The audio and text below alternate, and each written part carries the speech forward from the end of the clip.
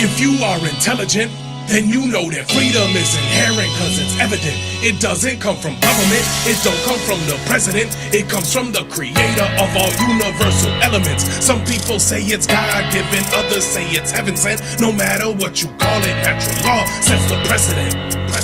Subjective morality's a fallacy. There's laws that we cannot see, like gravity, that people accept happily, but tragically they believe that freedom has to be granted to them magically by royalty or majesty. It's sad to see people willingly give up their liberty, cause they don't really see the enemy that's on a killing spree. The state, it hates sovereign individuals, cause those who follow natural law and abide by all its principles are mentally invincible, immune to the brainwash. We liberate ourselves and then help others break the chains off. We ain't soft, we go hard, like when the thunder hits. Guns and clips ready in self-defense from the government and the elitists running it. Blast them all, claim our freedom standing under it. Natural law, the elitists running it. Blast them all, claim our freedom standing under it. Natural law, freedom under natural law for us all. Yeah, freedom under natural law for us all. Yeah, freedom under natural law for us all. What? For us all. What? Freedom for us all. What? You know what we do. Get big on FUNL.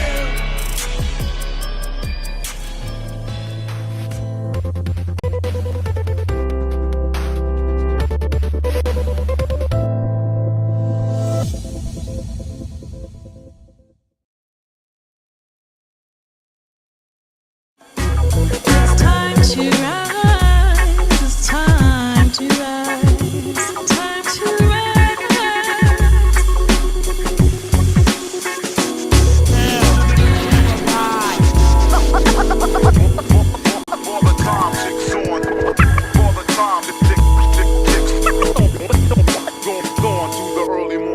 Rise up, rise up, rise up.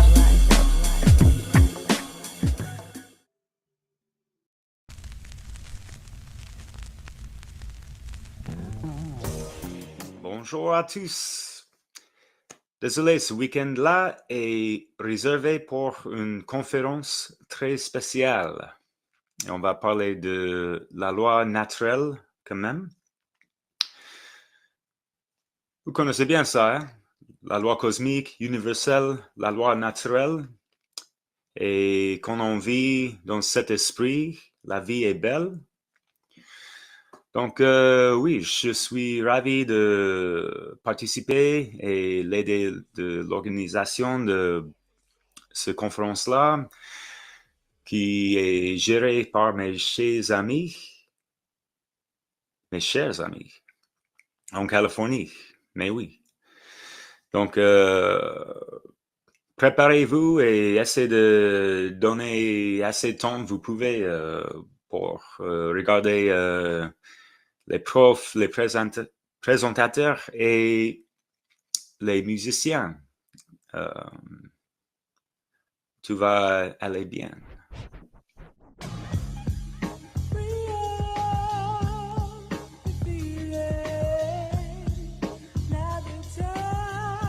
Rise up, rise up, rise up, rise up. The force that governs it all. Natural law. Consciousness rising. Do you want to know how the world works? Do you want to understand more about reality and how things actually are, and gain a deeper understanding of what you need to do with your life in order to align yourself with reality? Well, you can. On the 22nd and 23rd of February, there's a free online conference all about natural law, which is basically understanding reality as it actually is, seeing through all of the delusion and getting to the root of the matter, and then aligning yourself with that so that you embody what you're actually supposed to be in this world and why you really came here. So I encourage you to check it out. Funl, Freedom Under Natural Law. Look it up, or there's a link somewhere. Free, great information for you. Cheers. Open up their eyes up and wise up so we all can rise up. There guys, Europa Natural Law will not be going live this Sunday because most of us, if not all of us, are going to be tuning into the Funl conference.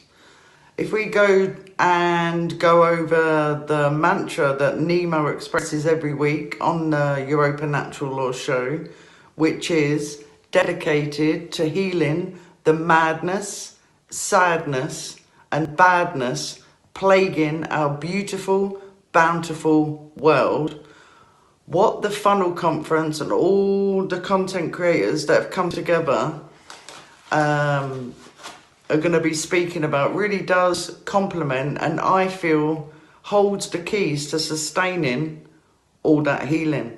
So it's going out live on Saturday the 22nd and Sunday the 23rd of February, and it's going out at 9 AM Pacific time, Eastern time 12 PM and Greenwich time 5 PM.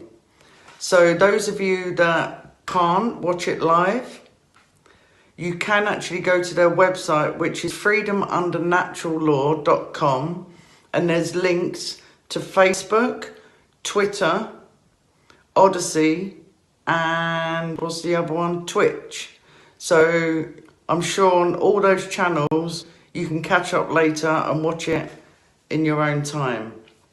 So there will be a link below, so if you want to watch it live with everyone around the world, just click the link. If not, yeah, catch up later. And we'll see you next Sunday. Take care all. Bye.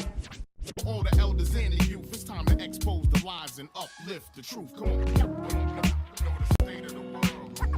Understand, man, universal law.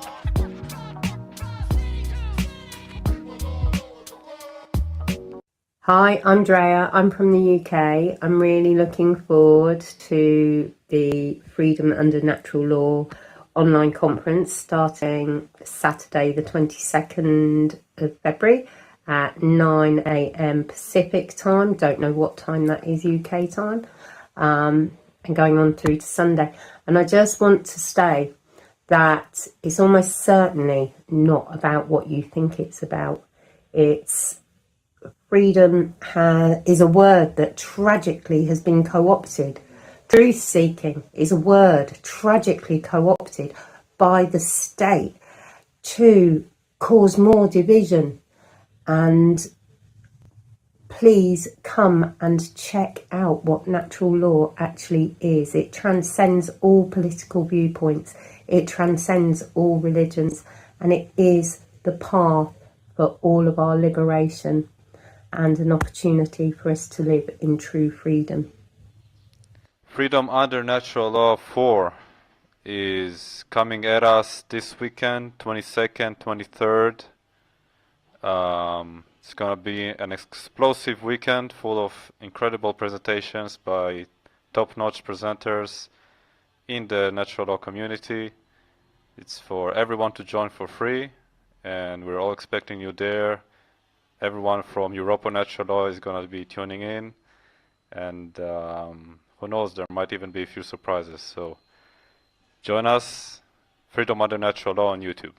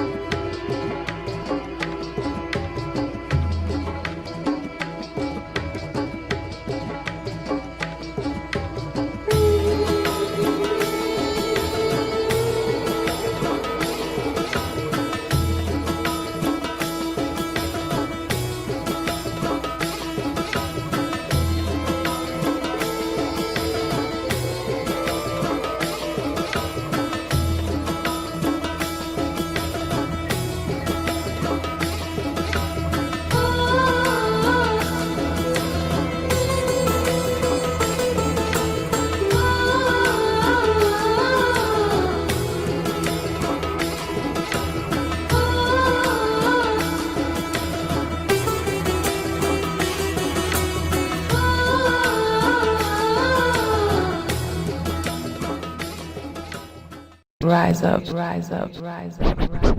Information, universal laws in line. The true guidelines actually right or wrong in real time. Yeah.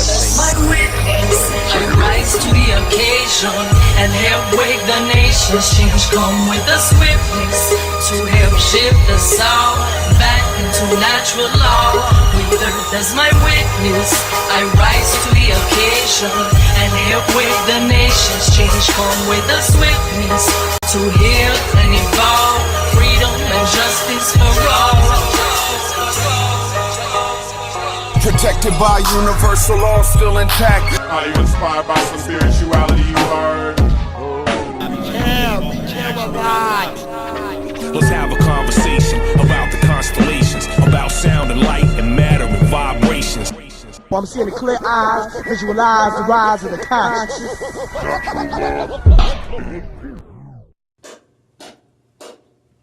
If you have a dark night of the soul, for example, and it's dark, for those who don't know, dark night of the soul is an experience in your life that is so bad that it erases your concept of what reality is and who you think you are in the first place. Everything that you thought you were, you thought you had a personality, it's all out the window. Now that I realize I'm not a person, and I realize that that amount of suffering is possible in the first place, now, oh my God, I turn a knob in my kitchen and water comes out of it. How fucking lucky that is insane. It's cold outside, but I got bed and a blanket and I got a heater. I can heat up my whole damn house for me and my whole damn family. And that's incredible.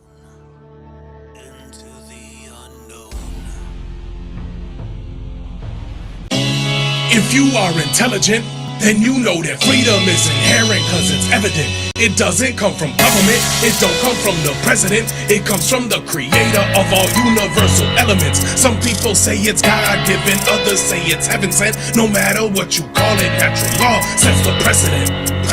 Subjective morality's a fallacy. There's laws that we cannot see, like gravity, that people accept happily, but tragically they believe that freedom has to be granted to them magically by royalty or majesty. It's sad to see people willingly give up their liberty, cause they don't really see the enemy that's on a killing spree. The state, it hates sovereign individuals, cause those who follow natural law and abide by all its principles are mentally invincible, immune to the brainwash. We liberate ourselves and then help others break the chains off. We ain't soft, we go hard, like when the thunder hits. Guns and clips ready in self-defense from the government and the elitists running it.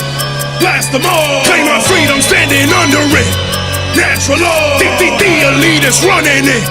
Blast them all, claim our freedom standing under it. Natural law, freedom under natural law for us all. Yeah, freedom under natural law for us all. Yeah, freedom under natural law for us all. What? For us all. What? Freedom for us all. What? You know what we do. Get big on FUNL.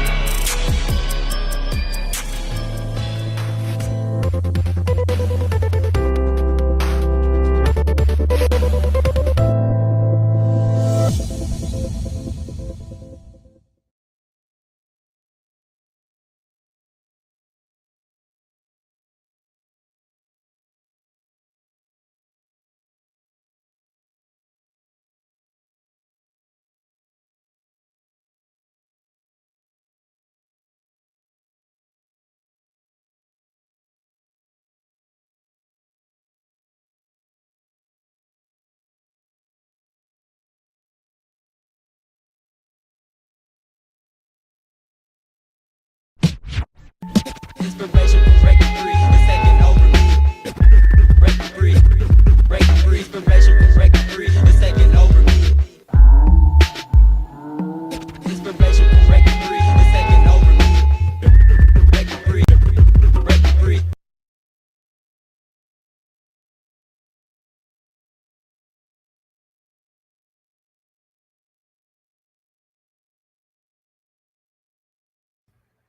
Hello, folks. Welcome. This is Chris Jansen. I got my friends with me, fellow funnel organizers. This is the day, February 22nd. Welcome all.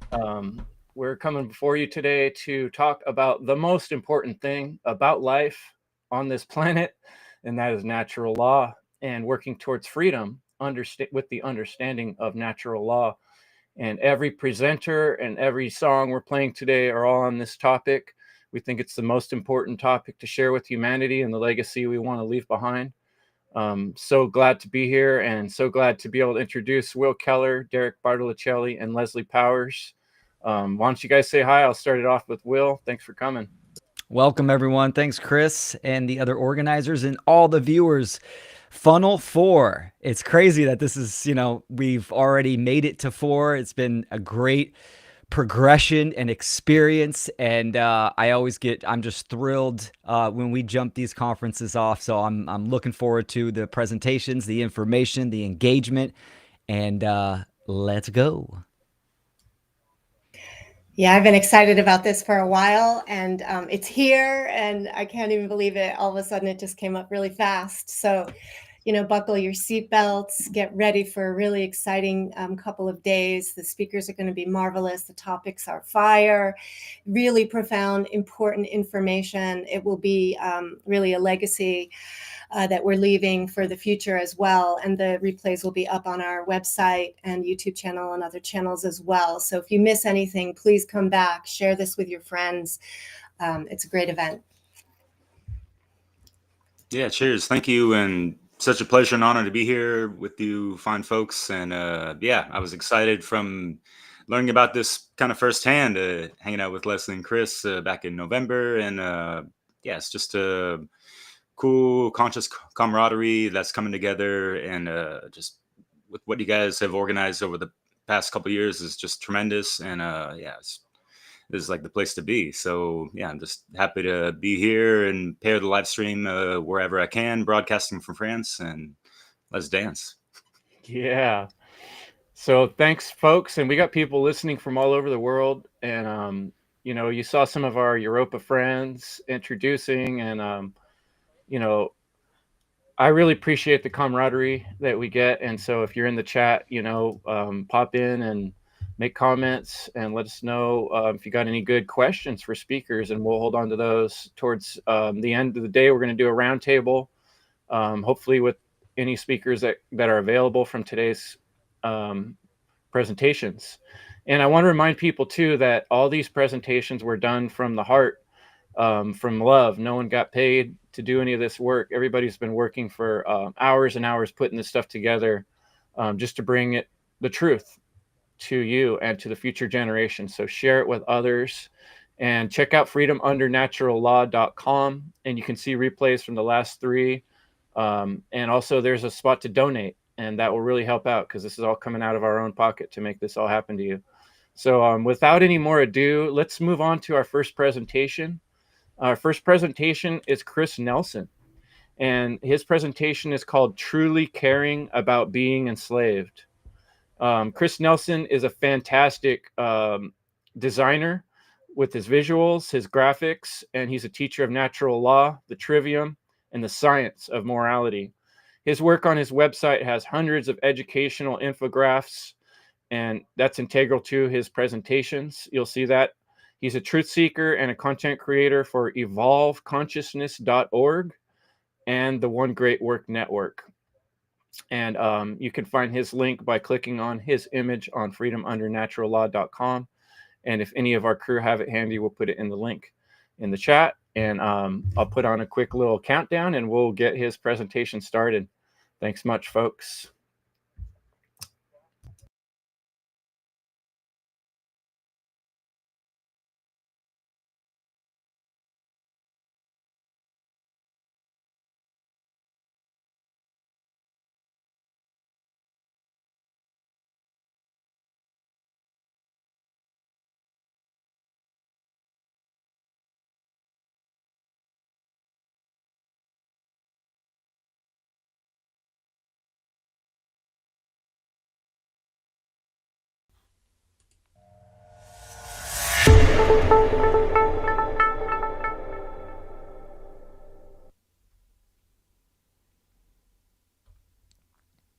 Hello, my name is Chris Nelson.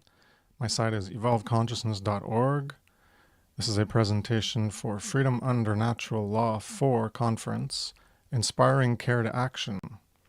My presentation is titled Truly Caring About Being Enslaved. Let's get into it.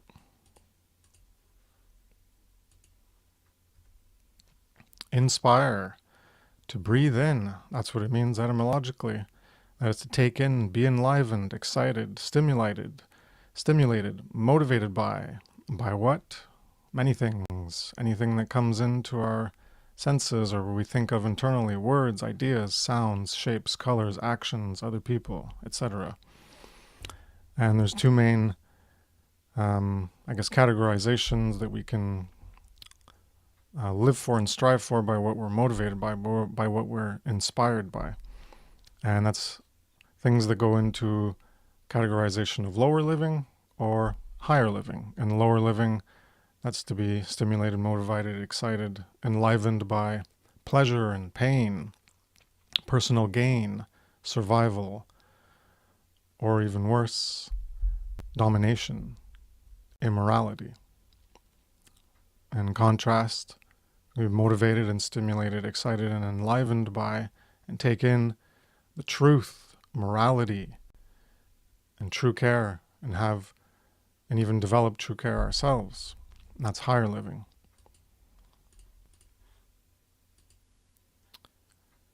Inspire to aspire, to breathe in.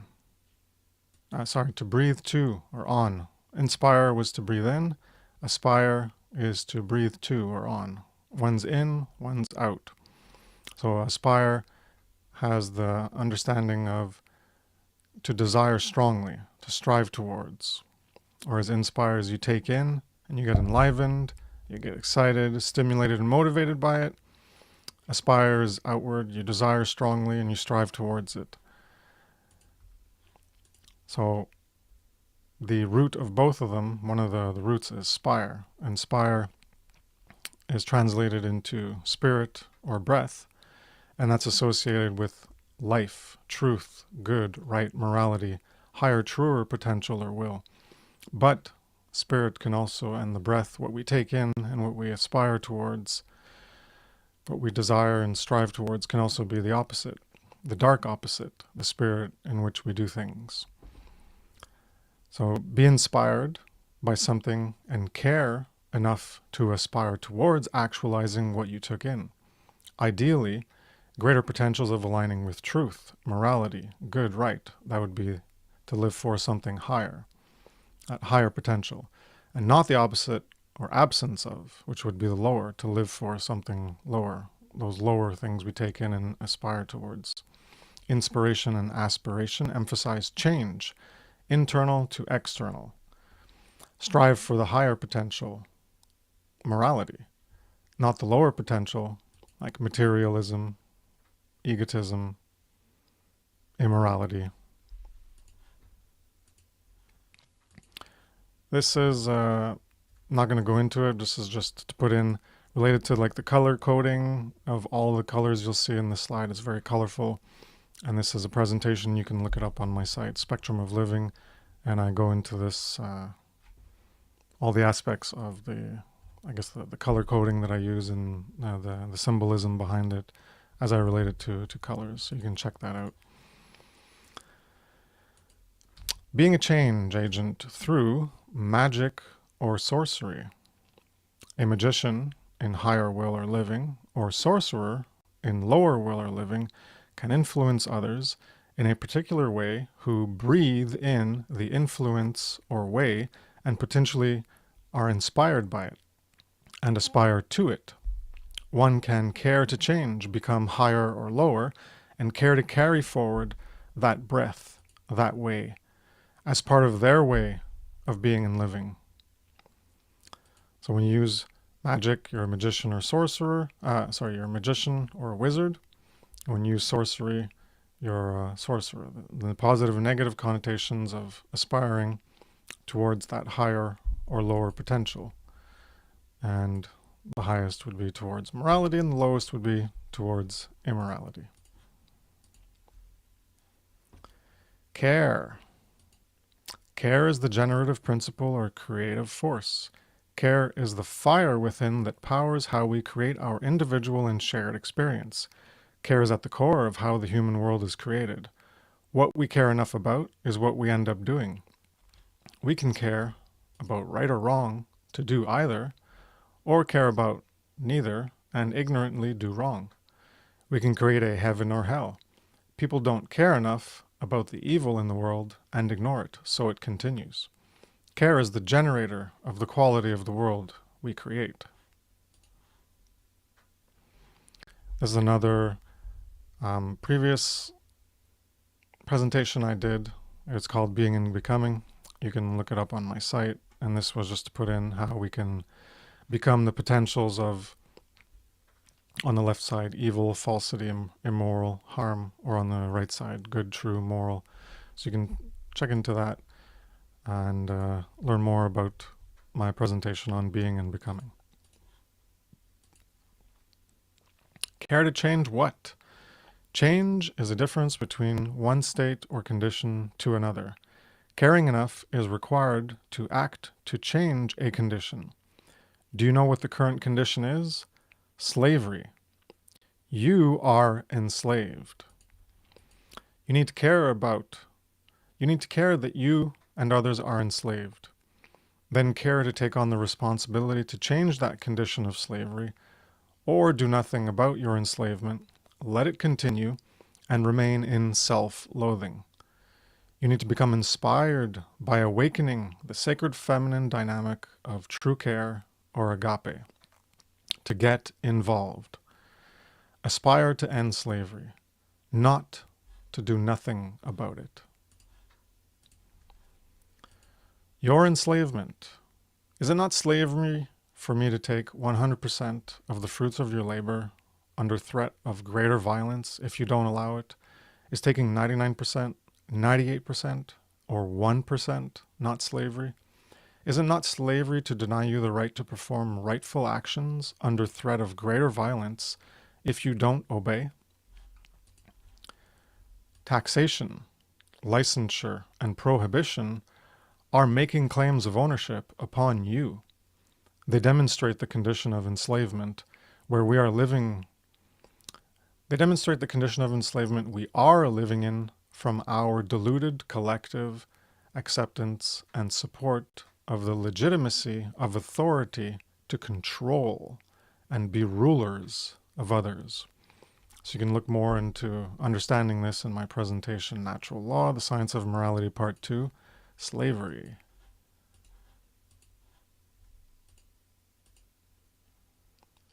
Wake-up call.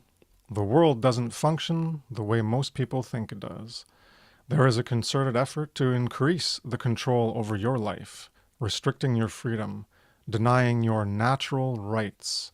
This is about increasing enslavement over everyone. It's been going on for centuries. Those doing this, are so arrogant and view themselves as unstoppable that they talk about what they are doing in books and gatherings. But most people are not paying attention. You need to know there is a problem before you will care about a solution. Heed the call, wake up from apathy, care, and start your journey to learn about and end slavery. The call and awakening is ultimately to become a teacher. Awareness to care. Most people are uninformed, unaware, and spoon-fed what reality is from the media. Can you care about injustice, like ongoing plans to subjugate and enslave you and your children, if you don't even know because you can't see it? No. Knowledge of the current condition of humanity needs to be acquired. Caring to know comes before caring to do something about what you know. Do you truly want or care to know that you're enslaved and give a shit to do something about it? Caring about the problem. If you don't know about the problem, then you won't care about the problem or the solution. But there are other problems than slavery, some may retort and lament. Yes. But the most important are the result of immoral behavior. So the problems, the big problems, the major problems are slavery or control. Well, that's a harm. Government, well, that's the control, that's the slavery, that's the harm. Think tanks, they're all about control. Social engineering, they're about control. Pollution and toxins, there's more harm. And on and on and on we can talk about all the different harms. And the solution is the punchline. Learn about objective morality. Do alchemical shadow work to align with objective morality. Teach objective morality, otherwise known as natural law. And this quote from Dr. Seuss, unless someone like you cares a whole awful lot, nothing is going to get better. It's not. Time and attention. What are you trying to create? What do you care enough about to put your time into and attention on? What you spend time on and pay attention to influences how you behave, what you are, and what you become. Time and attention are the two metaphysical, spiritual currencies in contrast to the physical currency of digital, paper, plastic, or metal money we use to spend and pay for things. We get a return on our investment based on what we spend and pay with. The law of attraction. We will receive different results in our lives depending on what we spend time and pay attention to. If we pay attention to or spend time doing certain things, then we will get certain results in our lives. The investment of time and attention will influence our behavior. What we put into ourselves leads to what we put out as actions into reality, and what we get from reality. Thus, we attract what we put out. Ignore morality and get more of it. Spend time and attention on trivial things and let the dominators enslave you. And that's what the real law of attraction is about. It's about what you're putting your time and attention on in order to promote that continuing or not. So if you completely ignore the immorality, and that means, well, you're not going to do anything about it, well, certainly from your contribution to reality, co-creating reality with all the other behaviors of everyone else on the planet, you're not going to be doing anything about the immorality, and those doing the immorality are going to continue doing it. And that's being enslaved by the dominators. Light care or true care, agape, is represented by the dove. This is the sacred feminine, the goddess, positive care, the compassion of our emotional moral compass for other sentient beings suffering, not initiating harm, birthing true conscience. Higher moral living, care to seek, accept, use, and teach truth for good. And agape, light, true care, the sacred feminine, the goddess, positive care, gives birth to the sacred masculine child of right action, and that's what wisdom is. Caring for moral truth, to climb off the checkerboard floor, that's the initiation that we're in, to climb off the checkerboard floor of walking in the path of good and evil ignorant. That's what caring for truth leads you to, is to get off, to become initiated and get off that floor. Facing the shadow, to slay the dragons or demons within, for a true conscience to be born.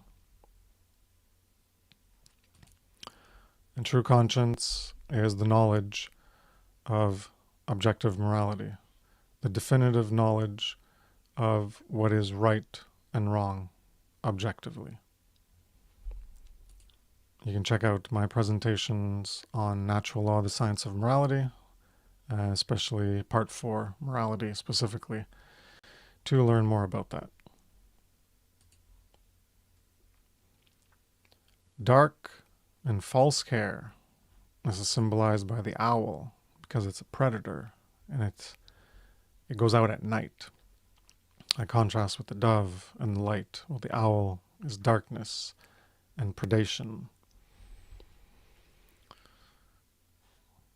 So the owl is the symbolism for the unholy feminine, the dark goddess.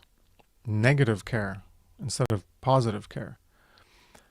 Instead of embodying true care, this is to burn away and kill true care of our emotional, moral compass for other sentient beings' suffering. Ultimately, it leads to fostering and doing harm. This is lower immoral living. To care to seek, use, and invert truth rather than using truth for good. It's inverting the truth to manipulate. It gives birth to the predator of immoral actions. It doesn't give birth to the sacred masculine child of right action. It gives birth to wrong action, the predator, the dominator. This is caring for dominance or control and spreading falsity to get others to live on the checkerboard floor of walking in the path of evil, knowingly or ignorantly. Hiding in the shadows to birth the demons within. That's giving birth to the demons within rather than facing them, going through that hero's journey internally and facing all the... You got to face within you the truth and the falsity, the good and the evil, the beauty and the horror, the light and the dark. And you got to face that shadow, that demon, that darkness, that negative, that evil within you. You got to confront it and subdue it.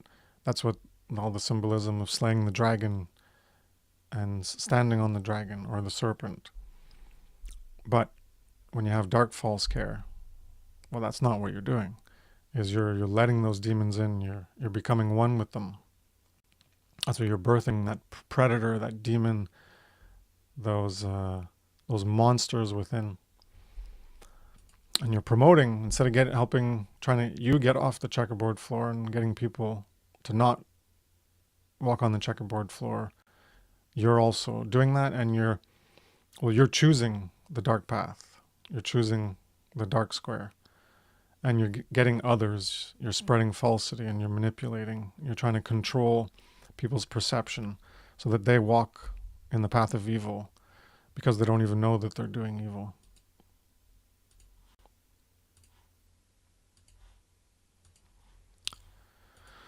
And we also have dead care. So on the positive right side, you have light care, true care. On the negative left side, you have false care or dark care. And in the middle, between the two, you'd have dead care or apathy. Apathy can be no care, as in, I don't care, or a lack of care to act. Either way, things don't change when you don't care enough to change them. When you don't know or care about how the world is, and let the dark carers drive it, your true care is dead. You're uninitiated. While they drive the evil control system, you're the gears, the energy that fuels and sustains it. Egotism holds you back. You can resurrect true care to do the great work and end evil. You might know about the true condition of the world, but if you want a moral world, yet aren't activated to create it, then you still have deadened care. Moral relativism is present when true conscience, birthed through true care, is absent.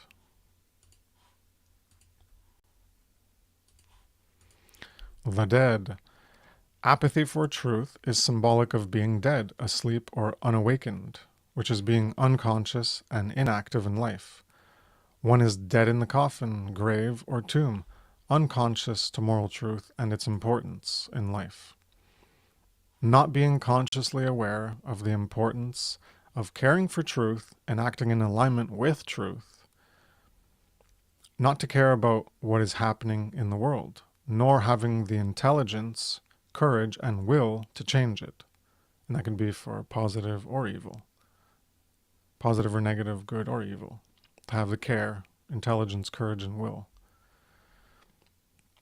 So, not having intelligence, courage, and will to change it equates to deadened thoughts, emotions, and actions. Apathy for truth creates ignorance, cowardice, and laziness. Apathy kills care, ignorance kills intelligence, cowardice kills courage, and laziness kills willpower, leading to an absence of action, being inactive and dead. The dark carers are active in creating evil.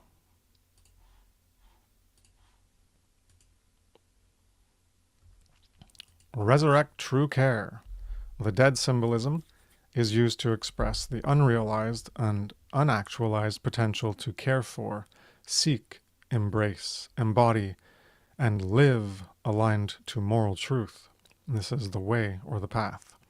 As a truer, realer, and higher version of ourselves, we become initiated, awake, aware, and begin to do the work of trying to end evil. We are resurrected, risen, rebirthed, reborn, and raised from a deadened lower state of consciousness. We rise to a higher, truer, and realer consciousness or life, and are now alive, born into a new life, a new world, an afterlife that is given to us by the light or life of moral truth in our lives.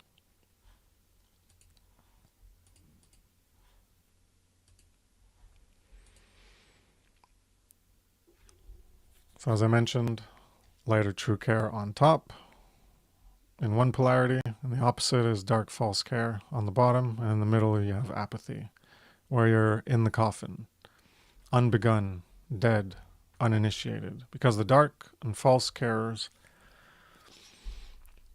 they are begun, they've chosen a direction. They're not in apathy, they have care, and they have courage, and they have will, and they're using it. They're using their capacities of consciousness to try to change the world and make it the way they want. And the light true carers are doing the same in the positive way. But when you're in apathy, well, you're not doing it either. You're just going with the flow, and you're just focusing on your selfish little life. You're not necessarily consciously and actively part of the agenda for evil, nor for the agenda of good to end evil. So dark carers, the sorcerers, social engineers, Satanists, dominators, predators, many names you can refer to them as, well, those dark carers negate true care, which puts them in the lowest position. They consciously work to build a hell and rule as masters, and still think they're better than the dead or unbegun. The dead have dead true care and go along with the dark agenda.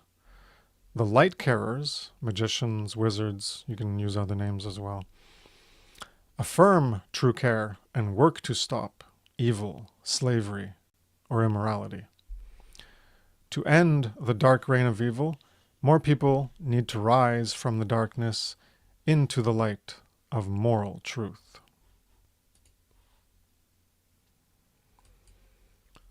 Levels of Satanism. And Satanism is the old religion.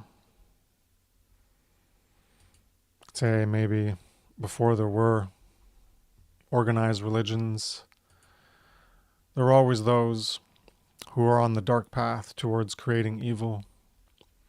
And that was the false mindset, and that's what a religion is. Things that hold you back from your truer potential, from all of our truer potential for creating a heaven instead of a hell. And these are levels. Mark Passio refers to them as tenets.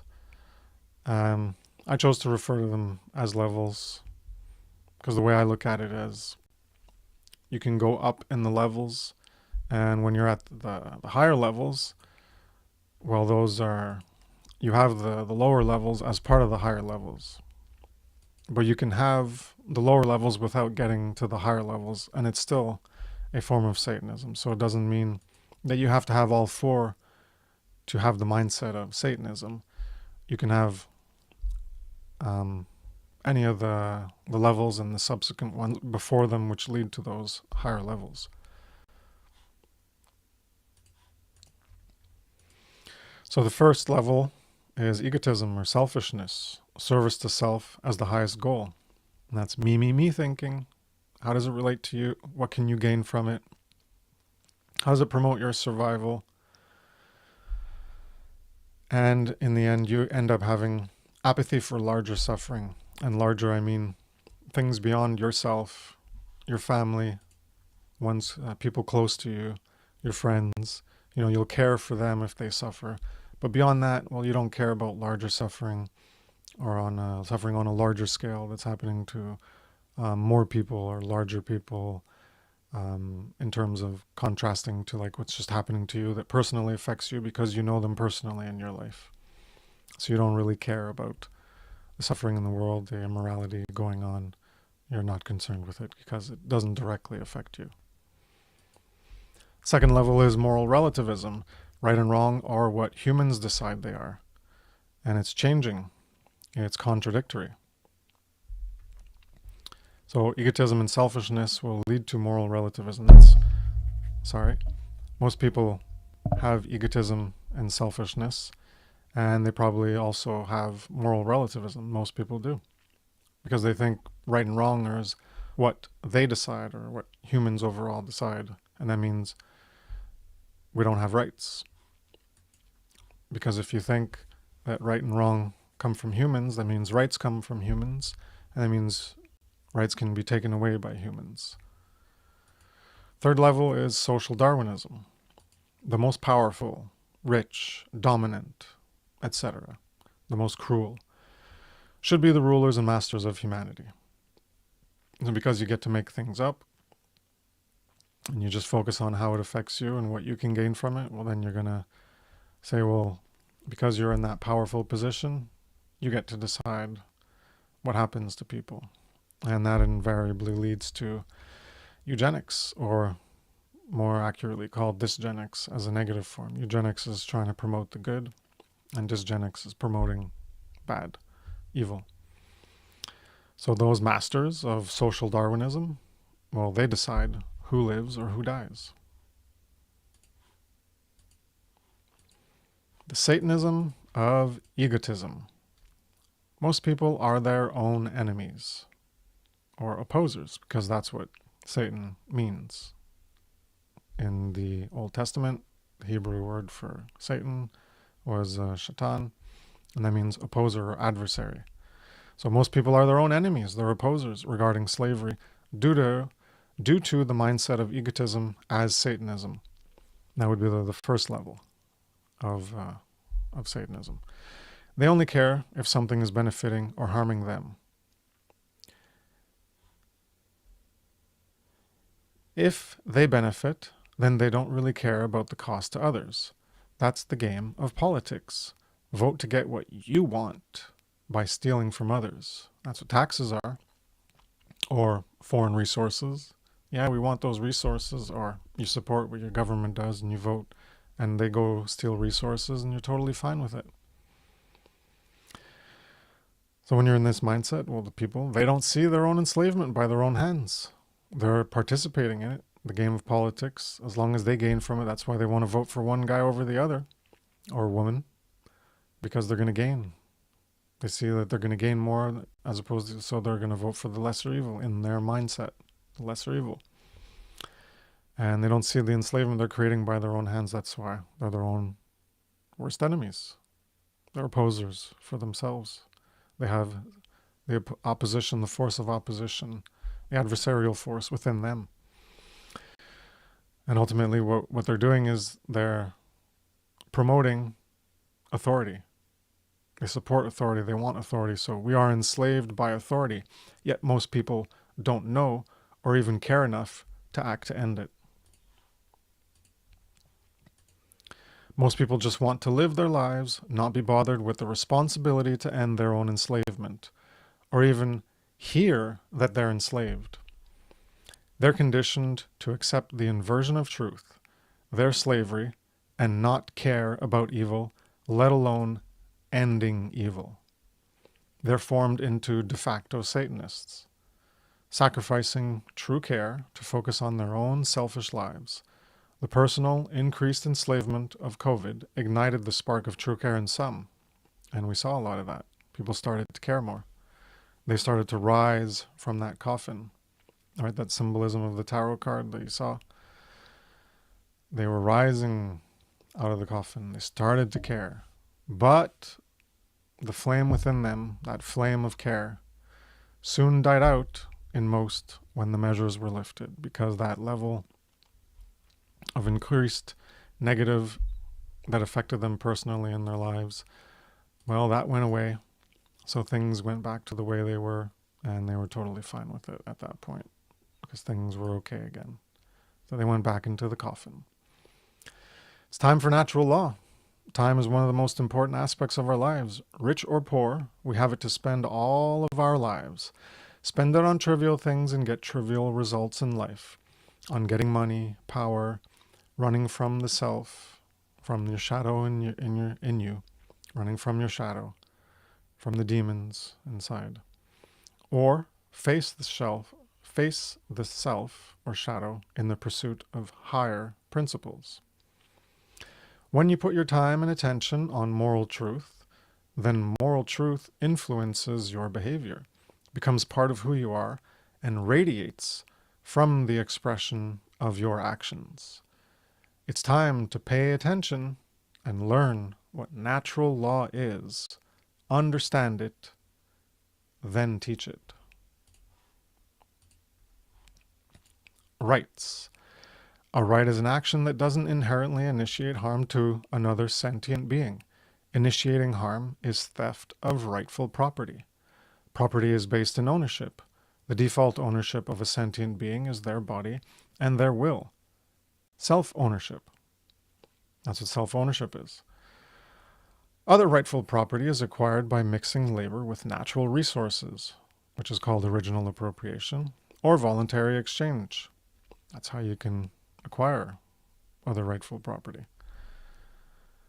There are 7 primary property violations or wrongs, which are thefts of types of property. 7 property violations thefts. These are violence, murder, rape, assault, coercion, or duress, standard theft of physical things, trespass, willful deception, which is fraud. That's willfully lying. And these are thefts of 7 property rights: life, sexual association, bodily integrity, free will choice, which involves consent and your autonomy, standard property, security of your living domain, and the ability to make informed decisions. To learn more about this, you can check out the presentation, Natural Law, the Science of Morality, Part 1, Rights. And also Part 4, Morality, goes into this as well. Slavery. Slavery is a false claim of ownership, theft on another's rightful property. A society of slavery is when there is an accepted, widespread, and persistent or repeating claim of ownership on others' property. Immoral behavior, theft, is a false claim of ownership, initialized as FCO. Abbreviated as FCO. And this is de facto enslavement, when you're engaging in theft and creating a false claim of ownership.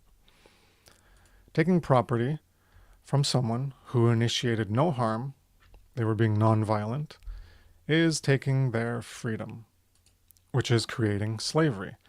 Making nonviolent people do or not do things by threat of violence is coercion, a false claim of ownership. So you can make nonviolent people do something or prevent them from doing something, making them not do something. Well, that's violence, because it's a false claim of ownership. You're making a false claim of ownership upon them to own, ultimately, their body, because they're allowed to do it, and you're preventing them from doing it. A society that views some people, authorities, as having the moral right to issue commands that others have a moral obligation to obey under penalty of violence, that's the false claim of ownership, is a society of slavery where some are masters who have authority over others who are slaves. Slavery has to be created. It's not the default condition of a being. True freedom is the default and gets degraded by immoral behavior. You can learn more about this in Natural Law, The Science of Morality, Part 2, Slavery. True freedom. True freedom is the absence of persistent or repeating false claims of ownership, which is theft, or slavery in the aggregate, with the respect of everyone's rights and their defense when not respected. So you respect rights when they're not respected, and we got to come to the defense of those rights not being respected. Preserving and restoring freedom comes from free will. Free will has consent. Violating someone's consent for what they allow to be done with their rightful property is taking that property and freedom away from them. That's theft. And creating a temporary or persistent condition of the opposite of freedom, slavery. Everyone has the right to unimpeded use of their rightful property and to live by voluntary or consensual interactions with others. Those who initiate harm, theft, abandon their right to consent to harm and can have negative consequences applied to them. Morality. Oh yeah, by the way, the other one, you can find more information on true freedom, Natural Law, The Science of Morality, Part 3, True Freedom. This one's morality. Also, this one is Part 4, Morality. You can find more information on that presentation. Morality consists of objectively defined rules of right and wrong behavior. Basic moral behaviors, M1, are a right because they don't initiate harm, which is theft. You don't have a right to do primary immoral behaviors, I1, because they initiate harm, which is a false claim of ownership, an act of enslavement, creating evil. If you want others to initiate harm, then you're also primarily immoral. If you tolerate the persistent evil, which is persistent enslavement, by doing nothing to try to reverse it, then you're letting evil be, which isn't creating evil, a primary immorality, but is a secondary immorality, I2. The work to reverse conditions of enslavement and bring back true freedom is the great work and is accomplished through moral education. This is higher morality, M2. M1 is lower, basic, M2 is higher. I1 is a more primary, severe degree of immorality, and then I2 is a less severe degree of immorality. Respect the rights of others, the non-aggression principle, otherwise you engage in wrongful harm, theft, and others have the right to defend themselves against your violations of their rights, which will result in rightful harm to you through the self-defense principle. Physical defense against evil is also a higher morality, M2. There's a slide from my upcoming presentation on the law of freedom. The law of freedom is as morality increases or decreases, increases or declines, freedom increases or declines. And this is the equation that Mark Passio eloquently provided. And this is the sum or the total or the aggregate of freedom is proportional to the sum, the aggregate, or the total of individual moral behaviors. So all the individuals in an area, all total, a total amount of moral or immoral behavior, and that will equate to how much freedom or how much enslavement, the opposite of freedom, you end up getting in that area. So the law of freedom describes the dynamic that governs human freedom, morality. Morality is what determines how free we're going to be. And when you create a morality, well, that is what brings you the degradation and destruction of freedom. The total amount of freedom in an area is proportional to the total amount of moral behavior in that area. The more moral a population is, the more freedom emerges as the condition in that area. The more immoral a population is, the more slavery emerges as the condition in that area.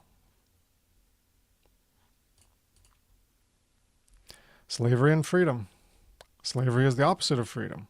Creating a false claim of ownership, be it temporary or persistent, is creating slavery. An instance of a false claim of ownership is an instance of enslavement. A repeated or persistent false claim of ownership creates persistent slavery as a permanent condition of life. Behavior makes the false claim of ownership. No one has to verbally state, "I own you," for a false claim of ownership to be made. No one has to state, "I own you, I own you, I own you," when they're doing any false claim of ownership. That is not required at all. The simple action itself of theft, of someone thinking they have a right to do something, means they are making a false claim of ownership and degrading your freedom and claiming ownership over you, essentially. The state of true freedom is present when there is no false claim of ownership. The state of true freedom is absent when there is any false claim of ownership. If the false claim of ownership is persistent, true freedom doesn't return. Not having true freedom while still having some freedoms is a degradation of true freedom and is slavery, be it an instance or persisted. Natural law. So here's a summary ahead of me doing a presentation for it, which will be in the future at some point, on the term natural law and explaining it more in depth. There are many natural laws, which a natural law is a law of nature. So natural laws are laws of nature, which describe and govern the relationship of one particular state or condition necessarily resulting in another. That's what they do.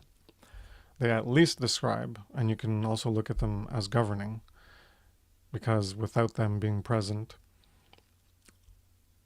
there's something in the background, right, of creation, of existence, of reality, that can be looked at as processing what happens and then allowing a certain result. Like, so this is going to be in my Law of Freedom presentation. I'll explain this more in depth, but I guess I'll just leave that there for now. I could mention like the law of gravity.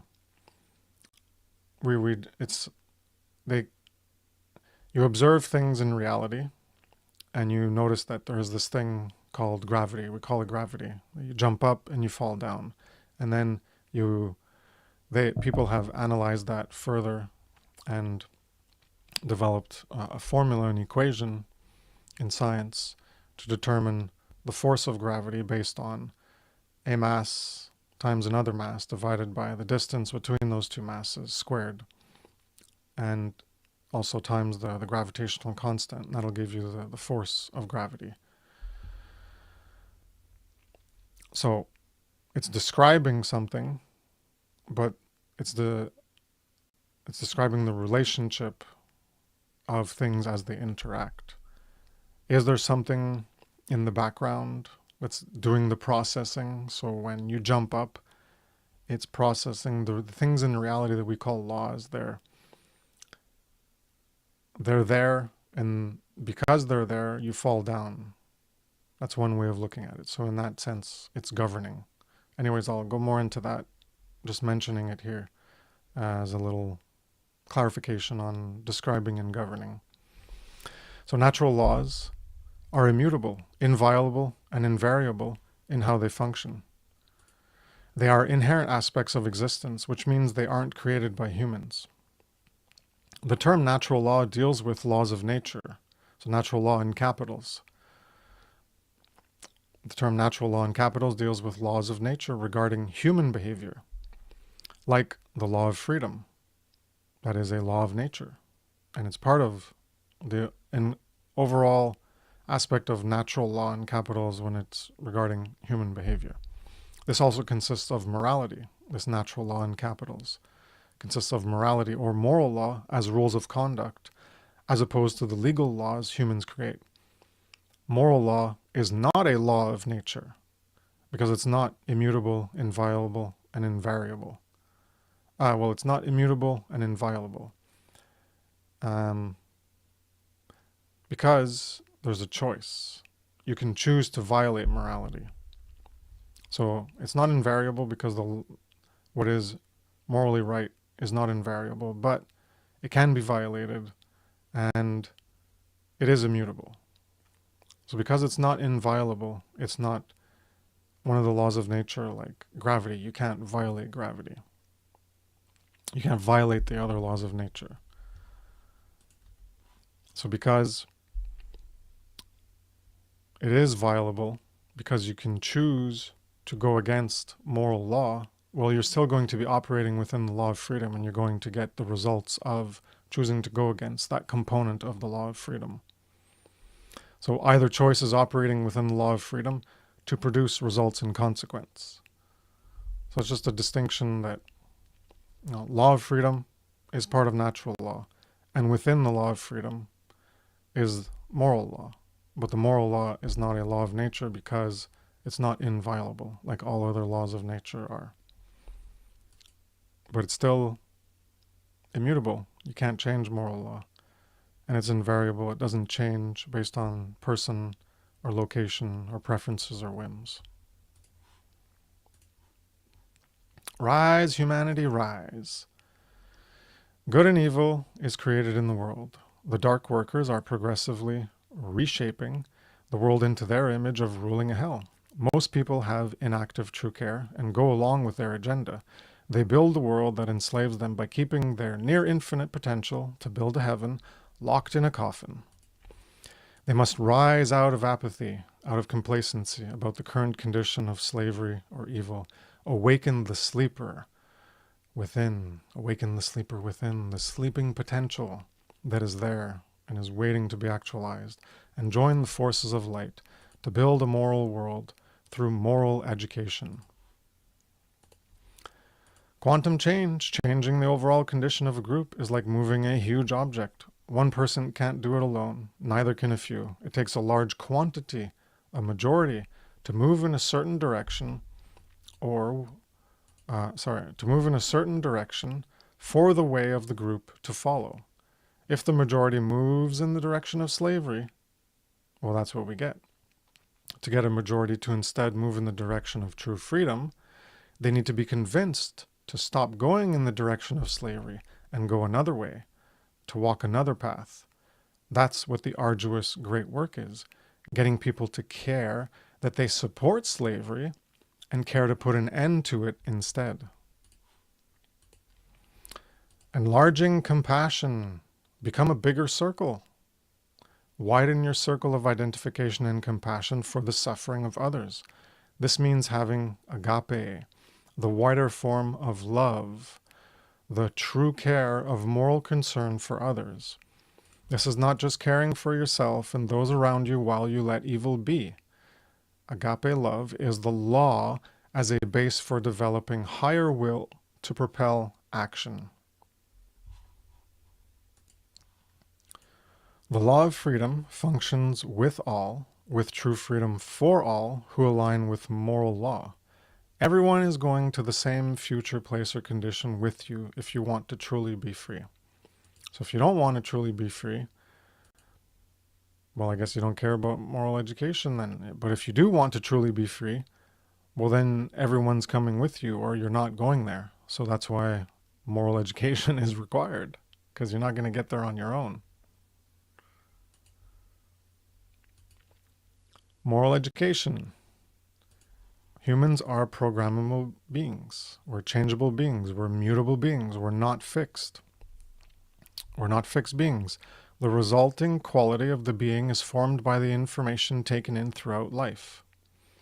Higher quality information, like moral truth, will form a higher quality being, whereas low quality information will form a low quality being.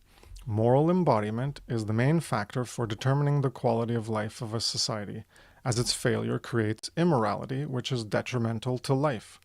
Learning objective morality is the only way to become a moral being who is capable of restoring and maintaining true freedom.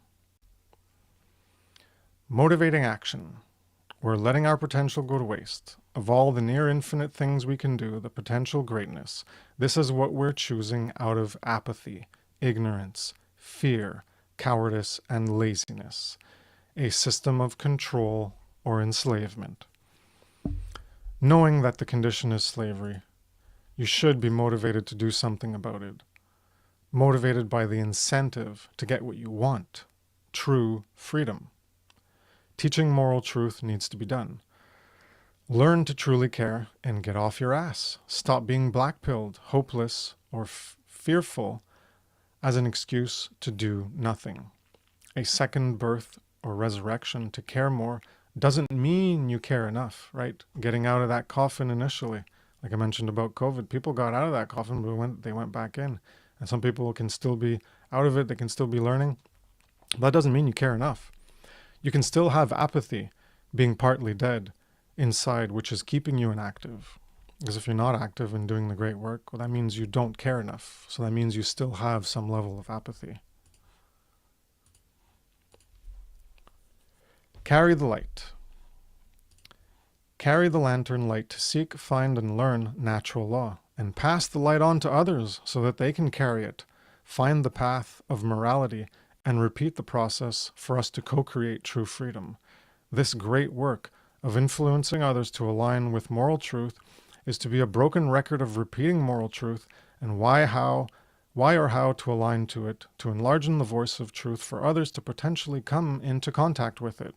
If you don't do this work that will get us out of the insanity of supporting our own enslavement, then you don't care enough to have activated true care. Because if you did care enough to have activated true care, then you would have already have done some great work, something, to try to get people to understand this stuff. Bear the responsibility. Are you going to leave the condition where it's at, make it worse, or change it to try to restore true freedom? Be part of building something you won't get to benefit from. Plant a tree that you won't ever sit under the shade of. That's caring enough, because you're not going to immediately benefit from it, but you're contributing towards that benefit eventually becoming manifest into reality, of manifesting that heaven instead of a hell, of manifesting a moral world. Be inspired, breathe in moral truth, evolve consciousness, and aspire to create a moral world that should be, not the immoral one we have. Breathe the moral truth back out. Bring out that which is within you. Bear the cross, carry the weight, take on the burden of responsibility. So as I mentioned earlier on, 3 steps, right, to the solution. These are like 3 levels of care. The fire that ignites within you. Figure out the problem. Care enough to go seek and learn that the immorality, evil of societies is due to moral ignorance. Next level, learn the solution. Care enough to find out the solution is education of morality, natural law. So you got to learn about it, right? Learn about natural law. And then you got to apply the solution. Care enough to alleviate the moral ignorance of the world by teaching natural law. Why to truly care? Develop true care to change the world for the better. Caring enough to act to make the world moral is self-love and self-respect. Otherwise, one is still in self-loathing. Stop thinking it's not worth it, that you're not worth fighting for your own freedom, or that it's too hard. Abandon self-loathing. Aspire to become better, to move towards being part of the solution. Otherwise, if only few employ that will and effort, nothing will change to that potential of becoming better, that thing we're aspiring to. To just want a better condition or quality of life for yourself while still being enslaved means you don't even love yourself enough to take on the responsibility to create a moral world.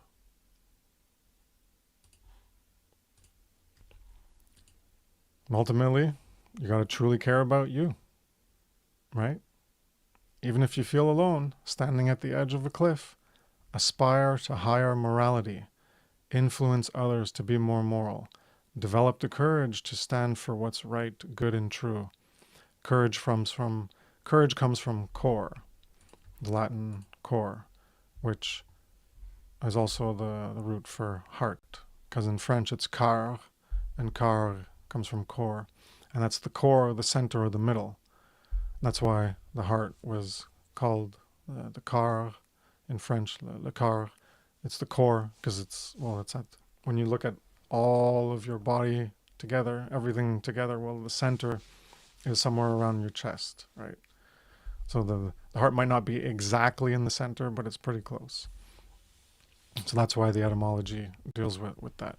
And care is also at the core because care, even etymologically, care and core, well, if you disregard the specifics of the vowels in the origins of language, the consonants are what matter more. So care and core are very closely linked in that aspect of philological origin in terms of consonants only. Care is also at the core of our being, a growing or shrinking light or dark flame to propel our behavior. Cowardice and inaction is from not caring enough. Truly care about being enslaved. Have the strength to get involved in ending our enslavement. Help bring humanity back to true freedom. And these two slides are in my presentation, Care for Truth. You can look at that. There's not much time left, but I just wanted to include them here. This is what the great work is. Seek truth, get the knowledge, doubt, question, have curiosity, develop an understanding, embrace and accept the truth, and learn about the path and way of moral truth, what should be, and then embody and live that truth, and engage in the wisdom of right action to share and speak that truth. And that's how we're going to get true freedom and peace to manifest. And this is the opposite. Don't care for truth, you don't seek it, you're ignorant, you believe, you agree, you're into normality, you have misconceptions, you're confused, you're fooled, you accept falsity over truth, unconscious, dead, asleep as a sheep, unawakened, unbegun, uninitiated, and you engage in foolishness of wrong action. This is a remake of another infographic that I made, which tries to encapsulate a lot of what was in this presentation. It's a remake of the egg of life symbolism, generating or creating into reality from, you can get that in my presentation, Consciousness and Causality. So you can take a look at that there. And just briefly, so in the center you have care, or is at the core, and you can have dark or true care, or apathy, which is no care, or a lack of care. And that's what makes everything turn. And this is also with the trivium. So what comes in goes into our thoughts, we process it, we think about it, we feel it, and that feeds back to create intelligence. And then we can develop the courage and will to output that as wisdom in our actions, or we have ignorance, confusion, and folly as a result. So that's my presentation. Thank you for your time and attention. My name is Chris Nelson. My site is evolveconsciousness.org. And I'd like to give a thanks to Funl, Freedom Under Natural Law, the organizers, and everyone who was involved in making it happen. You can find them at freedomundernaturalllaw.com. Also like to thank Mark Passio, which has inspired the organizers, myself, and many other people. You can find him at whatonearthishappening.com or short WOEIH.com. And he started up the One Great Work Network to bring people together who have a common core understanding of what's going on and try to teach aspects of what's going on in the world or solutions on how to end it. And you can find that at onegreatworknetwork.com. So I hope you've gained value from this presentation. I thank you very much for your time and attention again, and have a good day. Take care. Peace.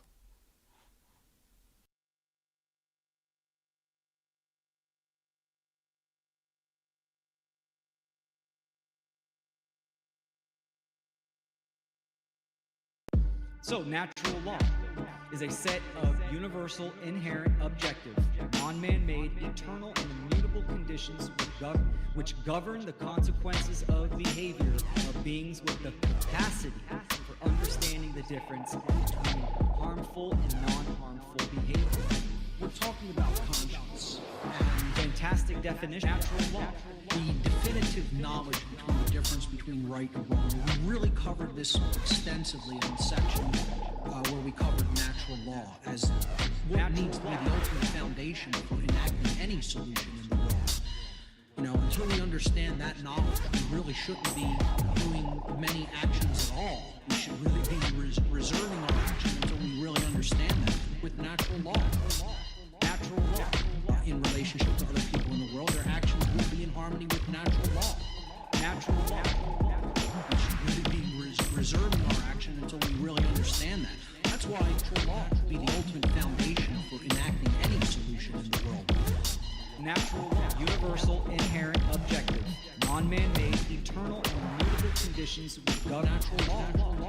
Universal, inherent, objective, non-man-made, eternal, and immutable conditions which govern the consequences of behavior of beings with the capacity for understanding the difference between harmful and non-harmful behavior.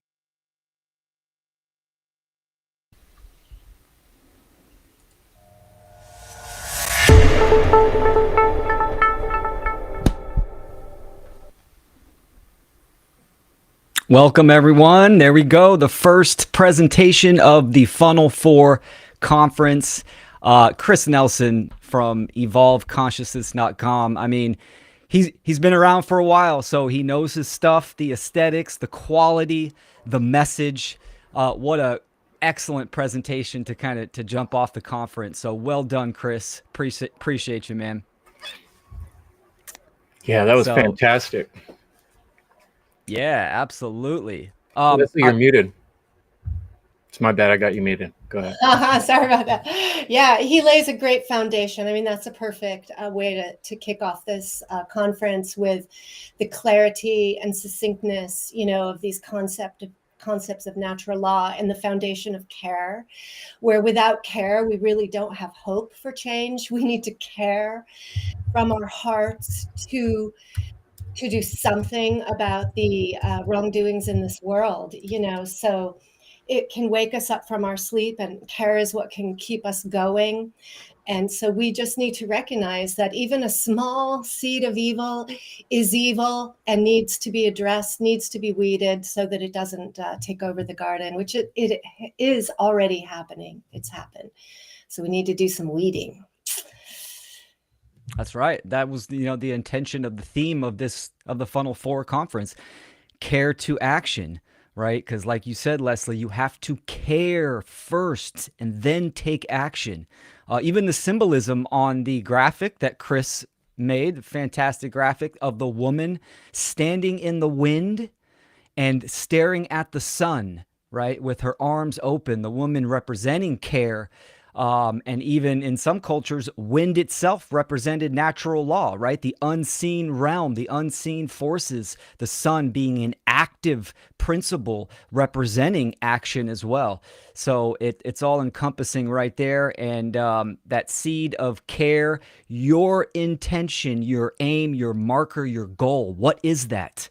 And that's what the Funl Conference is here to do, to inspire you to take some action.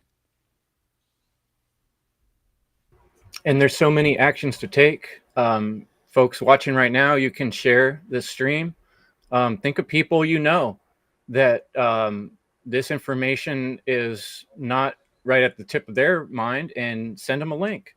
Say, hey, look at this great talk I saw, or look what this guy says, and send it to some friends, put it in some threads. That's where we really need the most help, is promotion of these ideas to get them in people's heads. A lot of people never thought of these things, but yeah, I don't know who wants to introduce this next goofy speaker, but it's not going to be me. So I'm going to hand it off to one of you guys. I'll go ahead and do it, Chris, because I started going public and you and I met right around the same time. So I'm grateful to call you one of my closest friends, and it's just fantastic to see your process and your evolution as a content creator, as a man, being a motivational leader, especially in this conference, taking lead, and you're doing a fantastic job. So I'll read your bio. Chris is a carpenter, a philosopher, podcaster, and a copywriter. He is working on educating folks about natural law, taking the initiative towards positive solutions to the current world problems. A father and a friend, one who questions and imagines, a group facilitator, inspirational speaker, and motivational coach, looking for other brave truth seekers to help in the efforts of ending evil. A leader, organizer, founder of the End Evil podcast, One Great Work Warriors, and his website, chrisjanston.com and endevil.life. Coming up, spiritual mathematics. Chris Janston. Yeah, it's going to be good.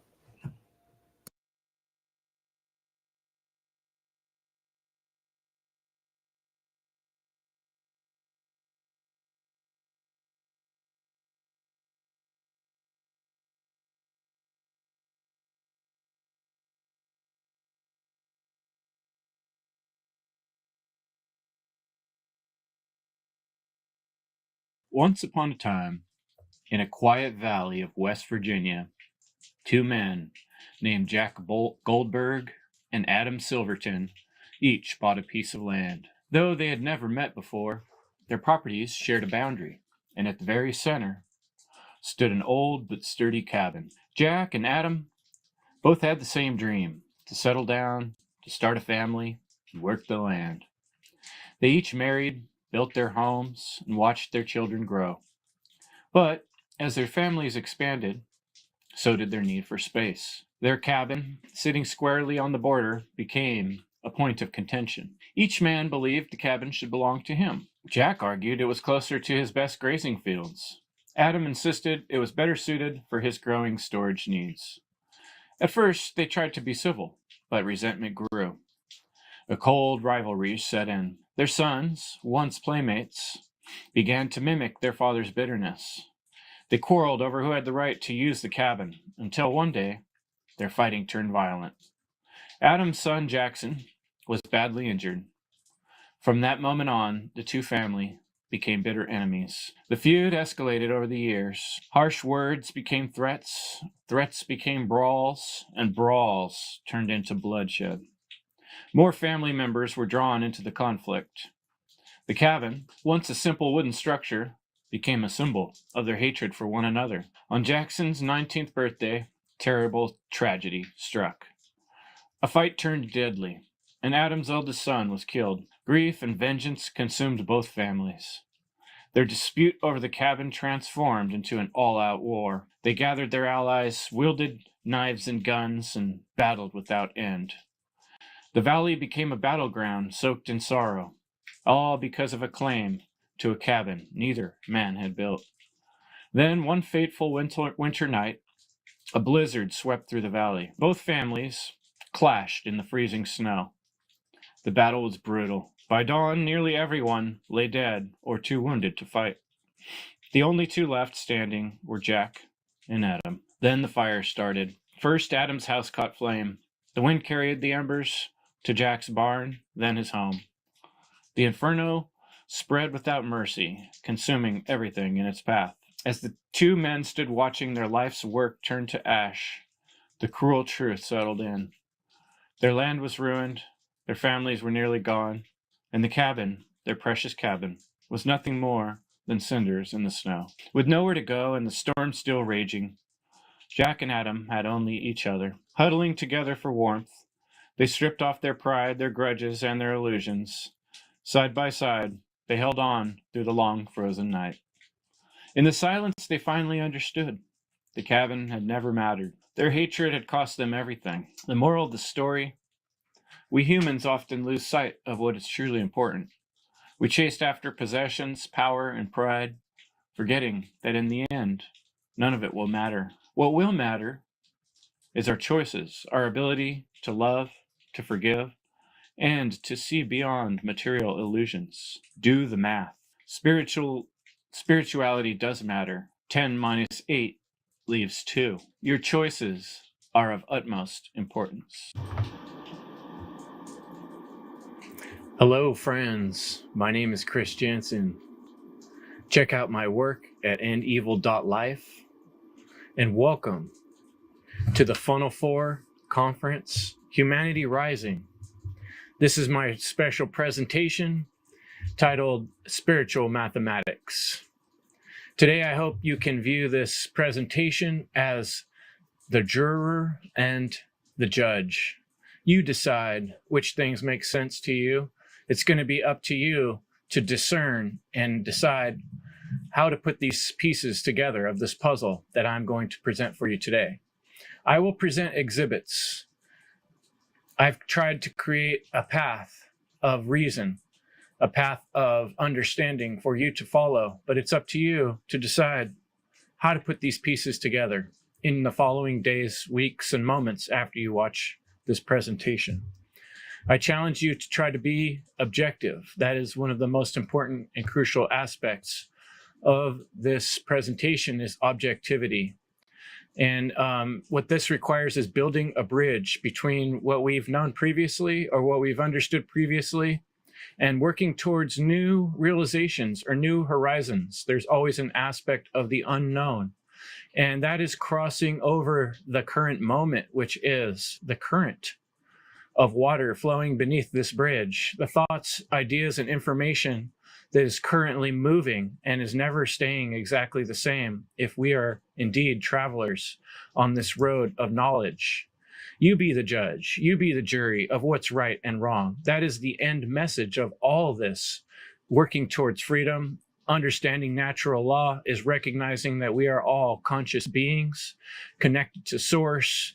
We come from the source, and in that is our ability to find knowledge, understanding, and wisdom. The 3-step process called the trivium, which we laid out well in Funl 3. And if you haven't checked that out, please go back to Freedom Under Natural Law 3 and freedomundernaturalllaw.com. And we will proceed with a trivium style thought process. This presentation I especially made for those of you who tend to be a little more analytical, left brain thinkers, and I'm trying to set one stone in front of the other so we can build this stone bridge and then build a beautiful tapestry of knowledge on top of that. Let's start with some definitions. What am I talking about when I use the word spiritual? Any word we look up in the dictionary, we'll find 3 or 4 iterations of explanations, which are all slightly different. Here is a spattering of comparisons of different dictionaries and how they define the word spiritual. The Oxford, Merriam, Cambridge all have a little bit of different nuances, but I just kind of want to point out that the Cambridge is the most different here on this list. The Cambridge says relating to deep feelings and beliefs, especially religious beliefs. This is the most foreign. This is the most, the definition which I least would like to highlight in this presentation. We're talking to things that are related to the human spirit as opposed to material or physical things. Oxford I like much better. Incorporeal, affecting the spirit. Relating to the spirit or soul rather than the body or physical matters. This is the basic understanding of what the word spiritual means. It does not necessarily have to have a religious connotation. So if that's the way you think of the word, please, for the sake of this presentation, put that aside. Mathematics is the study of structure, quantity, and space, and change within those. The abstract science of number, quantity, and space. Recognize abstract concepts comes up a lot in this definition. When we think of mathematics as being a very objective, solid thing, we find that it actually is about shapes and space. And we have a way to reason and a special system of symbols we use to organize this type of reason. I like the systematic treatment of magnitude. Everything depends on context in mathematics, between figures and forms, relationships between quantities expressed symbolically. So we're not quite so boring here. Mathematics is the study of numbers, quantities, and measurements and shapes, relationships between them. So spiritual mathematics, what am I talking about? I'm creating my own compound word, just like the word magicians do in our society from their tower. Our physical body is indeed a spiritual connection because it comes from source, and it is our most should be our most treasured and prized gift. But the universe's most treasured and prized gift is the gift of life. The etymological meaning was also breathing. To breathe, you will find, if you spend some time looking into the word spirit, is a common etymological origin of that word. But what I'm talking about, to sort of sum it all up, the non-physical, right? The non-material connection with source. That is our divine connection. That's the way I like to explain what I'm really talking about when I'm using the word spiritual and when I'm calling it spiritual mathematics. And mathematics being a scientific process of discovery involving principles that exist inherently in reality. So to learn, we discover and learn things that are there. We don't necessarily need to make them up, but we do come up with tools, and we do make up tools to dissect reality. So mathematics is an objective measurements. It's an analytical tool to dissect reality. I'm trying to help humans that are attempting to avoid using their native default functions. I see this happening. I call it instinctual reluctance. We need to get back to our source, back to what's natural, back to what's inside of us. There's been a lot of failed experiments on this earth of human conditioning and trying to turn man and women into machines and to make them follow orders. All these types of nature avoidance theory experiments have failed miserably and led to trauma. This is where we're going right now in these pods, like we saw in the Matrix. It's humans attempting to replace natural functions with created technology. If we keep heading down that road, we end up exactly in those pods of the Matrix, like we're going to talk a little bit more about. I'd like to pause for a moment and send you to, after this presentation, take a note. When you get an opportunity, I'd like you to check out The Nature of Symbols and the Symbols of Nature, one of my favorite presentations I've created. It's on YouTube, and it really bridges a gap of why symbols are so important and why it's so important to look at things metaphorically. There's a lot of metaphor in this symbol I've created for this presentation, with the compass and the square and the king and in concentric circles and the different cardinal directions representing principles. But we'll get more into that. I'm asking you to recognize that we are all living in Plato's cave to some extent. The material reality is actually shadows that are cast on the wall of reality. The non-material reality is the source. That's where things come from, is the non-material reality. And it happens only in that order. It's very important to understand that. Deceivers don't want you to recognize that. They're the ones that are holding up odd shapes and signs and pictures and words to confuse you and mesmerize you, to keep you from recognizing that you're in a cycle of slavery.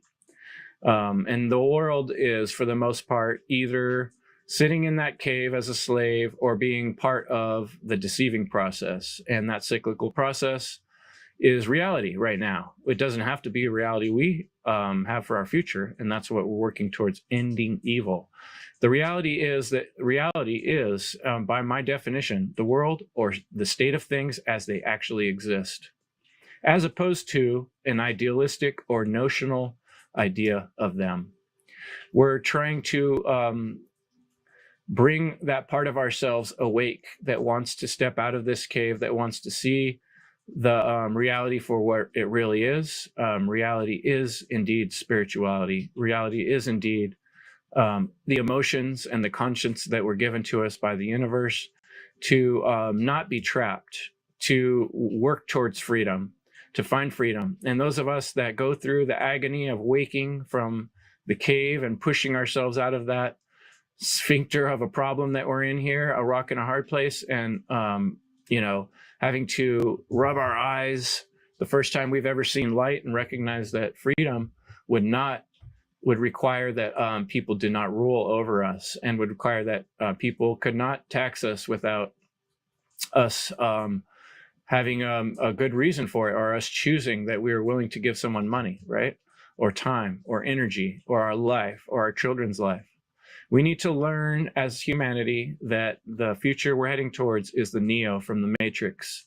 It is the machines owning us completely, and us being batteries that run an endless clock that has no care or love. And this is not what we want, nor is it what nature will tolerate in the long term. Neo means new or young or recent when you look at the etymology, the origin of this word, from Greek neos, youthful, fresh, strange. We need a new paradigm. Awaken, friends. There is a new way of thinking that we need to work towards. The old routines are leading us in a dangerous path, and the equation is not working out. There is a mathematical reality to the path we're on, and it's not equaling the future that we want to see. So that's going to require more work on us, and I believe that can be done on a psychological, mental, and spiritual realm. We just need to solidify our ways of looking at these things, apply trivium, and learn to communicate better with one another to build trust. A conspiracy is often seen as a harmful or evil plan formulated in secret by two or more persons. It's often not seen that way, but that is what the actual word means.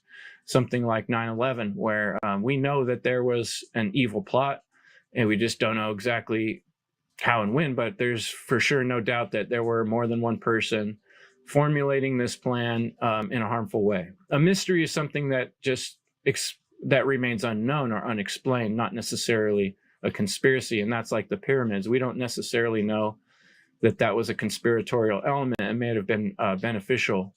It might have been constructive. We learn a lot from the mathematics, speaking of mathematics, in that ancient structure. And that mystery is not a conspiracy as it is a mystery.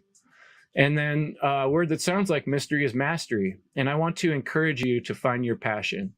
If you want to actually learn something, whether it's from my presentation or another one in this conference, you have to truly desire and will to want to learn. And I want to share with you some wisdom from my self-defense teacher, Larry Morris, who is pictured here holding his bow staff. And he taught me some really important skill, and I hope you can apply it to your learning process as we go through this presentation and others. Number one, if you want to work towards mastery, you need to choose something you are passionate about, something you care deeply about, and you must understand why it's important to you or the world. Number two, you have to then find someone who has mastered some aspect of this skill that you are seeking, someone that you can learn from, someone that will teach you to reach your goal of mastery. For me, in the self-defense field, it was Larry Morris. In the spirituality field, I learned a lot from Mark Passio and others, but these were some of the teachers that really helped me. And then I spent time learning from the master. Step three, you emulate, duplicate, and train. First, you have to copy to learn someone, right? You copy what they're doing, notice how they're doing it, and you train over and over and over until you get good at it. Practice in your mind, body, and spirit, and you'll learn even faster. Number four is hone it till you own it, right? Study and repeat what you have learned until you know it like the back of your hand. Larry calls this the honing stage. And when you've got that honed like the back of your hand, your skill you've been working towards so hard, you practice it and make it your own. You make it art. That's what art is. When you learn to make it work for your own mind, body, and spirit, and you own that responsibility like you care about it, like it's the most valuable thing you ever earned because you did earn it the hard way. And that is the essence of solving the world's problems and your own problems in your personal life. The goal of this presentation is to help develop symbolic tools as practical metaphors to understand reality, to simplify complexity, to gain clarity, and to take focused action.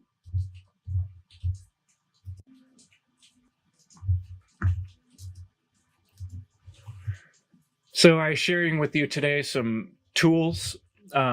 We talked about developing symbolic tools.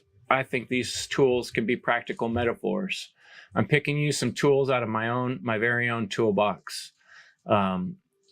These symbolic tools, I hope you can use going forward, not only in my presentation, but how you think about things in the future. But I know they hold true because I hold them in the physical reality, just as I will hold them for you now in the mental space. The square, I would say, is one of the most important tools I carry when I'm at work in construction. It's right on my hip at all times, like I reach for it like you would a gun in war. It helps you clarify 2 points. And those same 2 points can be squared in anywhere in the world by someone who speaks any language, and we will get the same straight line. It is objective. The square is the objectivity tool.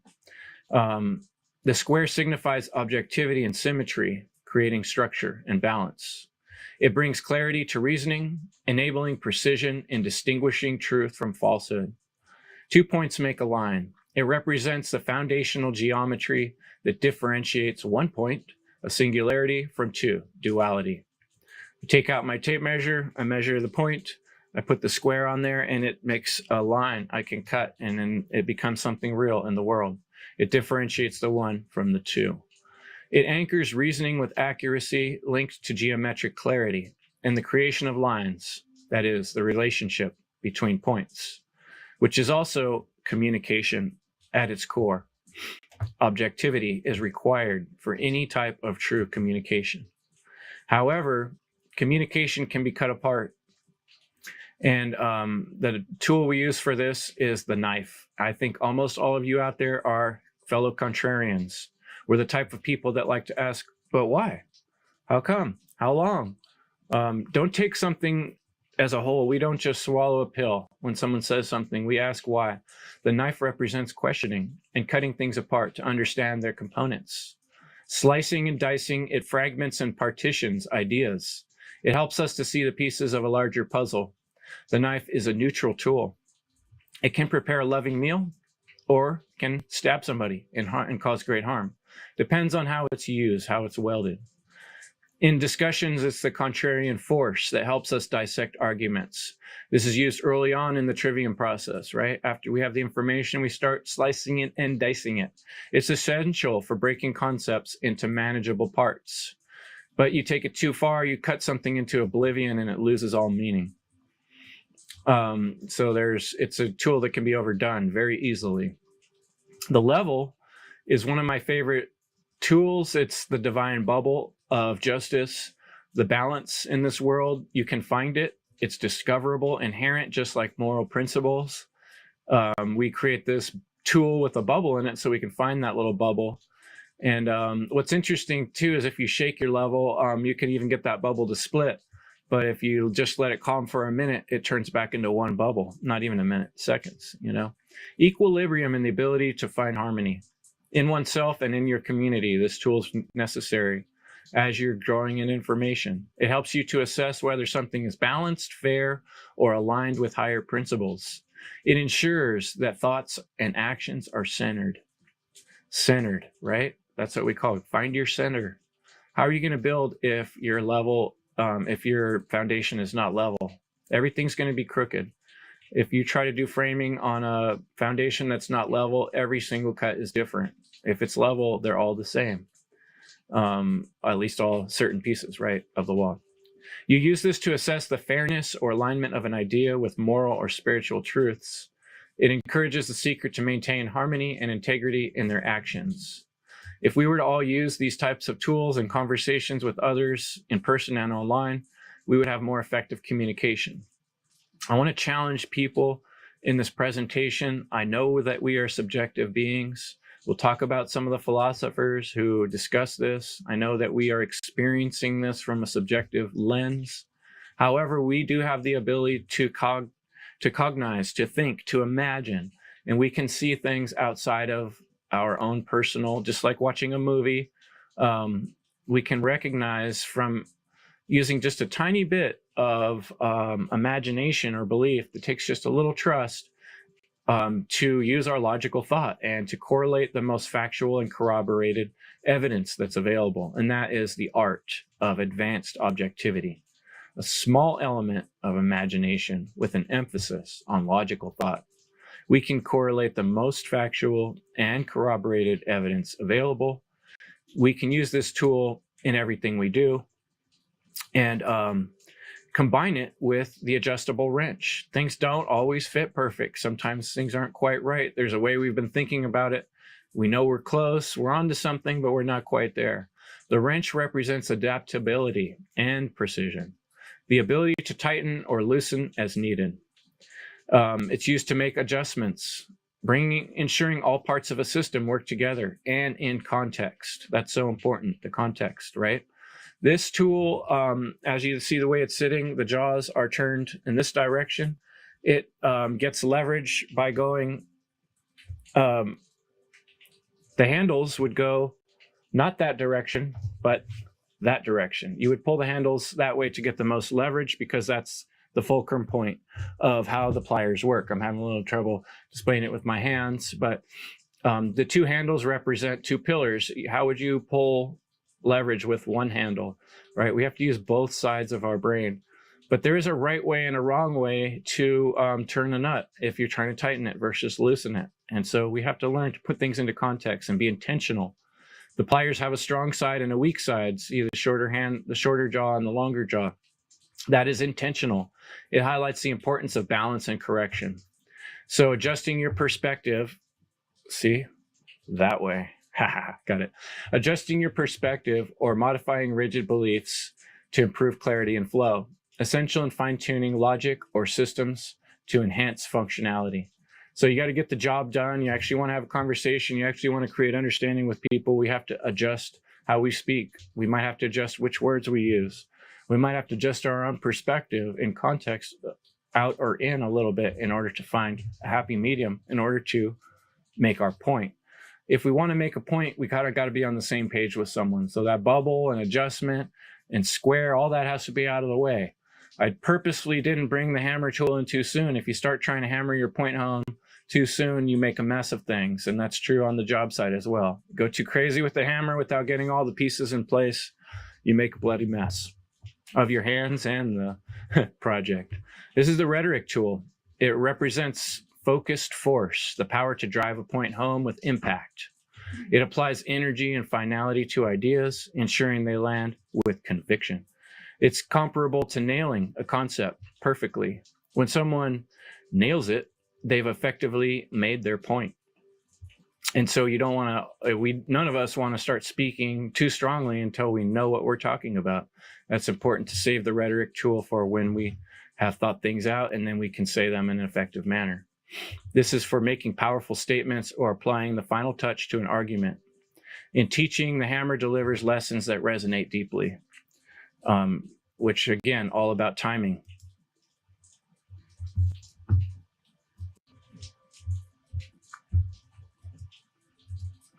So let's talk about geometry and math.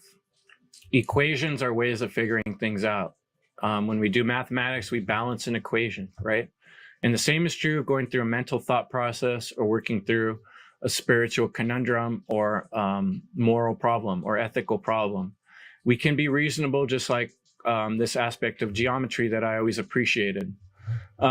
This is my own personal process here of charting out some of my thoughts and working towards this essay and working towards this presentation. Is I was thinking to myself, I know that the given is, in my mind, objective truth exists. I'm trying to prove to the listener that objective morality exists. And so the statements I'm going through in my mind are objective truth exists, right? We can agree that there's a rock. We can agree that there's a Mount Everest. We can agree it hurts when rocks hit you in the head or when you fall off Mount Everest. We can agree and communicate is the reason I can make that statement. Morality is defined by harmful behavior to conscious beings. There's the statement. The reason I think that's true is because it can be defined. It can be defined fairly simply. Forms of stealing, such as assault, rape, murder, theft, trespassing, and coercion. In my mind, I don't see a time those things are not true as being harmful, unless self-defense, in which case I wouldn't define them as harmful behavior. I would call them self-defense. And it wouldn't be a rape, murder, or theft, that's for sure, in self-defense. However, I could see someone calling something assault, trespassing, or coercion self-defense if they did not recognize that someone needed to defend themselves, and which is part of the major crux of the problem in this world right now. Suffering and slavery are defined by objective morality, and that's why people are confused about that. Because deep down, slavery is an immoral behavior. I'm sure of it. I think most people are sure of it deep down if they're honest. And the results of that immoral behavior can be observed. We can see all over the world that humans are continuing to experience mass suffering and slavery. I'm not saying that this slide should prove it to you. I'm saying that you can create your own slide like this using thought process, using reason, and we can come to conclusions that we can agree on that make sense. One way to do that is using Venn diagrams. The red circle in this picture represents your computer. The black circle represents this image. You and I are the green X. Here we are on the same page right now. A Venn diagram is a widely used diagram that shows logical relationships. Remember mathematical relationships? Popularized by John Venn in the 1800s. You used to teach elementary set theory. But I just noticed it works great for thinking in philosophy terms as well. Here's one example. I was playing with the idea of you and the universe. That could be me and the me-verse too. And the blue circle is kind of representing everything that exists, which is true. There is everything that exists, right? And it's true that you and I exist within that everything. However, what we think exists, there can also be things outside of that realm, and that's called imagination. I can imagine a pink dragon with purple polka dots on its toenails, and that never existed in reality before, and probably no one ever said it quite like that. I just created something that's outside of what exists, and that's a unique aspect of being a conscious, intelligent being. It's the ability to imagine things that are not real or do not exist, incorporeal, like we talked about. And that's why there's so much confusion about the spiritual world. But I think it's important to point out that the great all, everything, the source, we could not even have imagination if it were not for that. So this whole page fits, and this whole presentation and the realm of the imagination all fit within the bigger great all. So I should have made a bigger circle around everything for that. But that's an inherent truth that we can discover, right? Spiritual mathematics is simple. It's something anyone and everyone can come to understand. I would recommend work your way through philosophers over time to see the progression of thought, compare their different ideas, and work these processes in your mind. They're not all the same. Immanuel Kant, I found very difficult to read. He uses a lot of words that are foreign to me, and he puts a lot of big words together in sentences, and he goes back and forth and around and back and forth, and very amazingly intelligent. But even people at the time called him confusing to read. But his basic thoughts on ethics, morality is grounded in rationality and the categorical imperative. He did recognize universal moral laws that can be followed regardless of consequences, that must be followed, universal moral laws. Act only according to that maxim whereby you can, at the same time, will that it should become a universal law. So let's just kind of get a feeling for some different philosophers. David Hume, he was a proponent of empirical skepticism. He believed that morality was rooted in human emotions rather than reason. Moral judgments are based on sentiments shared among people. Morality is not a matter of reason, but of sentiment. I don't tend to agree with Hume's point of view, but it's important to take in all the different thinkers and compare them. Let's look at Friedrich Nietzsche. He's critiquing traditional morality. He says morality as a social construct. He recognizes that there's this master morality versus slave morality thing going on. Moral values are subjective and vary by culture. There are no moral phenomenon, but only a moral interpretation of phenomena. So these different thinkers have put things together in different ways. but it's important to take time and read somebody's work before we draw quick conclusions. These are sort of just like generalized statements about these characters that do not encompass their whole description. But I just wanted to point out that there has been a variety of thoughts on these topics, and we can see where some people have landed. They've stayed more with the Nietzschean Hume style of thinking, that this is all based on feelings. And Manly P. Hall says, emphasis on universal truths, moral principles from various spiritual traditions. True morality arises from a synthesis of wisdom across cultures and higher spiritual understanding. The greatest knowledge is to know that you do not know. So there's another take on it. Let's look at Rudolf Steiner's. He believes that moral principles evolve with spiritual development. Morality is holistic. We're working our way towards a better morality. True moral understanding comes from an inner development and spiritual awareness. The moral imperative is not an abstract principle. It is the living reality of the soul. I really like how he put that. That hits hard with me. I see a progression here of thinkers. I see thinkers that have gone through some pretty tough times in history and lived through socialism and difficult things and trying to figure out what's going on. And we're getting a better perspective as we move through different philosophers here. I think this is the way I see it. Mark Passio is a progression. He sees natural law as a universal moral code. He emphasizes personal responsibility. He emphasizes causality, the consequences of our actions. Objective morality is inherent. Natural law principle governs all human interaction. He says to be a spiritual moral being means to not believe in anything.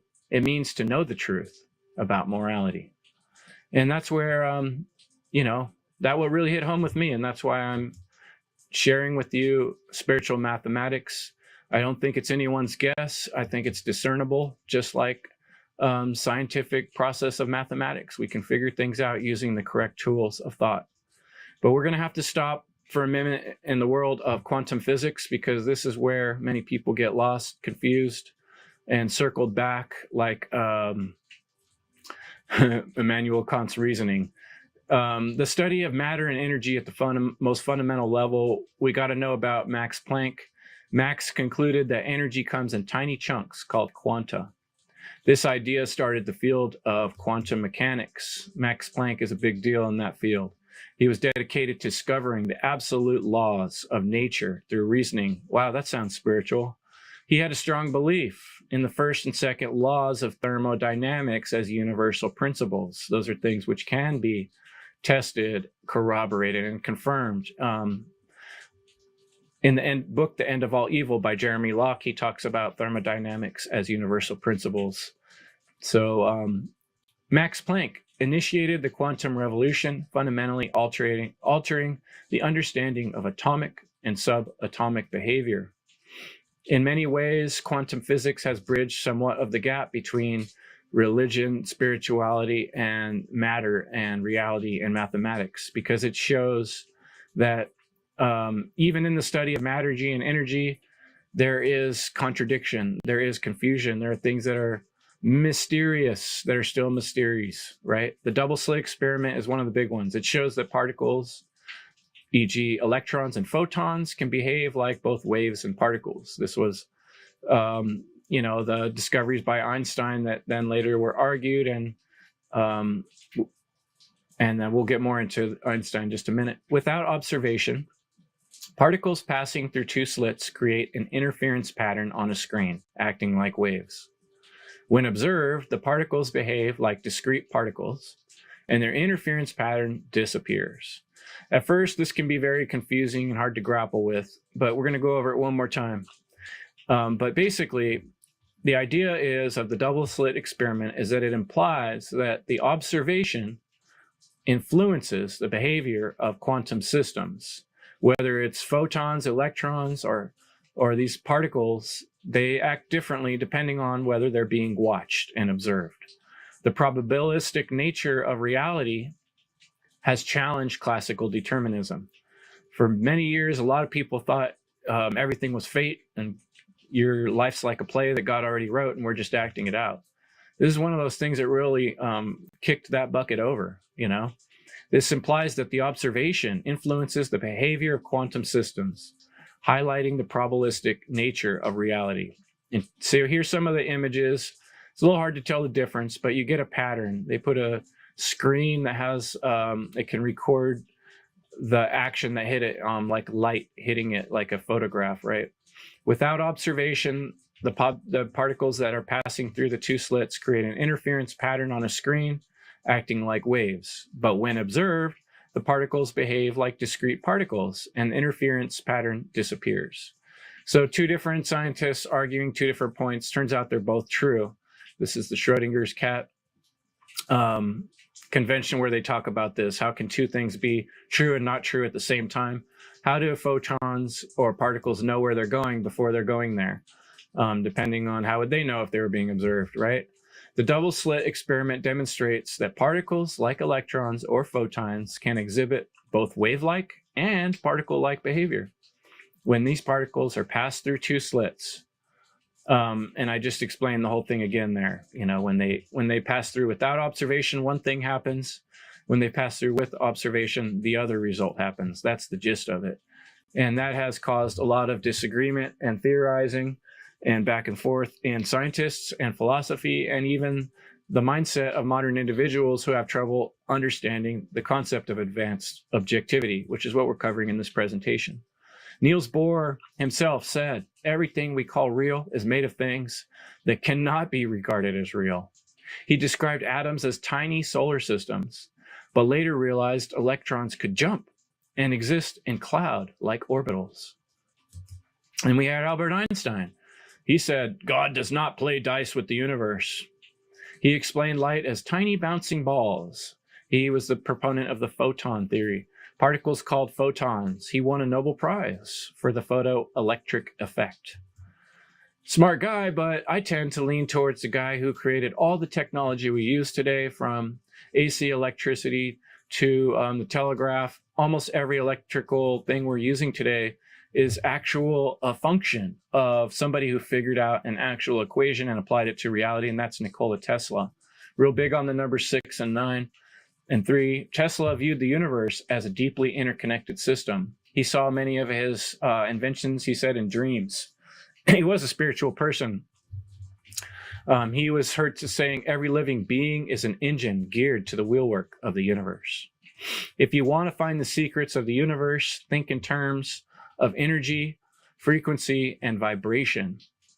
Tesla was openly critical of Einstein's theories of relativity, describing them as a magnificent mathematical garb. And here's the guy who actually invented things that we actually use on a day-to-day basis in reality. Of all the forces, the friction, the one that most retards human movement is ignorance, right? We don't want to look a little deeper. We don't want to connect the spiritual, mental, and the physical all together because that's too scary, right? That might be actual reality. He emphasized that the universe operates on immutable natural laws. Where have we heard that before? Suggesting his belief in an objective structure to reality. Governed by these principles, he described the role of energy as the true driver of progress. So where do we put our energy and our time actually is what we create in the world. Inherent and discoverable order to existence. I just recognize a lot of spiritual facts in these mathematical concepts that create real world technologies. He said, if you want to find the secrets of the universe, think in terms of energy, frequency, and vibration. Sounds very much like what you read in the Hermetic principles, if you read the Kybalion, for instance. He said about Einstein, Einstein's relativity work is a magnificent mathematical garb which fascinates, dazzles, and makes people blind to the underlying errors. The theory is like a beggar clothed in purple, whom ignorant people take for a king.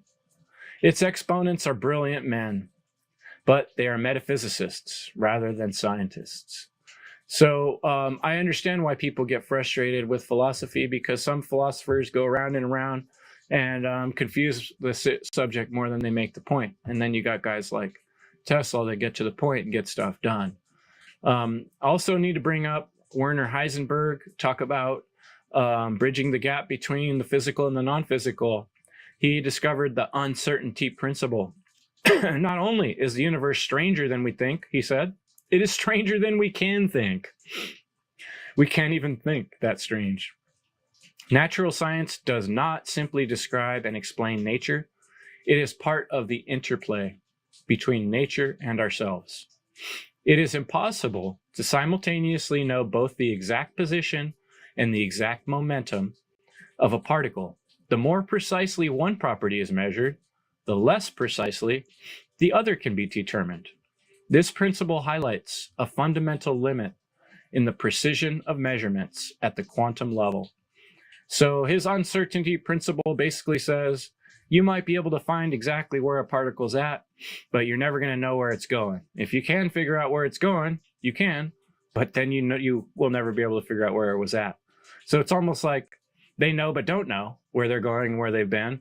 And we can figure out where they've been or where they're going, but not both at the same time.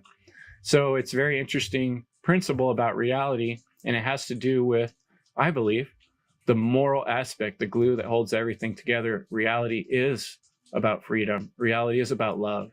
Reality is about truth. And we're here to discover these things. One of the discoverers that blows my mind and still affects my working life on a daily basis is Pythagoras. A squared plus B squared equals C squared. Nate Cap refers this as the Egyptian string trick. To me, it's just finding square. I have to find a right angle anytime I'm going to build something. If I'm going to make a deck, for instance, I have to find a square corner and build from there. Otherwise, all my cuts are going to be crooked. But if I find a square corner, I can make things very symmetrical, and the whole process goes faster. So I understand this mathematical concept. Pythagoras was a philosopher. He was a mathematician, yes, but he was also a mystic and known to be a religious leader. A Pythagorean school was a mystery school, a secretive, religious, and philosophical society. Because all through history, authoritarians don't want people to understand this type of knowledge, because why would we need people to rule over us if we could build our own structures and we could understand the universe and understand the dynamics of how to treat one another in a proper way? I want to refer here to Leslie Power's presentation on music. Music is very right-brained, intuitive, deals with our emotions, yet it is based on mathematics, and mathematics can be discovered. They are inherently part of music. Pythagoras discovered mathematical ratios in musical harmony, such as an octave or a 2-to-1 ratio, or the fifths. The circle of fifths is how we find all the different keys in music. Great inspiration, Pythagoras, and bridges the gap, again, between reality and spirituality. Another is sacred geometry. Inside of sacred geometry, I just see so many correspondences to everything else we've talked about. The Vesica Pisces, I think of mitosis of cells. I think of what we talked about, the Venn diagrams. The space between represents the egg of birth, right? The two coming together, creating the one. The seed of life, the birth emerging, turning into the flower life, getting more complex, and then growing into the Metatron's cube, which within Metatron's cube, all the Platonic solids nestle perfectly, one within another. And the Platonic solids are just extremely exciting. We're going to pop through them in just a minute, but we got to stop in at the Mandelbrot set. If you haven't yet, look up Mandelbrot on YouTube and watch how the Mandelbrot set works. It's mesmerizing. Its importance lies in its demonstration of how simple mathematical rules create infinite complexity, right? Infinite complexity. They're very right-brain concepts. The Mandelbrot set models self-similarity and recursion, revealing patterns of both chaos and order. When you watch one of these videos and see the Mandelbrot set moving, it doesn't seem like anything matches, seems like a bunch of randomness, but then you start seeing the order keeps showing up, the same shapes, the same similarities. The more you zoom in, the more you see. The more you zoom in, the more you see. It symbolizes infinite possibilities, mathematical beauty, and the boundary between stability and chaos. This is the reality we live in. It's based on choices. We make moral choices and we get different outcomes. This pattern exists inherently in reality and creation, both the subatomic level and the day-to-day level. We can see these same correspondences. Let's go through the Platonic solids real quickly. Notice that they also have a correspondence to non-physical forms. The sphere, the earth, the fire is the air, ether, spirit, and water. These are all concepts that can be thought of symbolically, but they also do exist in nature. The Platonic solids can be found all through nature. They exist on their own. We don't have to cut these shapes out. We find them. I'm just going to go through them quickly. The tetrahedron, the hexahedron or the cube, the octahedron, the dodecahedron, and the icosahedron. I'm not sure if I pronounced that correctly. I find them particularly fascinating because, as I said, another aspect of reality that's discoverable and real and represents metaphorical truths, metaphorical spiritual truths. All things fit within each other, and within all things, within every cell, exists every other thing. And this is the correspondence of the universe. And the mentalism, it shows the complexity and how thought it out it really is. Another concept that came into my mind that's sort of a big exhibit in terms of bridging the gap between this mathematical reality, physical world reality that's so strange and has so many mysteries about it is the game of chess. A game that's been invented, created, and partially discovered. It requires tactics, which are short-term calculations, very analytical thinking, strategy, long-term planning.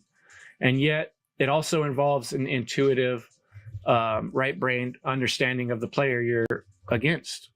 The key principles involve controlling the center, finding the center, right? Like the bubble on the level, developing the pieces efficiently, right? Adjustable wrench, and protecting the king. That might be the hammer, and that might be the square. Players must anticipate opponents' moves and adapt to their strategy. This is so important to recognize the context of the world we're in. The king and pawn relationship tells us so much about the world we're in and the context of why this presentation is about objective morality. And what we need to learn is the balance of power in this world and in our own self is what's going to make all the difference. Think about the king in the game of chess. The king needs support. He can only move one square at a time. Everyone must sacrifice to save him. In a community, the king could represent freedom. Freedom for all, right? Freedom needs our support. Freedom is one step at a time, how it's gained and kept. And everyone must be willing to make a sacrifice in order to maintain freedom for all. Yet we do not want to be ruled. The king, we don't want to represent an external force. We want the king to represent our internal self force, right? Our ego. That is a balanced type of authority, is called responsibility. That's when we have self-discipline within ourselves to understand when things are right or understand when things are out of balance. If we put that job to someone else and let someone else be the king, then we become their pawn. And we only sacrifice for their rules. So what will you choose in this life going forward? Will you choose to be someone else's pawn in your enemy's game, owned by the rulers and psychopaths of this world? That's the context of the world we're in. So if you want to find true authority, you need to find your own inner authority to understand the mathematical, objective, advanced objectivity, to be able to discern the difference between right and wrong, and not put yourself and the future of other people in the crosshairs of slavery. So we started out with the story of the Silvertons and the Goldmans, the all too familiar tale of an old family feud that refused to die because people couldn't let go of their hatred. It's really a simple matter of mathematical realization. A man and a woman come together, have children, growing into a larger family. Kind of like an equation, things are adding up. Perhaps a grandmother comes to say, and the family extends even more. But what happens when the leadership in that family, its mother and father, make terrible moral decisions? If they covet their neighbor's home or harbor hatred instead of seeking reconciliation, they pass down that resentment. What began as self-defense becomes retribution. The wounds are deepened instead of healing. Holding on to anger, hatred, and malice leads to subtraction, not addition. The family fractures, the community weakens, and the people become less whole. Yet, if we choose conscious moral behavior, that means truly understanding the difference between right and wrong, just like the right angle in mathematical equation, or the right angle that I find with my square on the job site. It's the same right here as it is anywhere in the world for any other beings that are conscious and aware. Right is not stealing. Right is doing things that you would want done to you. Not that complicated. We can discern this rightness with a little bit of objectivity, as we talked about, advanced objectivity, and being able to communicate and corroborate with other beings. It's not that conflicts will never arise, but the mathematical outcome would be far less destructive. Instead of a tragic ending where two cold, shivering men stand alone with no families and no homes, the community could flourish, and there could be addition and growth. This pattern extends to the individual and to society as a whole. One person can do so much damage, whether through murder, theft, coercion, or deceit. But when a group of people form an organization, the potential for harm grows exponentially. When an organization calls itself a corporation or a government, the scale of destruction can reach historic levels: wars, genocides, and systematic oppression. It's the difference between math, addition, and multiplication, the amount of evil we bring into the world. What is the mathematical difference between one individual's immoral decision and a government controlling mass atrocities or committing genocide of a whole race? Unlike human beings, neither a government nor a corporation has a soul. They have no divine connection except that what they steal or borrow from the individuals who lend their belief and offer their participation to these artificial constructs. Anything that lacks a foundation in moral principles and with respect to objective reality is no more than a false religion. We can agree on this. We can see how things work out in the world. It's like an equation. Despite this, many still cling to the belief that objectivity does not exist. But if that were true, why does the word objective exist at all? While no single individual may ever be 100% objective, we have tools to help us. Just as a square or a level ensures precision in construction, we can check our own consciousness and collaborate with others and compare to get as close to the truth as we possibly can. Advanced objectivity. Reality is not as complicated as some would have us believe. The mathematics of the universe is discoverable, even though within each discovery, new mysteries arise. This is the beauty of life and the great mystery of the great all. Consider the double slit experiment, or quantum mechanics, where photons behave both as particles and waves, depending on observation. How do particles know where they're going? This paradox mirrors the mystery of the divine connection, the great all. There will always be an element of faith, a lingering uncertainty, just like the uncertainty principle. Yet this is precisely why we need each other. Relationships are our mirror to reality, to recognize how we're doing, how we reflect upon others. How did our actions work out, and what are we receiving for them?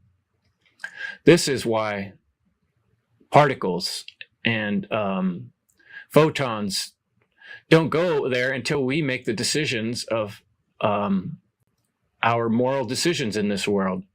Then reality reacts based on natural law principles. That's what reality is made of. That's what's going on. So do the math. We need to work together to find the common denominator, which is morality and spirituality. If we fail to recognize objective morality, we risk living in a future like the Matrix, reduced to mere energy sources, slaves for a technological machine. Or we end up like the Silvertons and the Goldmans, annihilating each other over unresolved conflicts, lost in the material world and failing to see the spiritual truth that underlies it. Plato's cave warns us of this blindness. If we want to help others break free from the chains, if we want to provide a future for people that come after us, we are the answers. We must inspire them to seek the light, no matter how painful it might be at first. Truth is about reality. Reality is about divine natural law order. Just as Platonic solids, geometric principles, and numbers have objective meaning, so too does morality. Communication itself is a language of symbols. It's our tool for recognizing and corroborating reality so we can strive towards truth. I call on you to make the choice, to cross the bridge of mental and spiritual realization, accept that we can find a common denominator and a common sense solution to moral and spiritual issues. As difficult as it may be, it's necessary. No one but you can determine your personal purpose. I can offer you the tools, I can draw maps, and I can point towards the bridge, but only you can walk across it.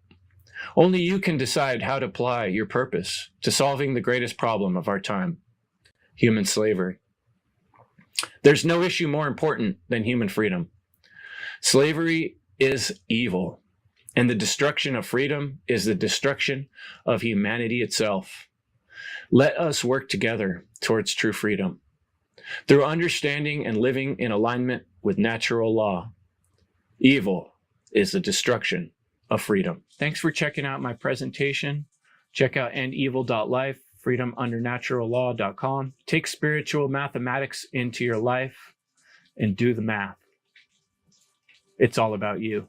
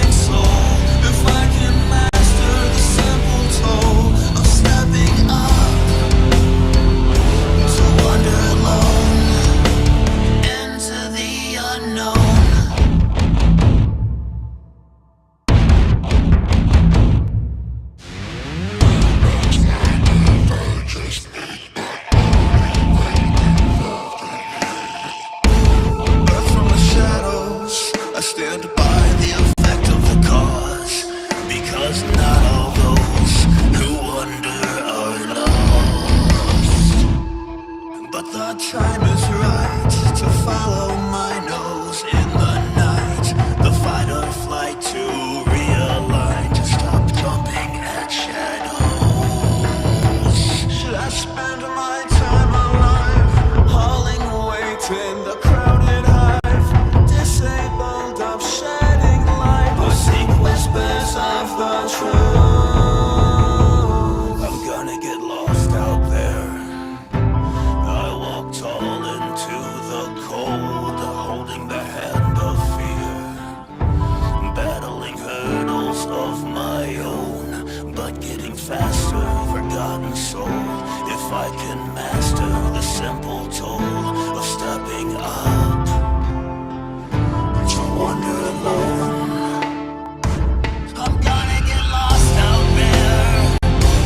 I walk tall into the cold, holding the hand of fear, battling hurdles of my own, but getting faster, evolving soul. If I could master the simple toll of stepping up to wander alone into the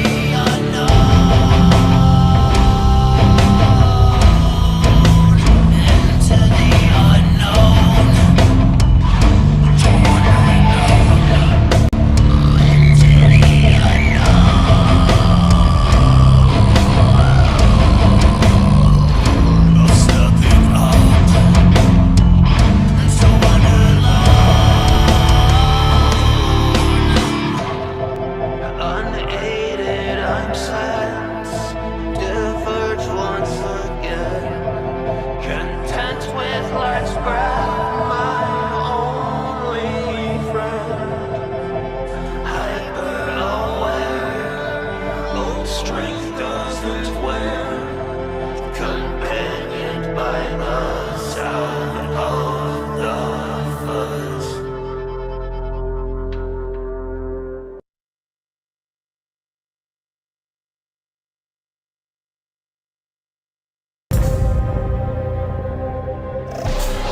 We are truly just now rediscovering the wisdom of the ancients, lest we forget. And it doesn't just stop with mythological parallels.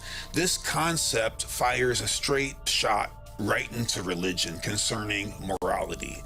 Bentov's documents state that this creator utilizes the duality of good and evil as a catalyst to speed up the interactions of evolution.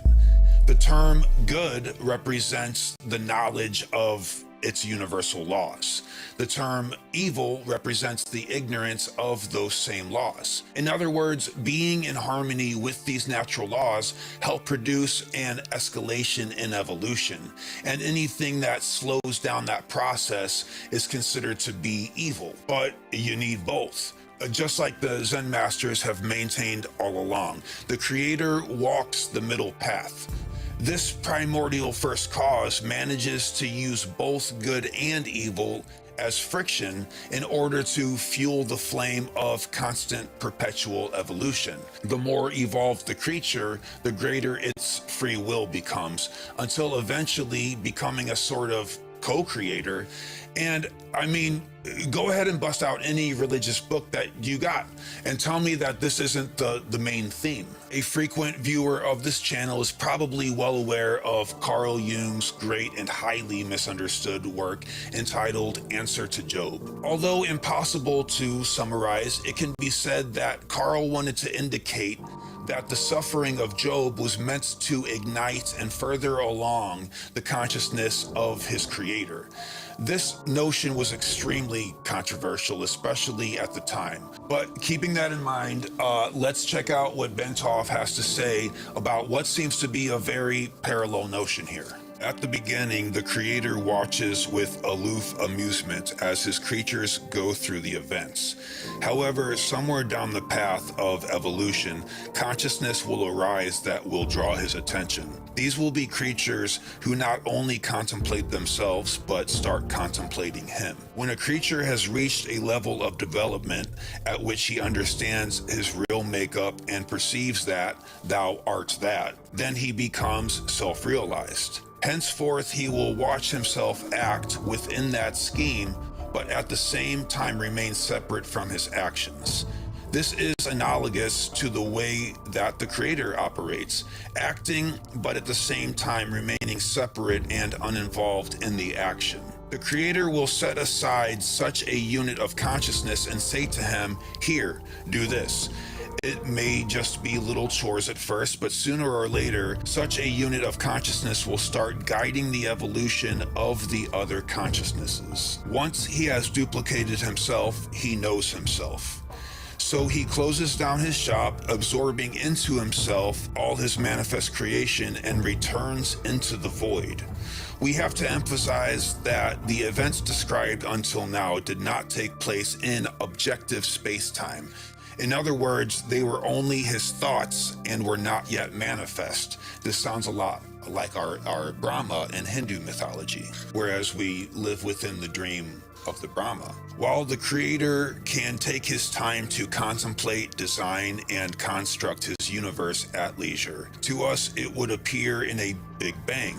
Suddenly the whole thing would just be there. Again, with the concept of the Brahma, if everything is within a dream, it wouldn't be dissimilar to the way we dream.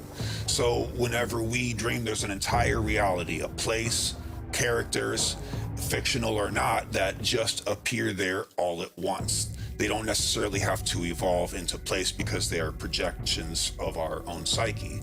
And Jung has just entered the conversation. Speaking of which, wait till you guys get a load of what Jung has said about flying saucers. He was like a prophet of the psyche, comparing the weightlessness of saucers to the psyche. And I know there's a lot of videos online covering his take on it, but they never quite make the connection of what Jung said to what we have now by Jack Valais. I think I'm pronouncing his name wrong, but what he says about ultra-terrestrials and what Jung says about saucers is just peanut butter and jelly. I can't wait to get to it. Back on track here. After reading that, we now have to wonder what causes the event of this so-called Big Bang in the first place. This question has haunted humans ever since we first had the notion of it. But it might be helpful to go back to how we understand a normal bird's egg. Imagine that our said creator develops his own boundaries or real estate that will form his body or our world. This is like rippling the surface of water that was previously still, causing it to become manifest. If we apply our toroidal shape to the rippling of the water surface, we have our eggshell. Let's remember the magnetic north and south of a chicken's egg. Energy is being built up at each pole of the torus, just like the chicken's egg. The accumulation of this potential energy will ignite and zap between the two poles, just like negative ions unite the sky and earth in a lightning flash. And with lightning, of course, comes a thunderbolt. Therefore, we have sound. Many of you, I'm sure, see where this is going. We now have the sacred Om, A-U-M. In other words, the first act of fertilization has taken place within the egg.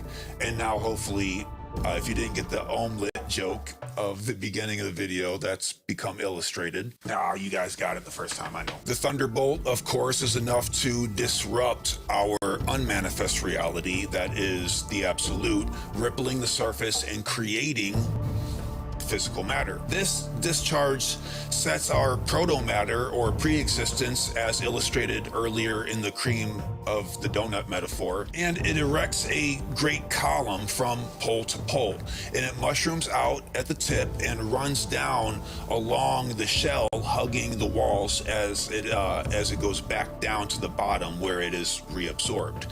We have now developed the so-called seed needed to fertilize the egg. and the appearance of physical matter as we know it. Within the seed, just like the seed of a tree, is all the information is necessary to form the entirety of a habitat for many birds and other creatures, and in this case, us and our very consciousness. All of the information is already there and free to anyone. If the purpose of evolution is to produce consciousness of an increasingly high construct, then the universe is a teaching and learning machine simultaneously.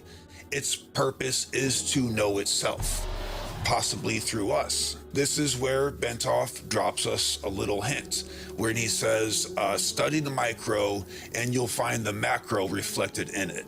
In other words, if we study ourselves thoroughly, we will find the creator there waiting for us. I realize that theme is reoccurring on this channel, but it bears repeating. Probably the most important thing, period. The archetype of the cosmic egg is illustrated over and over again with a serpent coiled around it. This reminds me of the words of Christ, who encouraged his disciples to, quote, be wise as serpents. The serpent has enveloped the entire egg and now has two choices. It can crack the egg now and enjoy a minuscule meal. This is instant gratification. Or he can hold on for a moment and continue to warm the egg until it is ready to hatch on its own. And with a little patience and a lot of sacrifice, the reward of the latter is where we find the real fruit. You are this serpent. We are. And like I was saying before, you should bear the serpent with the fruit that you have won. Let me fade away. I know there's more than only black and space. Let me fade away. I am tired, flesh equals pain. Let me fade away. Disregard my body, let it go to waste. Set adrift in space. Let my mind go to a bigger place. Let me fade away. Inside this fragile body, trapped in flesh, in mind. Outside, a landscape is reduced to gray.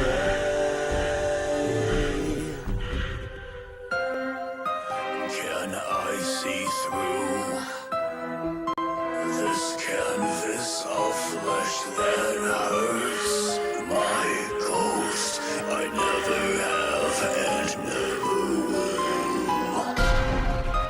Ask myself why I paint a picture of you on me. I always have and always will. Don't understand this familiar place. Can you see me? You never have and never will. I am bleeding everywhere. I won't survive.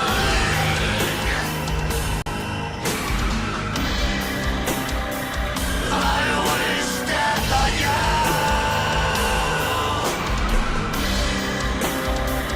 Wish death on me.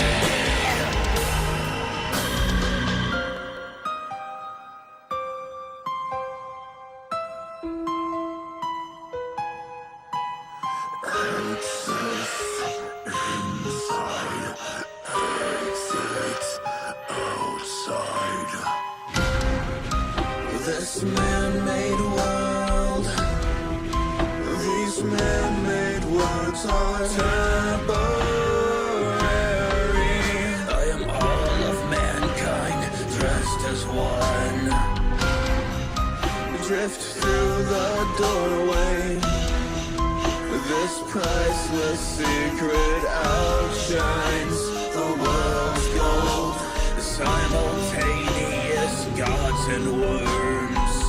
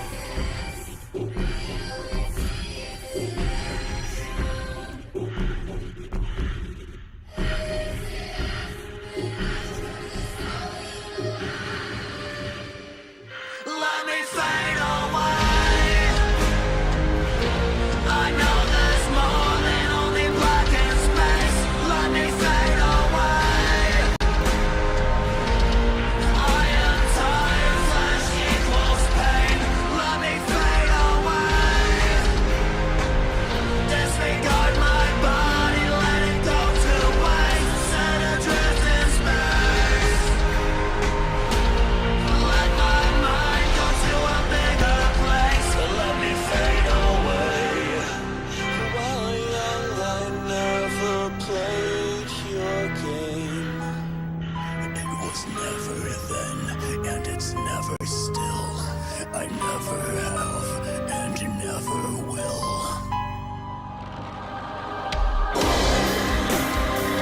I am bleeding everywhere. Held I suffering.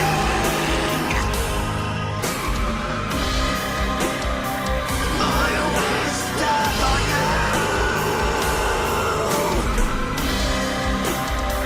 Wish death on me.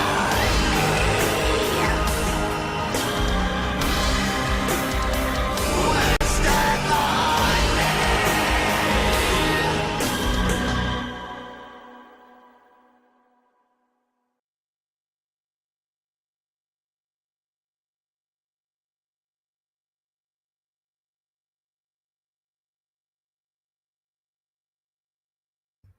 And we're back. See who we got here.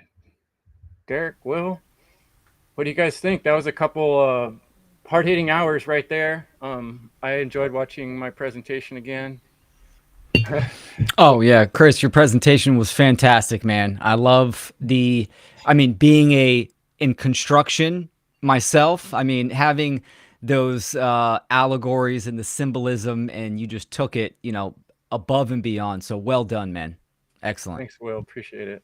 Yeah, it was excellent. I loved it, Chris. And yes, the whole progression of it and your creativity and is just like mushroomed into big clouds. It's beautiful.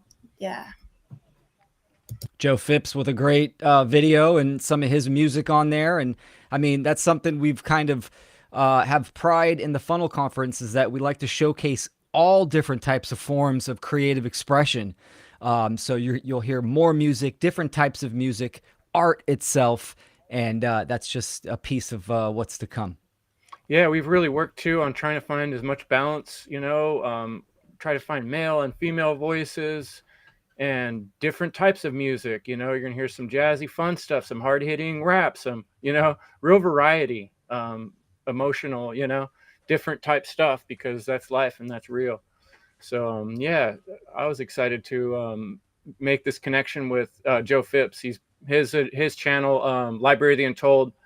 I feel like he talks about spiritual mathematics all the time, but he makes it fun. Mine's kind of a little bit textbook style, but I feel like I had to lay that stuff down because it's been in my head for a long time. So yeah, he brought us some fun about it. He built the foundation so I could start doing some framing. That's what I felt like. What were you say, Derek?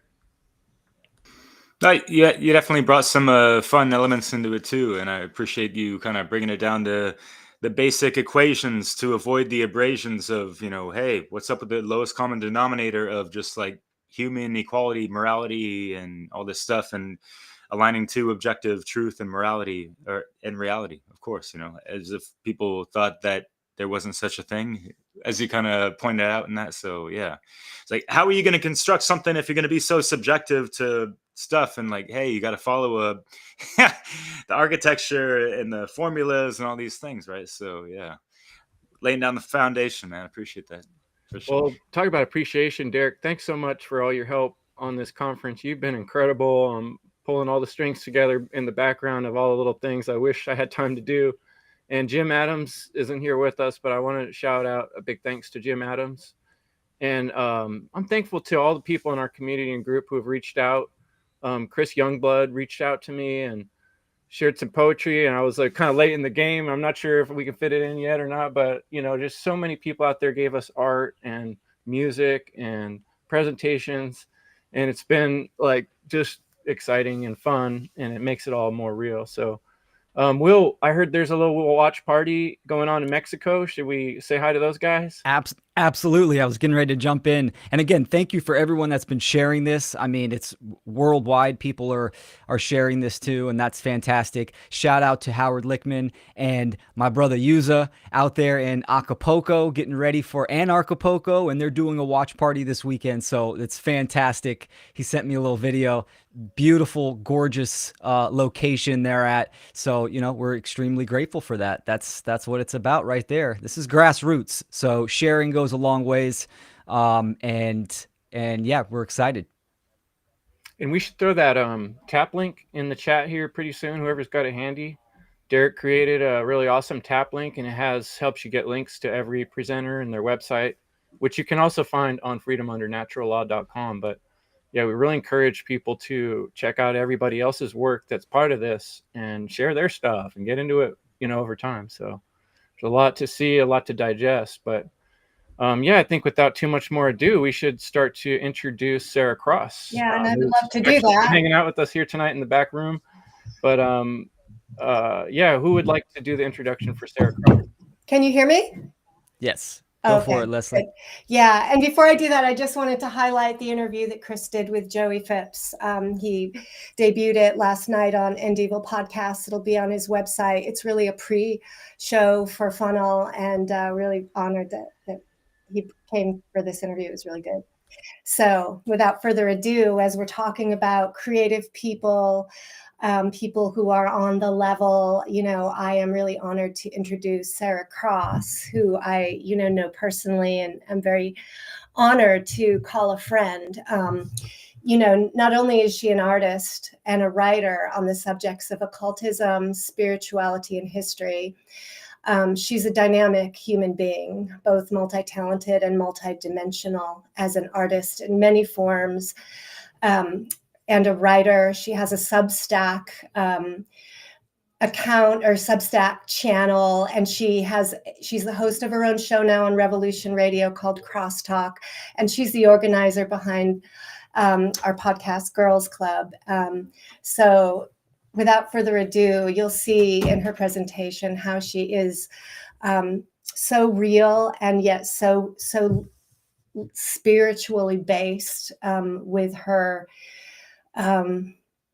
real, I think, streetwise, real embodied spirituality and dedication to humans. So bring her on.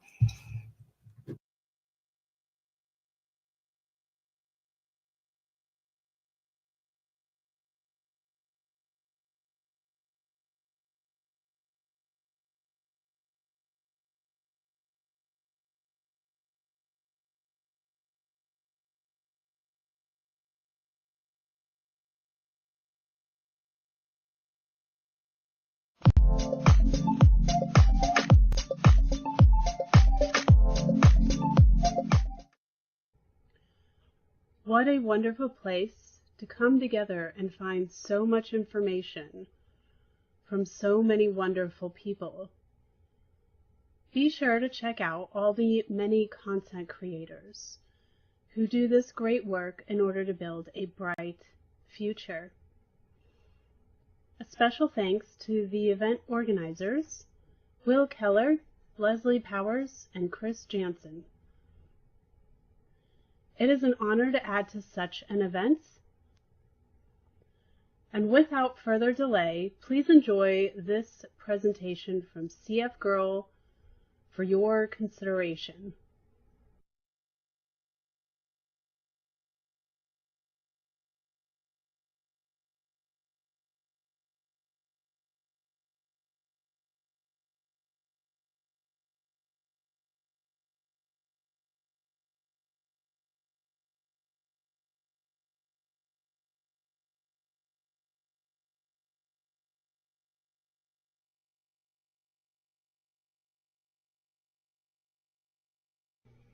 They say that the mind is the most powerful tool we can possess. Unfortunately, when I say they, I mean the majority of the people on this planet, who are all trapped in ego identification and are addicted materialists. Even though they are correct in the statement, they really have no idea what it truly means. It is portrayed in a way that is to push people towards a physical-based material achievement. This understanding is also being portrayed in the wrong light on purpose by the parasite class who are operating on this planet currently. We are being socially taught, at least subconsciously, how to use the power of our mind in all the wrong ways. And with that training instilled in us, there is an assurance that we will never achieve our full potential. Have no doubt, it is purposeful. If we knew the power we truly had, we would not be living in this world of such disorder and slavery. Things such as going to college to get a piece of paper that claims you are good at a skill, buying, or rather renting from the bank, a house and having a mortgage, having a family and giving them all the modern-day toys that keep them in a trance, supporting the government by being a good citizen and paying your taxes, are all part of this training process to keep us thinking that we are achieving great life goals, when really we are all just running the program as it is intended by the parasite class. The mind is the most powerful tool we have in the physical realm. This is a true statement in and of itself. It gives us the ability to expand ourselves in the physical and in the non-physical.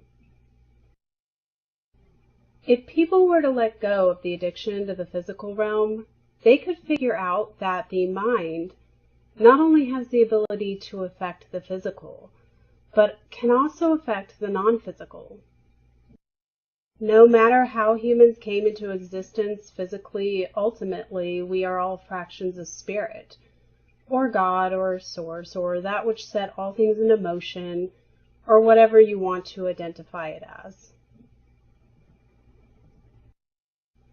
All we really are is spirit. From my standpoint, I would say there is far too many emotionally dead people and far too much materialism going around, attaching to people like a virus that attacks the independent thought and behavior. This is not just applied to physical objects, but to also the achievements and personal identifications of oneself based in fantasy. There is too much fantasy and not enough reality being promoted. Fantasy over truth will only ever create human slavery because it not only traps the physical body, it traps the mind as well. And in this particular era, we are being smothered with false over-identification of the physical perception. All personal identities we give ourselves in this current physical body are all well and good. However, they are also beside the point and in the end are hardly relevant. Because these physical shells we find ourselves in are temporary, recyclable material. And one day in the future, we will just get another one, hopefully making better choices with the lessons we learn. What matters is the fraction of spirit that we are.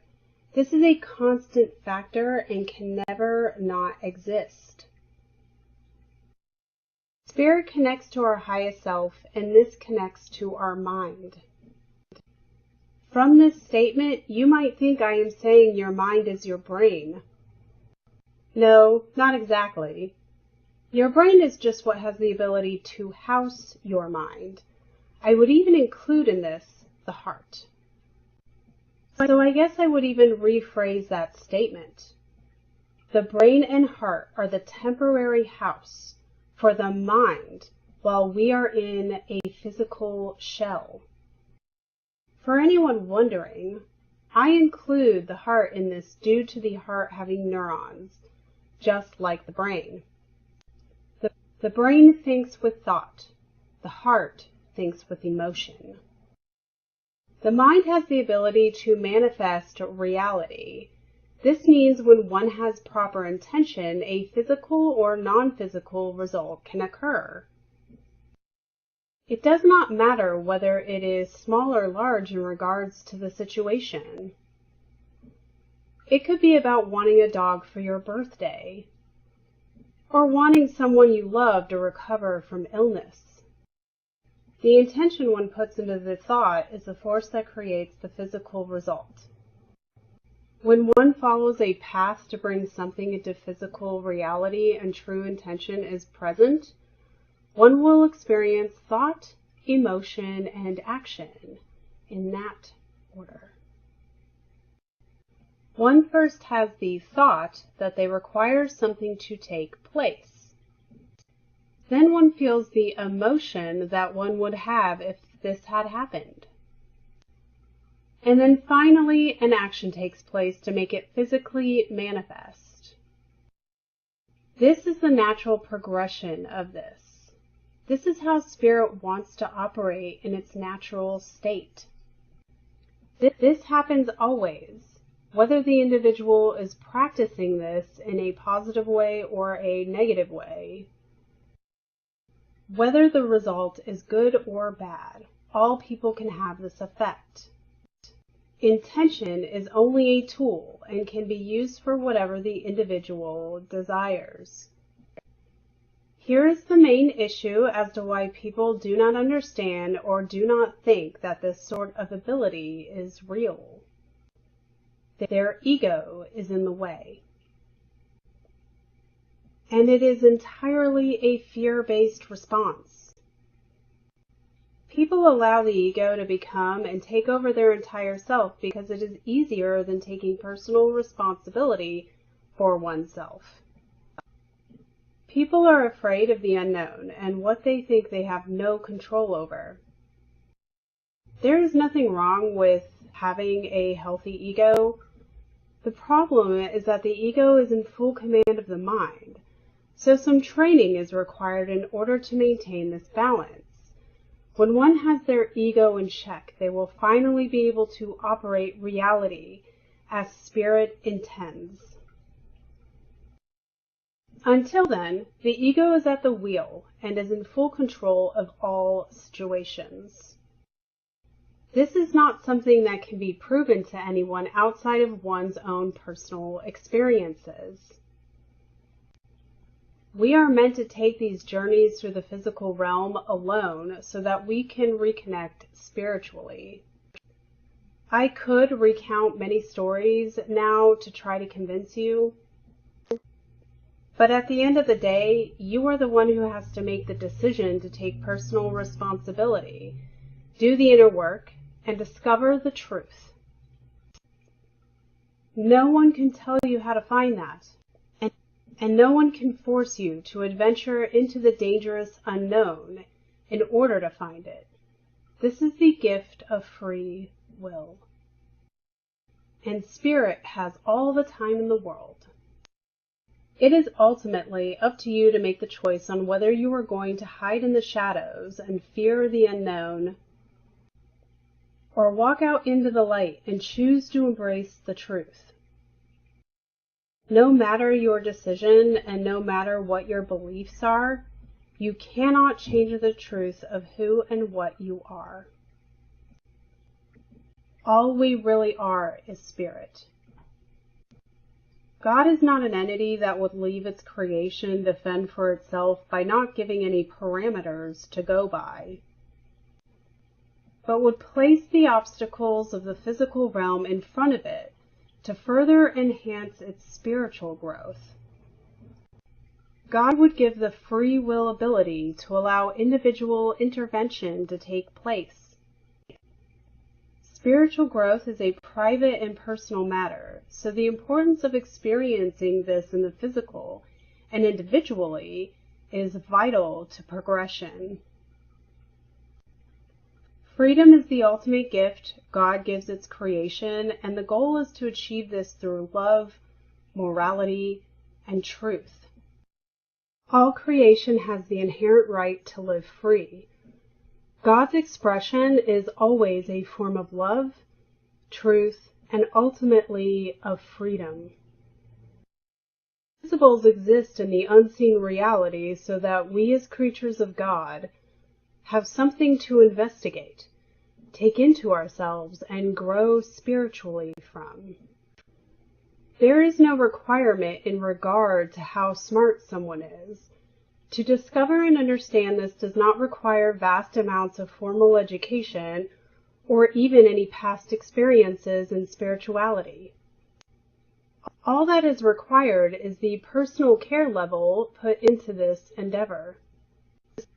The science of mind is really just the study of yourself, your highest self, and God. This is a definitive statement and will not ever work in any other way.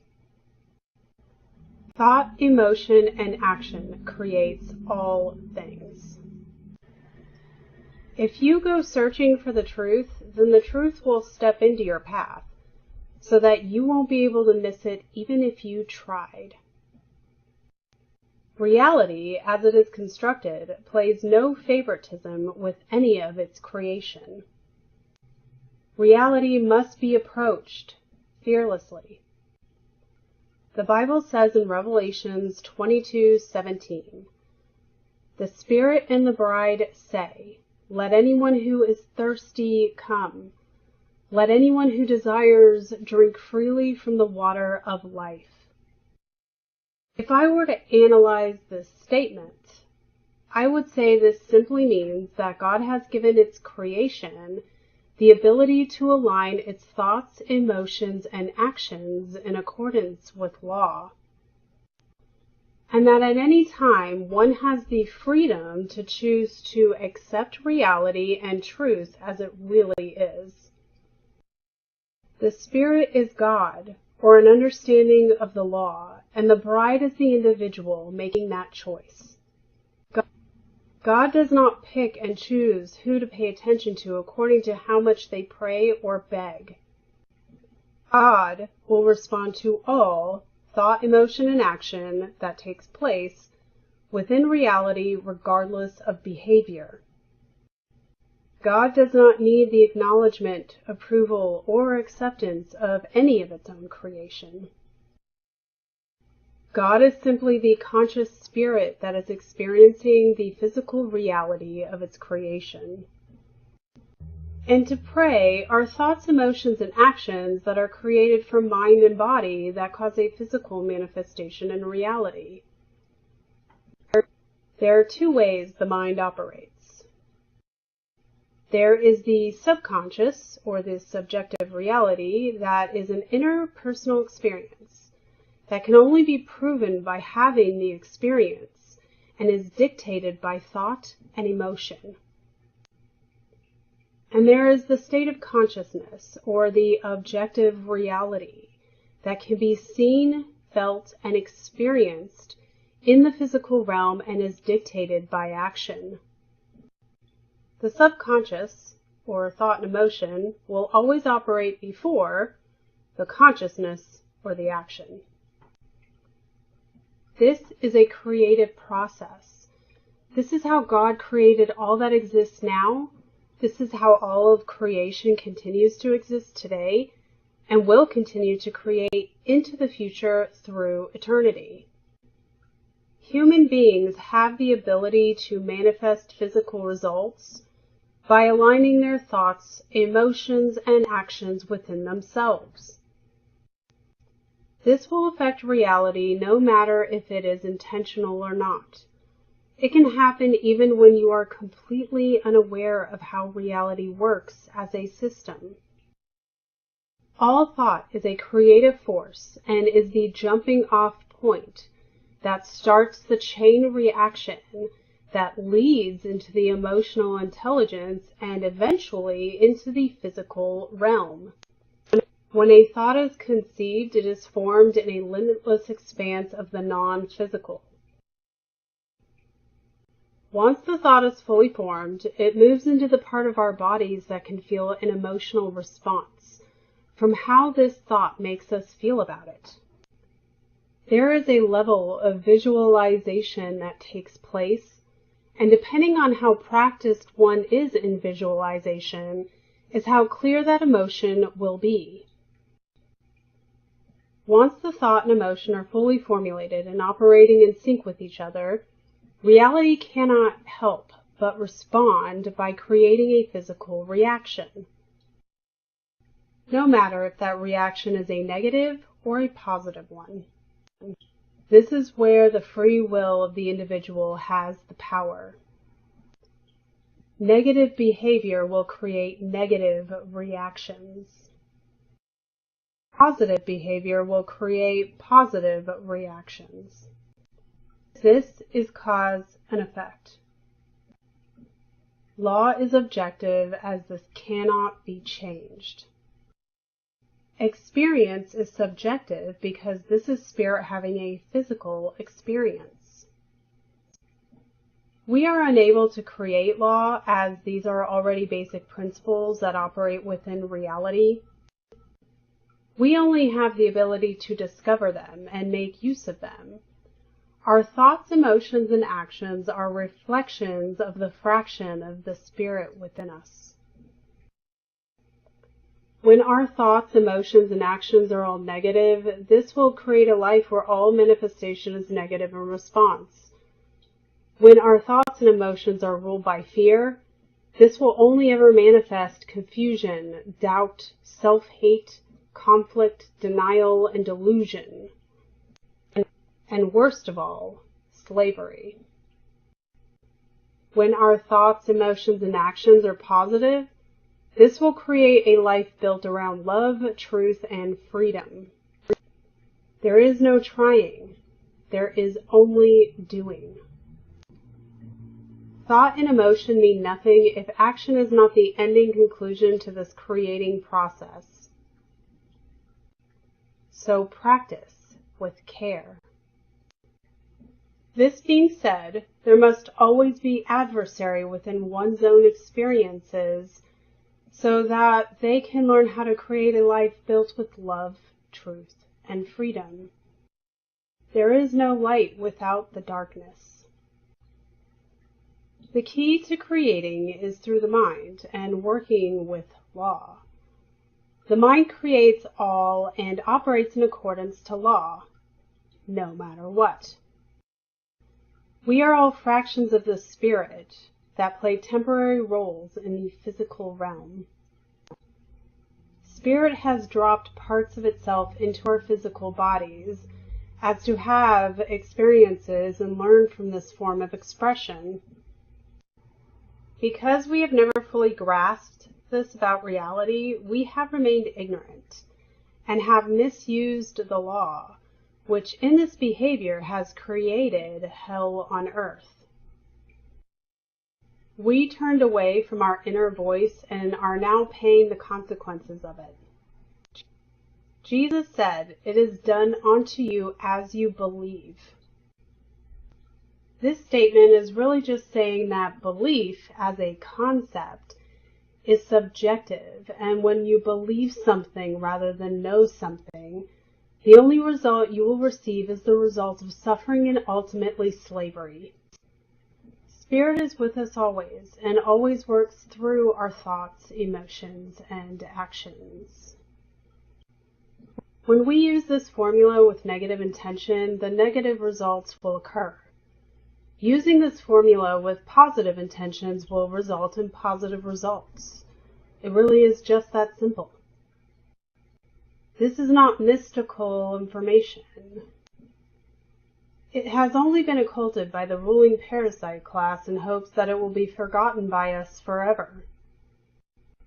This only means we must stay true to the law to ensure that this information remains in the world and remains within us and in the hands of the everyday people. We have a limitless amount of creative power. Our fractions of spirit have no boundaries because spirit has no boundaries. Using the power of thought, emotion, and action will create physical manifestation in the physical realm. When people have a thought, they are dealing with the instinct of creative intuition. And when this thought matures, it manifests into an objective truth in physical reality. This mechanism of law operates regardless of whether the individual is even acknowledging it. Ignorance of it or denial of it will not change the ending results or excuse anyone from their actions, no matter if the result is a negative or a positive one. physical reality will be affected by it regardless. This process is navigated by you and only you. No matter how conditions change in the universe, throughout any culture, race, belief structure, or planet, there must always be will, care, and truth, which is the same thing as thought, emotion, and action, for physical reality to exist. Spirit has no limits, so however we choose to take this reality on matters. People will always benefit from accepting truth over fantasy. But the experience in the physical is a subjective one, even when the law is objective and will operate always in the same way around the experience being had. It is all about what choices are made and how we take it in, accept it, and grow from it. All invention, art, and literature are all tools of education that has been gleaned from the highest self that is connecting to spirit and to the law.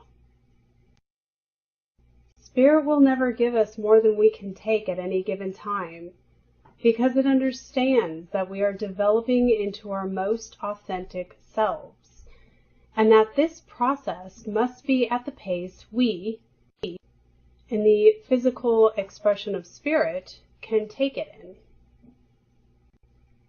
When we are ready for something new or something more complicated, spirit responds by putting it into our paths. This process can occur through one lifetime or through several. There is no time limit to full spiritual development. This is an absurd notion to God. Spirit is operated by love, so it will teach us however gently is currently required. God's very nature is to give, and the physical expression of spirit is to receive. People tend to want to look too far into the depths of the universe for spiritual truth. But the reality of it is that you never have to look much farther than your own personal environment. You should never have to look further than yourself. If we just let go, we will be surrounded by it, because this is the natural state that spirit wants to be in. Spirit embodies all of creation, and it is just a matter of how much we filter the understanding of that fact.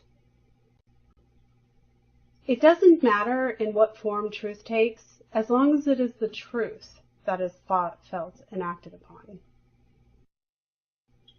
The law is a fixed mechanical network of tools that are used to conduct reality, and depending on how well we use those tools is how strong the impact will be in its end result. This is a responsibility to be trusted with. To misuse this information is what leads us down the paths to slavery. Even though the inspiration all comes from the same source, different expressions of spirit will take in the truth in all different and unique ways. It does not matter if it is a scientist discovering a new branch of physical reality, or an artist pulling from their inner selves to cover a new canvas, or a teacher of spirituality instructing on faith. If we have any definition on what diversity is, it should be how spirit brings us truth. Each expression is going to embrace truth only how it should, because this is the path that spirit wants to take. God's laws are objective in every sense. However, that being said, spirit wants to have subjective experiences. This is the element of spontaneous fun that all life craves to fill in the gaps that require joy within us. We, as the physical expression of spirit, are drawing from this spirit to develop ourselves. but in turn, Spirit will also draw from us to develop itself.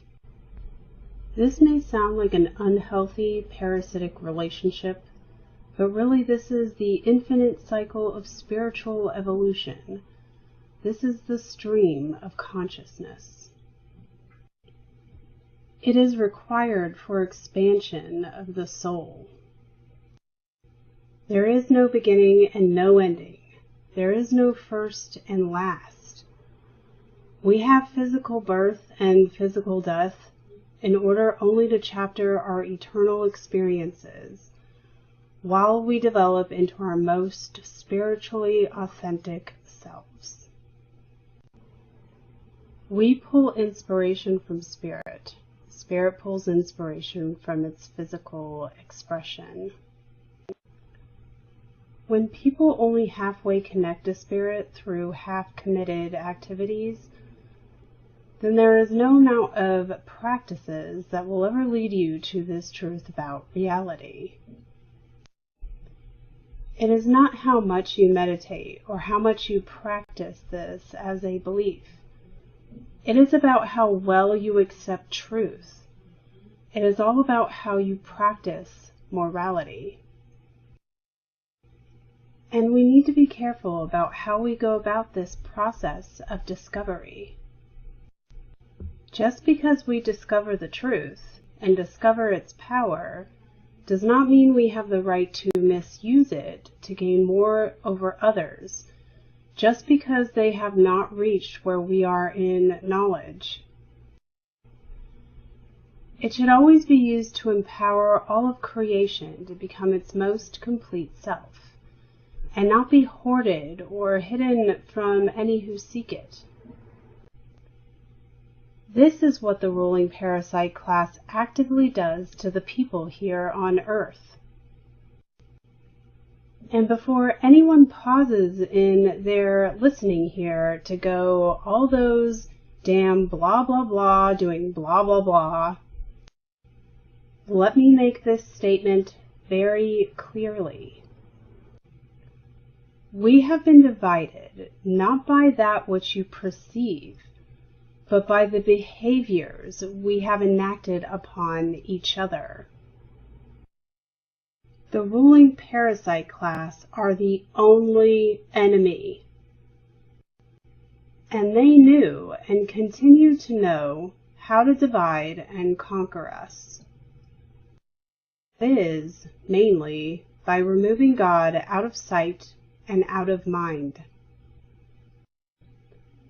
They know and use the truth of reality, God's immutable laws, to create slavery for the majority, so that they can keep all this power for themselves and do whatever they want, no matter how depraved. They think this will somehow save them if they invert truth and manifest a hell world by creating practicing, participating, secondary psychopath Satanists, just like them. The ruling parasite class has infiltrated all parts of our physical experiences, and this cuts us off from our spiritual development on a grand scale. This being said, we all have the power to find Spirit and reconnect with it, no matter who or what stands in our way. There is no mystery in truth. Truth is always simple. It's fantasy that is always complicated. This is why the ruling parasite class hates truth and loves fantasy. The problem is that the truth is also harsh. While fantasy is comfortable and full of feel-good expressions of it could be real fiction. So people tend to lean towards fantasy when they don't have any factors in their environments that correct the path that leads into fantasy. It is easy to get lost, and with realizing this, it is easy to conclude that finding yourself again is complicated. people also have the tendency to only be confident within a temporary time period. Yet older, people will display an external force of confidence in themselves and their abilities. But internally, they will doubt their position. They hope it will turn out the way they want. Hope is a product of doubt. Doubt is a product of fear. Fear is the adversary that keeps us from developing spiritually and connecting to spirit. There is no limit to thought. So learning how to use it correctly is vital to maintain freedom and the protection of truth in the physical reality. We have so much misconception about reality as it actually is, that there is far too much theory that is being constructed and not nearly enough practice in how to operate it. This is again truth that is objective in the macrocosm and experience or the physical expression that is subjective in the microcosm. Understand the experiences of the individual are only subjective in the sense that it is an intimate and personal journey. To the world, as it is, viewing it on the outside looking in, the experience is a subjective one because it has not yet been proven to the external viewer. However, the subject experiencing this subjective experience comes to the conclusion that this is an irrefutable objective truth. But it is not enough to know it is truth. The subject in question must act upon truth in order to maintain it for the future that comes after. Law will work this way throughout every aspect of reality. The law is a permanent staple in our reality. We can't change or remove any part of it, but we can learn how to operate it and be part of the larger whole. Now, all of this is attempting to explain reality and how the universe fits within that, and then how the creation of spirit fits within that, which is really just the microcosm within the macrocosm. Subjective experience within objective truth. There is a stepping stone progression of spirituality within the constructs of the physical realm, so that others may discover this truth. There is no sidestepping any level of progression to get to the truth. There is a formula, and one where the individual will have a very unique experience in this journey. The steps required will never change. And if one chooses to skip a step, they will never get to the ultimate goal. The universe itself will never be a divided force. It will always have that balance. Only people have the ability to express doubt, or rather, fear, of the unknown, and fracture themselves into a chaotic, unmanageable, hot mess. We have overcomplicated this information and the process. It is important to mold our thoughts, emotions, and actions to be in alignment with spirit and law. We have the very special inherent ability to be able to look at a wrong condition and use the knowledge we can gain through our personal experiences and change this wrong condition into something that operates with law, morally and ethically. This is to accept truth and apply it within the physical realm. Remember, above all else, to live in fantasy is slavery, and to live in truth is freedom. Freedom should always be the goal, but this is a choice that only the individual can make. It takes time and practice to develop the ins and outs of this process. It's not complicated or difficult to learn, but you do need to practice the skill just like any other skill, such as riding a bike without falling off. Most people are going to fall off that bike 1,000 times and then another 1,000 times before that aha moment comes, and the information collides in the way it should within your mind, heart, and body. You don't have to take this information as fact, because I know that people need to experience what I have experienced in their own personal way. I say it so that this information can be taken in, and in the very least, be put into the consideration box in your head for further investigation. There is so much information out there in the world today, and it can be overwhelming. It takes time and practice to learn how to discern what is good information versus what is bad information. You must take in all the information from as many sources as you can, so that you can wade through the nonsense to get to the truth of the matter. This is a skill that takes time and practice to learn. You must also take the time to turn inwards and communicate with Spirit so you can really connect. Doing this will allow you to understand your rights and the principles that conduct reality. You will be free in mind and body. You will be able to steer the future as you desire. Beware, this is a two-way door. Practice with care. Everything you think, feel, and do will shape the person you turn into.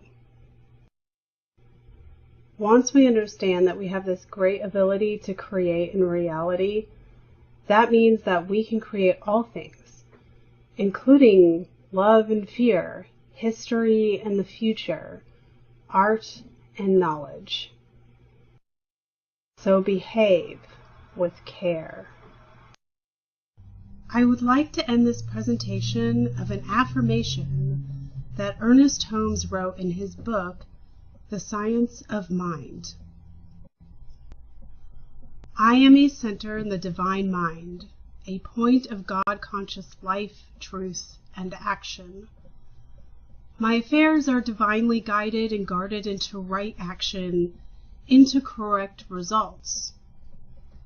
Everything I do, say, and think is stimulated by the truth. There is a power in the word that I speak, because it is of the truth, and it is the truth. There is a perfect, continuous right action in my life and my affairs. All belief in wrong action is dispelled, made negative. Right action alone has power, and right action is power. And power is God, the living Spirit Almighty. This Spirit animates everything that I do, say, and think. Ideas come to me daily, and these ideas are divine ideas. They direct me and sustain me without effort. I am continuously directed. I am compelled to do the right thing at the right time, to say the right word at the right time, to follow the right course at all times. All suggestion of age, poverty, limitation, or unhappiness is uprooted from my mind and cannot gain entrance to my thought. I am happy, well, and filled with perfect life. I live in the Spirit of Truth, and am conscious that the Spirit of Truth lives in me. My word is the law unto its own manifestation, and will bring me or cause me to be brought to its fulfillment. There is no unbelief, no doubt, no uncertainty. I know, and I know that I know. Let every thought of doubt vanish from my mind. that I may know the truth, and the truth may make me free. Thank you to everyone who sat through this presentation, and I hope that you have been able to benefit from this work.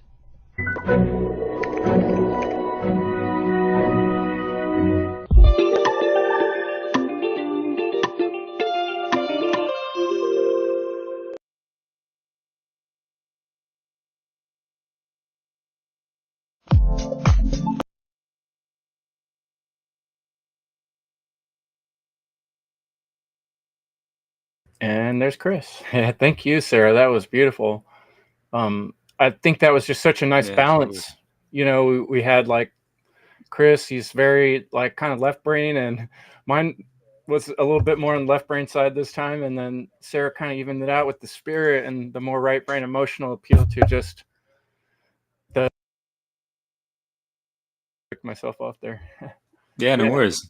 And I love those affirmations at the end, and it kind of reminds me of, you know, the the flip side of the positive affirmations of Mayat, you know, in Mayat being a feminine goddess, right? So yeah, it's kind of fitting with what you just said there.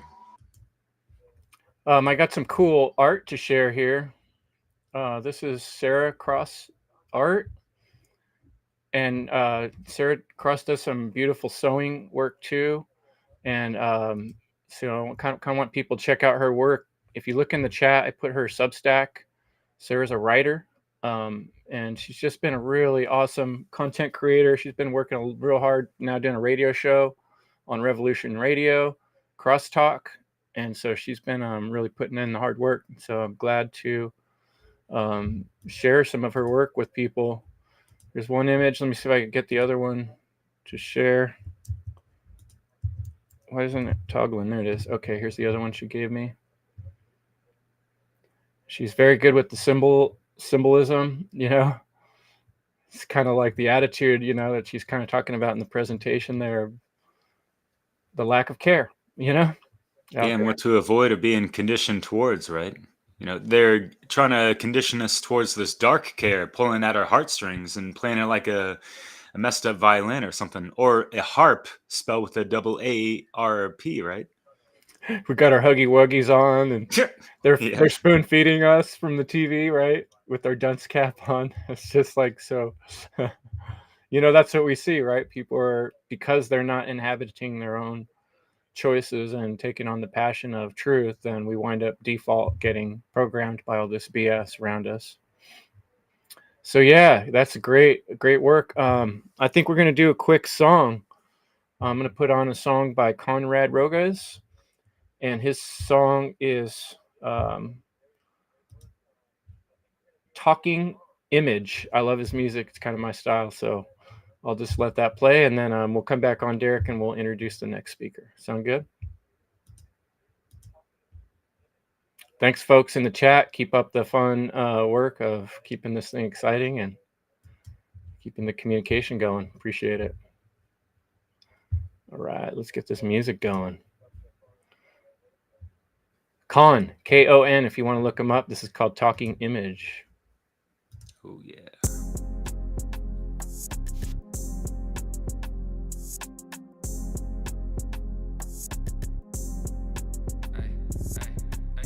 Making my selections at random, find a nice picture, then I'm in it. Now we're talking image, how the mind translates feeling. Never been the one that I envisioned.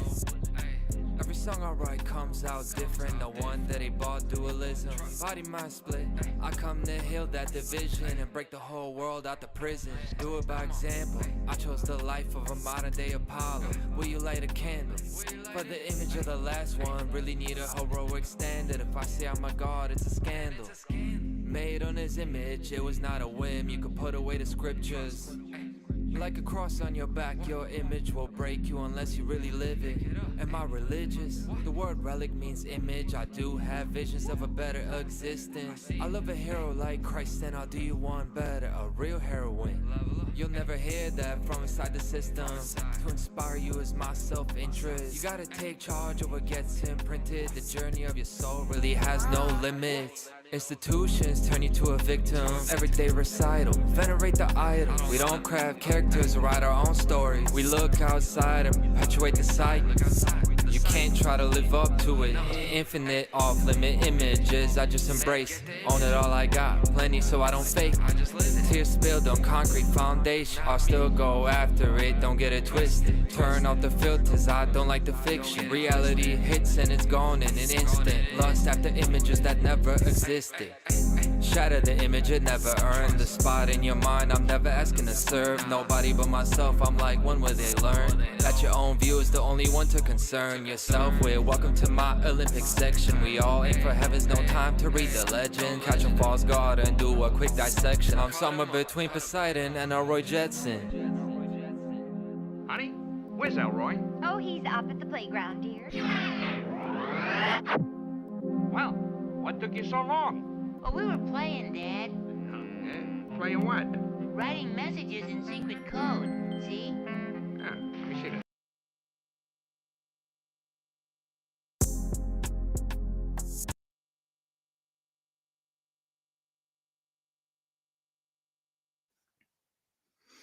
Oh, yeah. Yeah, that was sweet. Hell yeah. Thanks Hey, so man. much for that, Conrad. Go ahead, Derek. Totally. And, you know, you cannot separate the mage from the image, right? Mage, Magi, nation type of thing. So, yeah, I appreciate that type of thought-provoking, imagination-evoking type of lyricism and stuff. And it kind of reminds me of a little bit of a mixture of Derek Bros, which goes by the MC name 33, and also a friend of mine from back in the day. So, yeah, it's pretty interesting. But, yeah, just overall conscious lyrics, good vibe and all that. So, yeah, right on, Conrad. Yeah, and so next we get to hear Conrad's awesome presentation. I'm really looking forward to the Sonic Divorce. You want to introduce that for us, Derek? Yeah, sure. So, yeah, Conrad, if you don't know, he's got, according to him, you know, the most hardcore news channel in the world via This Week in Tyranny on a weekly basis. You can check that out and confirm that for yourselves and whatever the hell. And he runs a website called truthandlaw.com.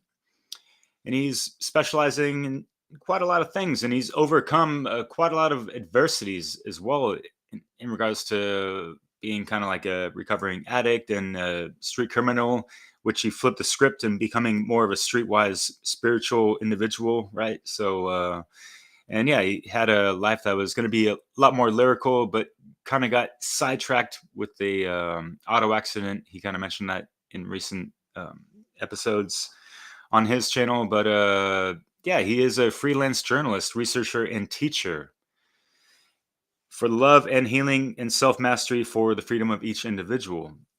So yeah, he specializes in symbolism, the occult, and just the daily social and worldly unravelings of, you know, the psyops and whatever else is going on in this world. So it's cool to have folks like him on the front lines, willing to, you know, go into some of this mundane first veil geopolitical bullshit and kind of have more of that esoteric perspective behind things. So yeah, looking forward to this. He is going to be speaking about music. Yeah, speaking about that good old speaking to the masculine, because he's done quite a few videos in the past regarding this, and actually had a cool conversation with him in regards to like American football and stuff, and like, hey, you know, guys, you know, too much, you know, bread and circus over there. What's going on? Y'all are hella strong. We could use you on the force. You know what I mean? Like rebel force, not this, you know, distractive stuff. But anyway, so his presentation is called The Sonic Divorce, Man's Estrangement from Music. And this is going to be really interesting, especially trailing off of a conversation I recently had with Sarah Cross on Crosstalk. A great presentation, Sarah, by the way. And in regards to like the beats and rhymes, you know, you have the beats, kind of like the feminine, and the rhymes, the lyrical, intellectual, the masculine. So how can we find that balance? And with men, especially, you know, throughout the generations, we've been kind of Malignant too, being able to feel into that sacred feminine more within ourselves, those, archetypal aspects and all this stuff, right? So looking forward to this. Thank you so much, Conrad, for your great contribution musically and lyrically, spiritually, and all that good stuff. So thanks, and everyone out there Hello, watching. everyone. Welcome. I'm here to talk to you about the importance of sound in the quest for freedom. Nature has a musical aspect to it, and we have been separated from it. We've become separated, and so the key to experiencing a state of freedom or reconnecting with nature lies in the world of music, of sound, rhythm, harmony, and timing. My name is Conrad Rogas, and my presentation today is called The Sonic Divorce. And it calls for a reunion. It calls for a musical, sacred marriage.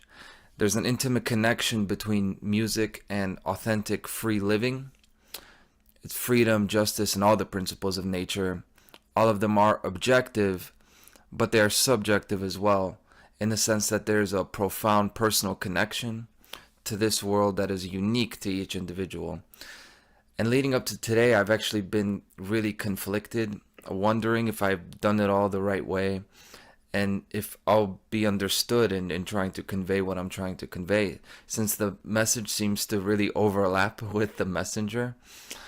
And anyway, music is the bridge that connects those two worlds. So, as I make that claim, I thought, well, I should back it up by putting my own neck out there and playing my own music for you. And I wanted to start out with a song right away, but then I thought, either it's going to break the ice and I'll grab your attention early and that's all good, but also I could turn people off and be misinterpreted, and that's a risk I'm willing to take. So here's a minute or two from my song Hard Labor.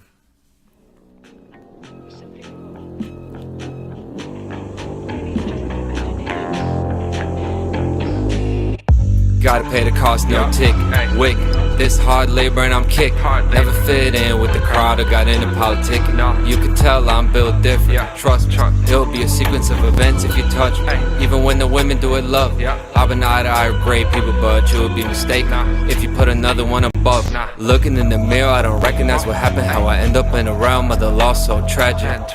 Yeah, we're all one in a sense, but where I come from ain't none like the rest. Ready for the moment, I can go out like a hero in a blaze of glory or on a cross torch. I ain't come here fuck around, be on posters. Far from the stars, I don't wanna get close. I'm not that good with talking about my feelings, but my thoughts, I can make you feel it. I used to live in a vacuum, bring the bags, I seal them. Bring me all the packs, I seal them. Hey, hermetically sealed off, death on hold, my EMF field off. Airplane mode, I flow telepathic. Another close call, it's a habit. Feelings, I can make you catch.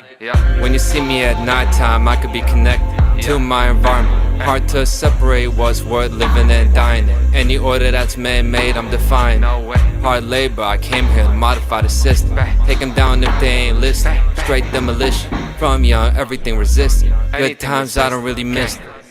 Gotta pay the cost, no tick, wick. This hard labor and I'm kicked. Never fit in with the crowd or got into politics. You can tell. My only credentials that demonstrate my expertise in the topic, it's just my life experience and my love for music, both creating it and listening to it. And as you can see, my flavor of music is rap, which has just about as bad of a rap or connotation as the word anarchy, right? But what is rap actually? What I actually do, I rant, I chant, I do poetry to the tune of unrelenting drum rhythms mixed with all sorts of nocturnal melodies. And my subject matter is reality, but it's also romanticism. It's a truthful look at myself as well as analyzing the world around me, but also it's an emotion-filled testimony to the world that I want to live in, not just the world that I live in. And that's rap music to me. And to coincide with this presentation, I'm going to be releasing 5 songs exclusively to commemorate the Funl conference. I'm not doing a presentation to promote my music, but I wanted to offer that to the conference because I'm very proud to be here. So you just heard one of those 5. It's going to be on my website, which is truthandlaw.com. And from there, I'm very easy to get in contact with. So now that we've got that out of the way, I'd like to begin by saying thank you to the Funl organizers. Thank you to everybody who's involved in making it happen. And thank you to all the presenters who I am proud and happy to share the stage with. And really, that's where the presentation begins, because without the speakers, there is no show. And this is the whole point. This is what the world feels like to me in 2025. The sonic divorce, man's estrangement from nature's music. Estrangement is a reduction or cutting off of communication between people who were formerly close. In this case, man and nature. This is what we are all here to heal. It's the division from nature, from her gifts, freedom, her law, natural law, and her music. To me, it's a relationship. It's give and take. It requires communication. And we have long now been living in a broken home. And more than what that looks or feels like, I'm going to attempt to bring attention to what it sounds like. And this is how it sounds like to me. It's a silent world where every venue and every instrument is here available for us to make concerts, but there's no artist to play the music. There's no one, and there's also no one filling the auditorium to hear it. And thus we've got the breakdown in communication. We have infinite information in the world, but we don't have the kind of communication that truly moves a person to make them want to take action and go into a single place to celebrate a shared idea and exchange information. And what results is a fracture, hence the title of my presentation, The Sonic Divorce. So the stage is set in the world for a transcendent, unforgettable experience, but the stage is dim. It's just like this. It's dim and hollow because it's missing the people. And I'll be presenting my claim that no other form of communication in the world is as connective as music. In other words, harmony, rhythm, and timing, they make up the main influential factor when it comes to what makes us relate to human beings and relating to our surroundings as well. It's music, and in fact, that's what connection is. Each relationship is a song, really, and that's one of the metaphors I'll expand on today. So, just the way I like my music, honest, upfront, and center, I'm going to do the same with my concepts or verses in what I'm doing today. These are the concepts that I'm going to hinge on in order to convince you of my thesis. Starting with the balance of perception in the world. Left brain, right brain. Do we see the world in a lunar, right-brained, sound-based way, or in a solar, left-brained, visual way? Next, I'll talk about the observation that music itself, it has an element of weight to it. It's corporeal, meaning it's connected to the body, to the physical world. There's a physicality to sound itself. You can feel it. Then in the middle will really be the heart of my argument, which is that timing and rhythm is the crucial element to manifesting results. Meaning that if we want love and we want freedom, we need to be tapped into a rhythm that helps us move smoothly and doesn't hold us back in a way that produces dissonance. Then I'll stress a much neglected but known fact that historically the musician was a key cultural profession, not just an entertainer in society, but a fixture in society, because the musician has the responsibility of being a teacher, a historian, a cultural interpreter. By cultural interpreter, I mean like an analyst who can make sense of current events. And then on top of all that, of course, musicians were the warriors for freedom, the actual warriors. And then finally, my conclusion is my call to action. Music inspires action, it inspires strong emotion, and that's our goal, the way I see it. This is why we're all here at the Funl Conference, to inspire care to action. But before I take you on that deep dive with me, I thought I'd break the ice. Not immigration, not ICE, but it's funny how symbolism, acronyms, green language, and all of that, all of those kinds of quirks in language, they seem to point us towards the truth about our governments and their systems of control, no matter how ICE, or DOGE, or Doji, or Dodgy they are. I thought that was funny. Etymology can tell you about a lot of it. And this is where the subjective plays into it. Because you could write a book about it and you can read it after 500 years. It may not have that much significance. But as you're breaking it down in real time, you'll be pointed towards connections. Now, one word that isn't on here with the etymology is the word music, the actual word music. Music comes from the Greek muses. And the word really does not go back any further than that. To me, that's an indication of something lost. It's interesting. But regardless of that, the muses were the ancient Greek inspirational goddesses of literature, science, and the arts. And the number of them varies. 9 is the commonly accepted number. There were 9 muses, with alternative research saying that there were only 3. I think there are 9, and I think the 9 muses are actually the 8 notes of the octave. But the 8th note in an octave is also the first note of the second octave. So in an octave there are actually 7 notes. There are 7 different resonances, with the number 8 being a mirror image of the number 1. It's like an infinity sign. If you take a circle and replicate it, it is like taking a mirror image of one half of that infinity sign. So 8 is really a mirror image of the number 1, and the number 9 is really a mirror image of the digit 0. And so, something that those of you familiar with gematria should recognize, but those details are really outside of the scope of that presentation. But it's worth mentioning, as I'll be talking about that in the future, but more about the octave relationship and the number 7 will be in the next slide. Here, starting with sons and sens. Sound, the word sound comes from the Latin word sonus. That's where we get the word sonic. Sonic means relating to sound. Resonance, dissonance, all these words that have to do with vibrations. And the core of it is literally son, S-O-N. The word son means offspring, or source. It means source. Like father, like son. Think of like concentric circles, and a sun would be the outer circle of that inner circle, the father, the one that came before it. Now, when you talk about what actually sound is, the etymology kind of gets circular. Like, what the word sound, where do we get it? Sound is sound. But what sound actually is, in describing it, not just its definition, it's the tangible effect of an event occurring. Think about like echolocation and a drop of water causing ripples in the sea. That's what sound is. It's the effects of an action taken. And S-E-N is now a different word, but it's really not different. Sound is one of the 5 senses. Sense comes from the Latin sentire, meaning to feel. This foreshadows the physical aspect of sound that I'll talk about. But when you talk about these S-E-N words, a consensus here, it's a dominant feeling. It's something that everybody feels. But sensory does not just mean feeling, it also means perception.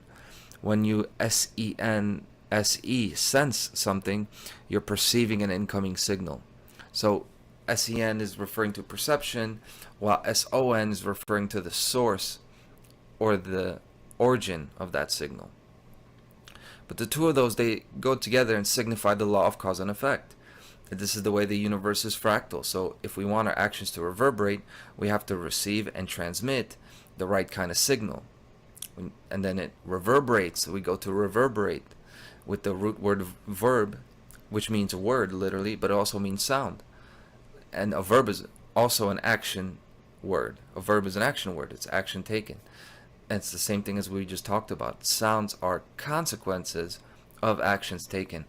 And then if we pull on that string a little bit, it takes us to vowels and consonants, which is interesting, the way that vowels are formed by the vocal cords only. They're like openings of the mouth. And consonants are formed through friction and contact of the mouth. And there's that interplay of S-O-N and S-E-N. Again, it's cause and effect. It's the actual event or collision that created the noise, and then the interaction of the sound with the physical world. A vowel, a vocal or vowel is an action, or it's an act of will, and then you get the word volition, V-O-L.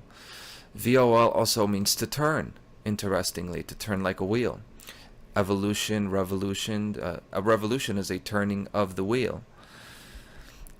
And there's a lot more to it. I don't want to spend too much time on the etymology because you can dig and find so much more. But speaking of the wheel, here it is, okay? It's time to get into the heart of the presentation, and it's also the dreaded moment when I pull out the wheel. Still, it's the point at which the conversation comes back to earth, but I laugh because usually when I draw the wheel and start talking about the origins of the universe, I start to lose people. And I'll do my best to be concise here with the wheel. You know, I've investigated the mechanisms and workings of the universe as my personal passion and hobby for like 10-15 years now. Intermittently, of course, you know. But essentially, as soon as I became a teenager, I've pursued this with a wonder and curiosity. And I've learned a lot. I keep learning a lot. One of the foundational axioms that I've learned, that I hold to, it's that time is both circular and linear. It's both. And space is actually the same. Things are actually separate from one another in space, yet it is all part of a living system. And there absolutely is quantum entanglement, there's synchronicity, there are all these connections. We are all separate, but we are all one. Both of these things are true.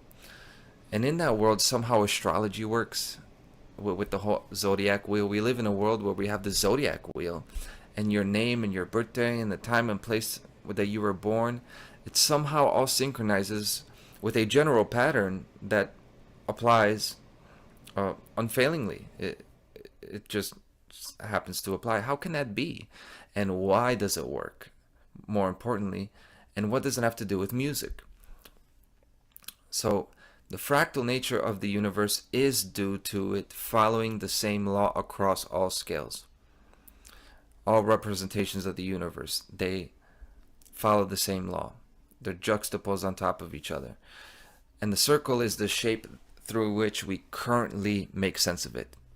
And this is why it is such a all-encompassing symbol, omnipresent seemingly. Now, this circle, each individual quality or frequency of life, each soul to speak, or each essence, it has its own place on the outside of that wheel, its own angle. If you think about the 360 degrees in a circle, there's only 1 degree out of the 360 at which that angle aligns fully. Because this isn't just a circle, it's a rolling wheel. It's a rolling wheel of time. If you can see the actual mechanics playing out, this is the way it works. And as it rolls, it leaves a trail. And that trail is objective, and it is linear time. Linear time is irreversible. It's very real. That's not to say there could never be time travel. But once something is done, you cannot undo it. This is that kind of... Again, this coincides with the Hermetic principles. Once something happens, it's happened, and it is linear. But of course, along that line, since it's the same wheel rolling and rolling again and again, there's a pattern. Because the same degrees, the same angles will repeat. And this way we find the golden ratio and the Fibonacci spiral in nature. The spiral is a combination of circular and upward forward motion. And this is where we get the spiral in all these natural, anywhere in nature. And that's also where you get the shape of the bell from, and the cone, which amplifies sound. So each degree on this wheel has its own turn, so to speak, to manifest fully. And it has times that are worse or better, or almost impossible to manifest during. Action is never really impossible in the world. But the cycle of nature, or the turning of the wheel, it determines how easy or difficult it is. And that is why it seems like sometimes you can do no wrong, and it seems like sometimes you can't do something no matter how hard you try. And if you're still with me, this is like the beat of a song. Each note has a uniqueness in its placement. It can never really be repeated. It's played its part, but there's a similarity in its sound, one note to another, and there's this repetition in music. Now, what are these 4 wheels at the bottom? Those, I've taken them directly from the work of Robert Edward Grant. This is from his course, Language of Light. One of the things that course focuses on is this idea of counting on a wheel as opposed to the way we count, which is on a straight line. So we start with 0 and the wheel of the universe turns. And you can picture this making a full 360-degree turn, and that is one turn. Okay, that is the number 1. But those angles I talked about, those frequencies, it's the actual decimal value that actually determines the frequency. So if you take a look at this like the year, like a zodiac wheel where you have the whole year on the calendar, it would be the same way if you're born like me, 2296, February 2nd, you're the same zodiac sign as somebody born February 2nd, 1999, even though it's 3 years later, but it's the same day. You may have noticed that this wheel has a heptagon inscribed within it, meaning it's split into 7. That's that shape on the inside. We talked about the number 7 on the last slide, and here it is now. This is the octave. And now, I know octave means 8, but it's actually 7 notes. And you see those notes here. These are the actual notes of the musical octave. We begin with C usually, C, D, E, F, G, back to A, then B, 7 letters. And then it goes back to C, and that is the beginning of the next octave. And the octave relationship has been called the basic miracle of music. And the miracle is in the ratios and the relationships between the notes and how they sound to us. So a given note, like the A note of a higher octave, is going to be exactly double the frequency of the octave below it. But yet it sounds the same to us. It makes the same sound in relation to the other notes. And this is really kind of a wonder, a mystery of science. It's been observed in adults, infants, and even other mammals. And again, mainstream science doesn't have a great explanation for that, why that is the case. Well, music just confirms this idea of this universal wheel turning with each unique cycle. The same kind of stories will be told, but it is a unique sound each time because of the spiral nature of everything. It's like no two snowflakes are alike, but it will always be a familiar, and this is why the saying, there's nothing new under the sun. It's true. And here's something fun. Each movement from one note to the next on that heptagon, it's 1/7. And 1/7 is, the decimal is 0.1428. 0.14 should be familiar. It's because 3.14 is pi. But 1/7 is actually 51.4 degrees. It's another addition to the mystique of the number 51, which I've talked about often. But that's a song for another presentation. But when you take that 1/7 and you go up one octave, say 0.14, turn the wheel 1.14, 2.14, turn it again, you get 3.14, which is pi, or 22/7. 22/7 is the Archimedean pi. Now, why focus on the decimal and not the whole number? Well, when we think about sound, the sound of a note, it just means its relative position on the wheel. It's the decimal that matters. It's like 9 a.m., again, looking at it like a clock, 9 a.m. 2 weeks ago would be similar to 9 a.m. today, but it would be completely different from 2 a.m. on the same day. In mainstream mathematics, this would mean nothing. And I think that's one of the reasons the sonic divorce has taken place, because it's too easy to drift away from noticing and appreciating the connections and relations in the universe. So 3 turns plus 51 degrees, we get that transcendent number 3.14. Why is it relevant? It's especially relevant when it comes to the circle in mathematics, because it's the relationship of a circle's circumference to its diameter, right? And in my view, that's the relationship between space and time. 3 turns plus 1 note, it's like the 3 spatial dimensions plus time. This is the 3D, 4D world we live in. And here we are at the Funl conference. There were 3 of them, and now here's the 4th. But let me reel it all in. What does this tell us about music and how it relates to our freedom and well-being? Well, everyone is a unique note or sound or frequency. In music, there's no such thing as a superior or inferior sound. There's no better or worse note to play. It's when to play that note and how to play it. It's all a combination lock. The universe is like a combination lock, and timing is the key to opening it. And the octave relationship is showing us that that's what it's all about. It's about ratios, it's about relationships, it's about harmony, connections. When I decided that I wanted to make music the topic of my presentation here about 2 months ago, it wasn't to share my findings related to fascination about number codes and patterns of the universe. It was just to share with you what I've learned is the key in life, and it's timing. And you can observe sometimes everything goes your way and you can do no wrong, but other times it's like no matter how much you desire something and how hard you drive for it, you get nowhere close. You could be working a dead-end job for 10 years with no prospect of change, but then you meet someone one day and they follow a hunch about you for any reason, and through that partnership your life could change just like that. And that's just a very brief surface level example, because there are actually so many of these types of stories. It's just another instance of timing.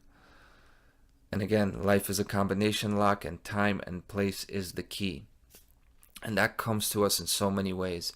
Being in the zone, the flow state, confidence, muscle memory, charisma, that kind of magnetic personality, having an aura, having a presence. When you're prepared to the point of being an autopilot, just in the zone and simply just being present in the moment. What all of those truly are, it's all music. It's all being in connection with a certain rhythm, a certain cadence where you take a step and you don't have to think about being in the right place.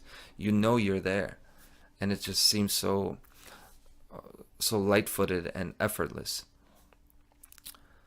We don't always hear it with our ears, but there's always a soundtrack in nature. There's a soundtrack to every step and breath you take on this earth. And whether we know it or not, favorable outcomes come to us when our steps harmonize with that universal wheel, in other words, with nature's music. And before I say another word about it all, I want you to hear what I mean.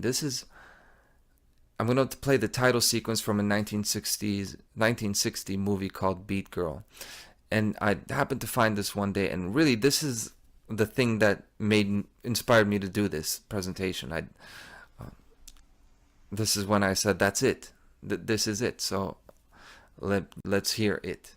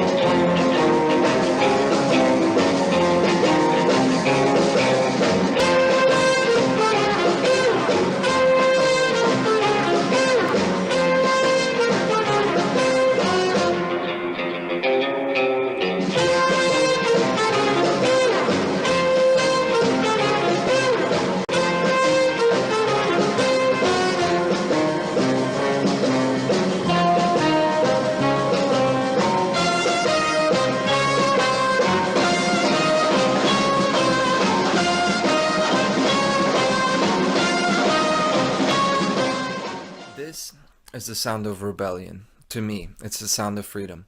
And maybe not to everyone, and it's not that we all should agree. There's no type that everyone finds attractive. There's no type of music that everyone likes. But for me, this is it. It has the X factor, that scene. the instruments, the dancing, the look in the eyes. It's like communication without a word. Yes, it's just a teenage party, right? It's hardly a natural law presentation. It's just a college teenage party, but it's a celebration of life in a way that makes it feel like a heroic mission. And because it is heroic to truly enjoy yourself and express yourself. And see, it's not just the music, but that soundtrack provides the environment for such a timing where intense, free, and unapologetic enjoyment could take place. We've been divorced from this, the way I see it. The way I see it, everything that feels right is the things that feel right to people, especially young people, but everyone's fallen into this. And the things we resonate with are the kind of things that build the prison around us. The most popular music, the popular movies, all of those things that feel fun, they're those things that actually are tightening the shackles and building the walls around us. And it's been constructed that way intentionally, of course. And this is why we need a sound. We need something like this. We need this underground sound that has this kind of vibe and aura that connects us. It needs to be a vocal and sonic presence that makes you want to be there. See, enjoyment is a huge part of freedom, in my view. In my personal view, we're not going to bring freedom and morality to the world until we make it fun. And, people used to say, feel the groove. A groove is like an indentation, right? A groove is like the grooves in a tire. And again, you have the wheel again. And then when it falls into place and hits that groove, that's when you just feel it. And people want to be around that kind of an energy that matches their own. It matches their groove, right? That's what it's all about. A shared groove, so that they can experience their journey through time together. Because, again, what is music? Sound, they're the effects of an action taken through time. It's very much intimately connected to time. So as we're kind of thrown onto this roller coaster of life, we want to find someone where we can be there at the same time together. And that comes from having the same groove or energy. And if you've made it this far, you've survived the wheel. Okay, the trial is over and we can have some fun with the presentation now and relax a little bit, right? No more talking about the wheel. What could be more fun than a wheel anyway? Of course, two wheels, namely the sun and moon. No, not really, but in essence, yes.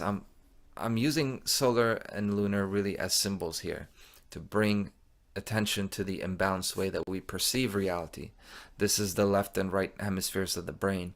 It's our innate polarity, and you'll see that polarity reflected through any lens that you choose to view the world through. You're going to see this polarity. We live in a left brain dominant solar world. We live in a solar world. It's not a patriarchy, but the reason the word patriarchy applies is because it's this solar world. It's just the way it is, which means we live in a light dominant world, increasingly so. It's continuing to increase. Generation by generation, the visual aspect seems to be more important. Everything is now about the look. Seeing is believing, right? And if seeing with our eyes isn't enough, then we can magnify our eyes to see really, really, really small, and we call it a microscope. We can, of course, discover technologies to see the things that we can't see, to increase our visual powers. It's all very solar, the way we do things, conquering nature as opposed to interacting with it and being in a symbiotic relationship with it. Now the sun, of course, gives us daylight, and this is when every morning we leave the bed and we spring into action, right? And we work. But what kind of work do people do? There are a million jobs or careers out there, or studies that people can do in the daytime. But, and albeit I am generalizing a bit, I think you can essentially sum them all up by saying, what we do in the daylight, we do what needs to be done. It's necessity based. That's what we pay money for, right? We pay money for necessities and needs to be taken care of. And I say that to make the point that it is a materialistic way to live.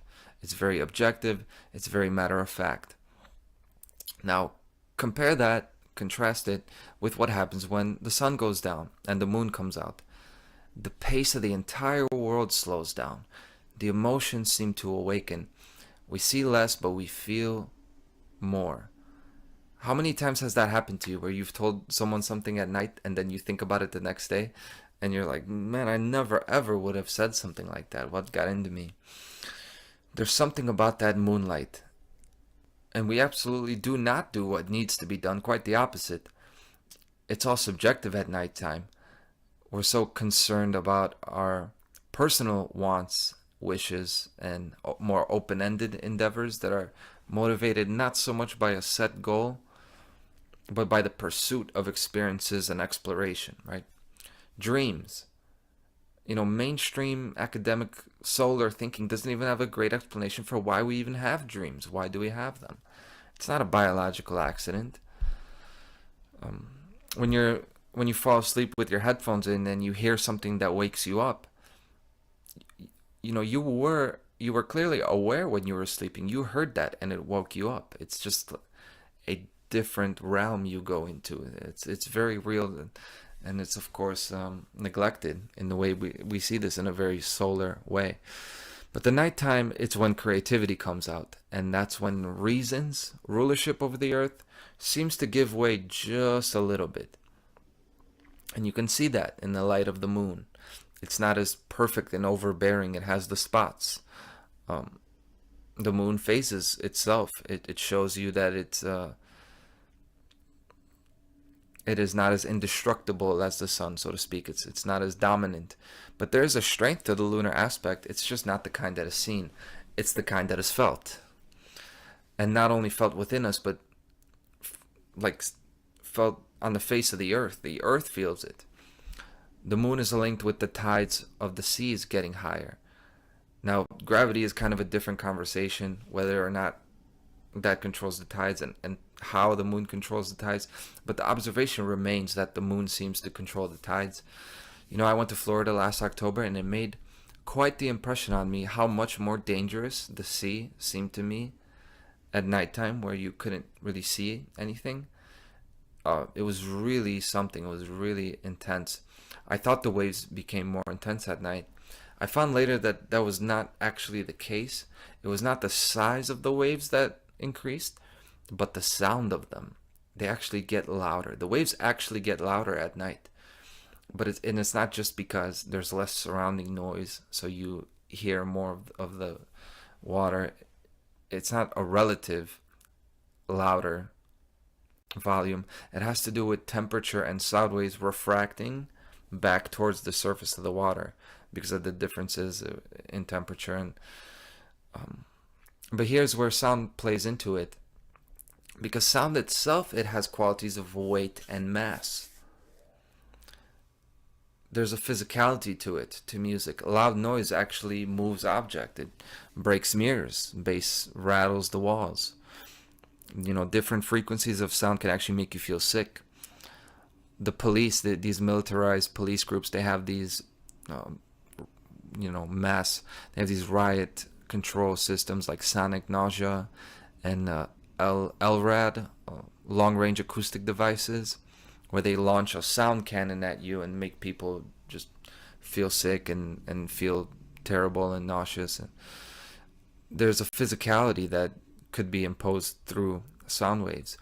When we hear a song or we hear anything, we say it's moving, right? When it's emotional. It's not just a figure of speech to say that it makes you feel emotion.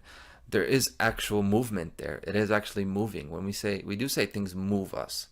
When something is meaningful, we say it's deep. This is another water word, right? The depths of something. And this is the overlap here between the moon, sound, and water. Feelings and emotions, they're all liquids. There are 3 states of consciousness that match the 3 states of matter. So thought is gas, emotion is liquid, and then action is solid. And sound, therefore, being liquid, it's the bridge between thought and action. Emotions are that middle ground. Again, guys, it's inspiring care to action. What inspires care to action more than a speech, a battle cry, or the cry of a child, right? That's just about the most universally inspiring thing, moving thing to people, right? Or a song, right? A song does that. And don't get me wrong, I'm not saying that we should abandon or undercut the solar worldview. I'm not saying that emotions should rule the world and that objective thought should be second place in what motivates our actions. That would actually be good. Not that we have that anyway. We don't have objectivity being front and center. But we don't have true subjectivity either. And I'm just saying that the disappearance of inspiring music and sound, it coincides with why the world feels so detached. There's such a huge rift between what people say, what is written online, and then what is actually experienced in reality. And in my view, it is the divorce from sound that has done it. And a big part of that is just people simply can't detect a liar just by the way they sound. You know, being a charismatic speaker is one thing, but you can be charismatic and still sound insincere, which every politician does. The number one tool of evaluating the world should be actions. By their fruits you shall know them, right? Number one, actions. Appearances should be last. Looks should be the least concern. Now, ideas are the causal factors of behavior. We have no way to test, measure, or see what somebody's thinking, so we have to evaluate actions, okay? But other than that, the second most important tool that we have through which we evaluate the world is what we call intuition. It is that important. It's second only to evaluating actions. Intuition is really a mix of emotion, feeling, but it's also a subtle physical detection. And that's what hearing is. It's an actual detection of movements. Hearing is the picking up of motions inside of a medium. That's literally what it is. And when we talk about light versus sound, this is another way that sound does something that light cannot. Light waves are transverse waves, which means they're transverse, and sound waves are longitudinal, in other words, standing waves. Light waves are horizontal, they're transverse, which means the light requires a direct line of sight. It's very straight. Sound is more wave-like, circular, and it dissipates. And that's why I put the double slit experiment here. The solar-lunar worldview balance, it is the wave-particle duality. It's both. And you can set up the experiment and test that and see it with your own eyes like we did. It was a very solar thing to do. Or you can study the relationships between all things in the universe and find the underlying connections like I'm doing in this presentation. And they saw when they did the experiment, it is both. It is a wave and it is a particle. In fact, it's the one that you're not expecting. Again, this is the interplay. The universe is a dynamic, living entity. And light and sound are not opposites. They're not. They're the same universal force, just a different form of it. And light slices its way through a medium, like air, like water. It cuts through it. But sound, it actually travels through the medium and deforms it. It changes its shape. It actually affects the shape of the medium and distorts it. It bends the actual air or water it travels through. Sound actually does that, and that's why sound cannot travel in a vacuum. It's actually impossible to hear in a vacuum. Think about that. Like, it's crazy. No matter how loud the sound is, if there is no medium, if there's no actual connection, no connecting thing connecting those two things, then no sound is heard. And when you think about things this way, that's natural law. It's this invisible thing, like oxygen, like water. There's a universal medium connecting everyone and everything. Every thought, every action, it reverberates. It's heard. And there is no vacuum in nature. Nature does not form a vacuum. There's no place to hide. And if you contemplate this, I hope you will see that music is so much more than just another quirk, some fun pastime. It's a testimony to truth itself. It's a manifesto of an irreplaceable, priceless, conscious being. And I think that's as much as I can say about sound without starting to get circular. manifesto of my own that has to do with nighttime and the moonlight. It is my favorite song that I ever did to this day. It's really the only song out of the like 100 that I made that I really, really like. And I'll play it because it relates here. And it is also a bit of a love song, so why not? I record this, it's a pre-recorded presentation on Valentine's Day, so might as well. Let's go for it. I see life different, authentic, so magnetic. I'm out for connection. The world seems fake, but life is just so damn alive. This is no depression. If I'm cryptic, it's for your own protection, no secrets. I can tell you about the hidden message. A master teacher, don't want you on your knee. How you gonna fly unless you wanna touch the heaven? Eye to eye, sightseeing, and I want your reflection. I want the wonder and amazement. All of it, I wanna be the cause of Renaissance phrase. Can I be an inspiration? Will you indulge my fantasy? The world is ours, let's take it. You know how long I waited. How do you think the universe was created? It had to be mutual adoration. But I know where the ego lives, just like the ghetto. I never really left it. I know damn well where anxiety and stress is. Teacher and a student, I still repeat the lesson. And the further that you are on your progression, the more hurts to go back where your first step is. The beauty lies. As we get to the end of this presentation, let's talk about the oral tradition. The oral tradition is very important, and guys, we cannot spell moral without oral. All right? So it's very important. This is for all my speakers and those awakening their voice who will speak in the future. I want to highlight the link between musician and modern day freedom fighter or natural law content creator. Guys, this is why there's so many of us. I'm talking to a bunch of musicians, you know, the other presenters that are here, and likely the people listening as well. It's just the way it seems to be. And while this information, it is for everyone, specifically it's for the inner circle. And this is who needs to hear it, who I personally need to hear it the most. Like, we need each other's help in this movement. It's not just supposed to be another video, another drop in the ocean, or a tree that falls in the forest and no one hears it. I intend this presentation to be like the first domino to set a chain of events into motion.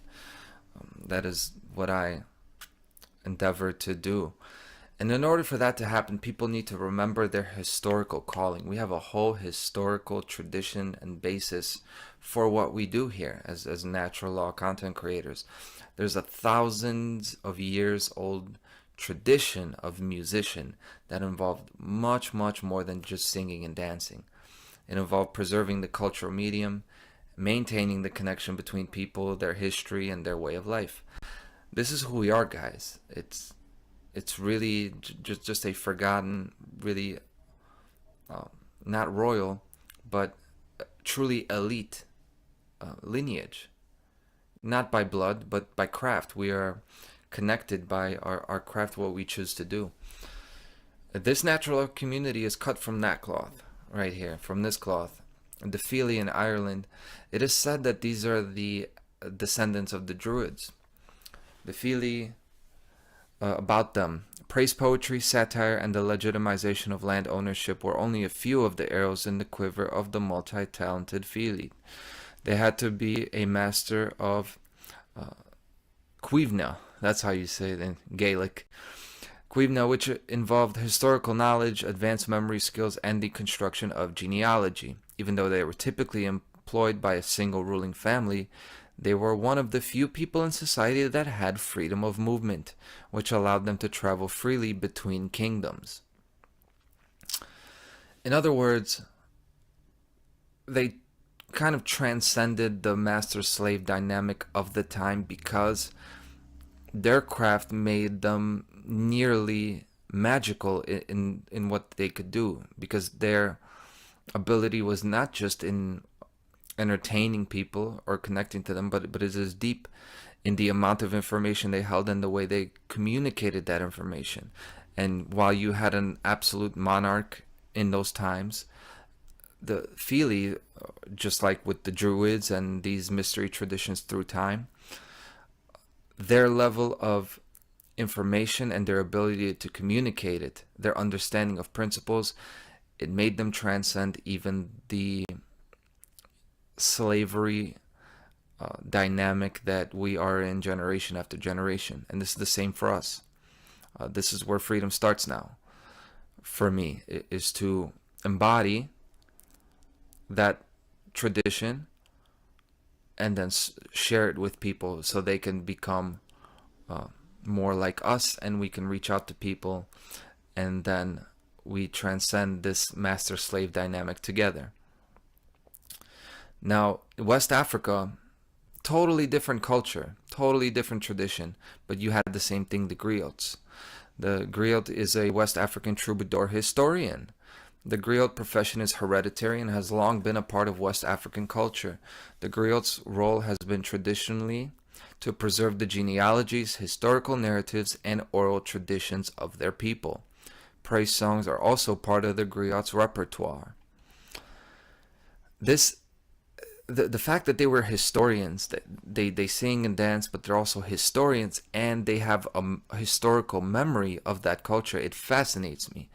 The musician was always a poet and history keeper, which only makes sense if you think about it, because if you are to teach children, influencing the growth of impressionable minds with great potential, you should inspire them and teach them how they can choose to be who they want to be, but without limiting them, without limiting what is possible.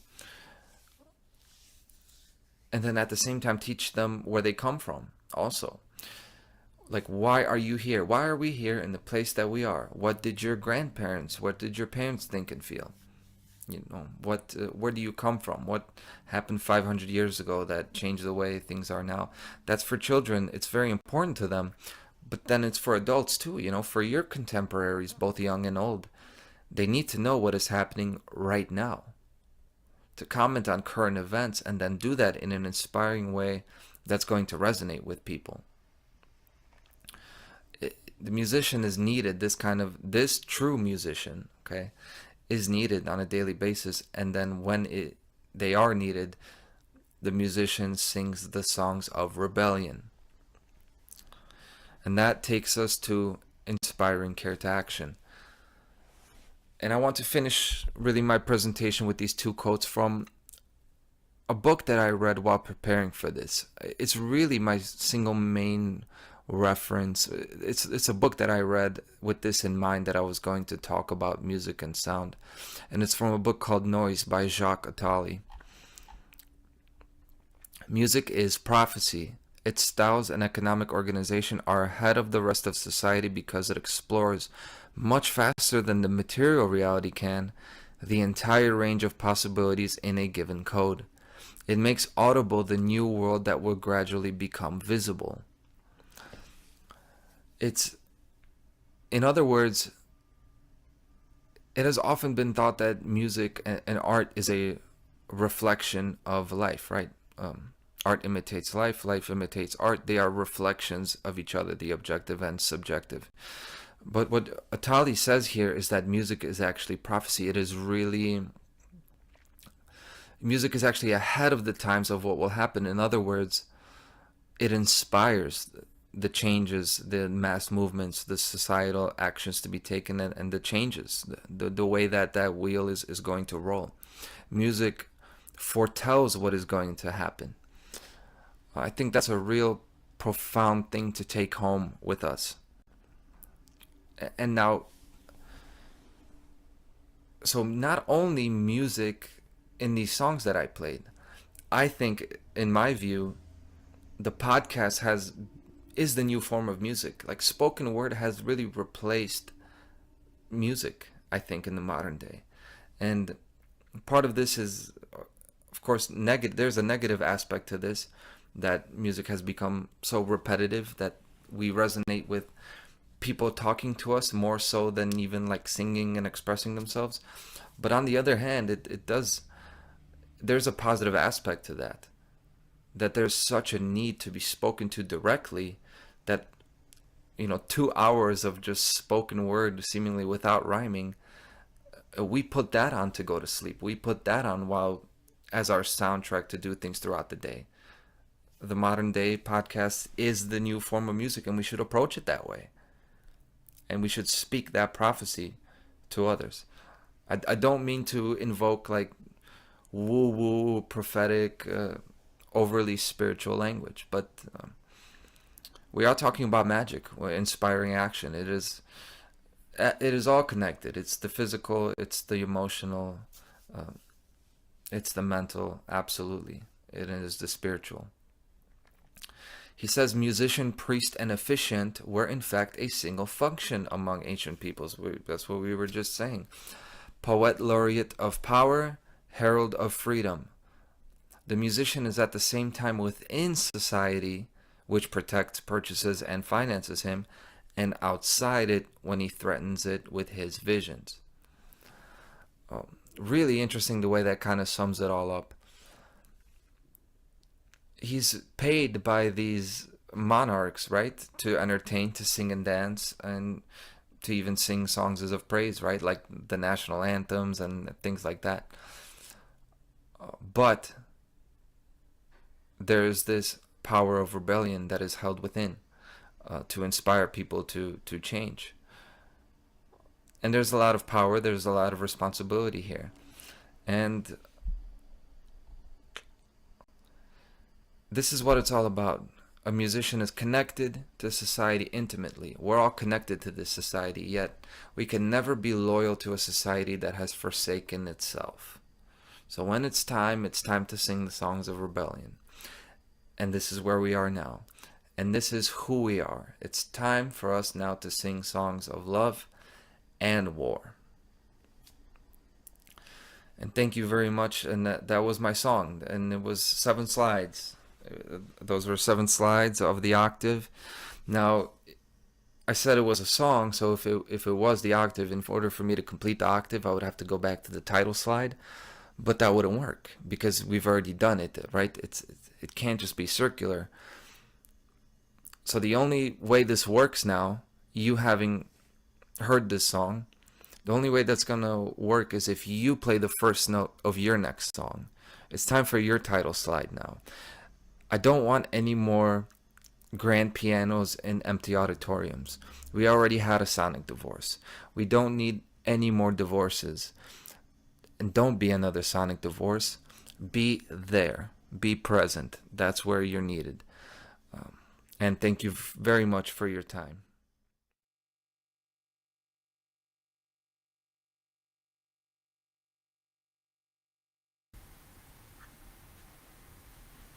Wow. Conrad, fantastic presentation, brother.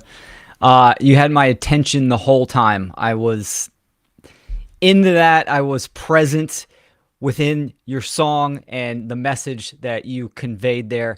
And I agree 100% with everything that you conveyed in there. I mean, you know, we talk about movements, freedom movements, truth movements, natural law movements.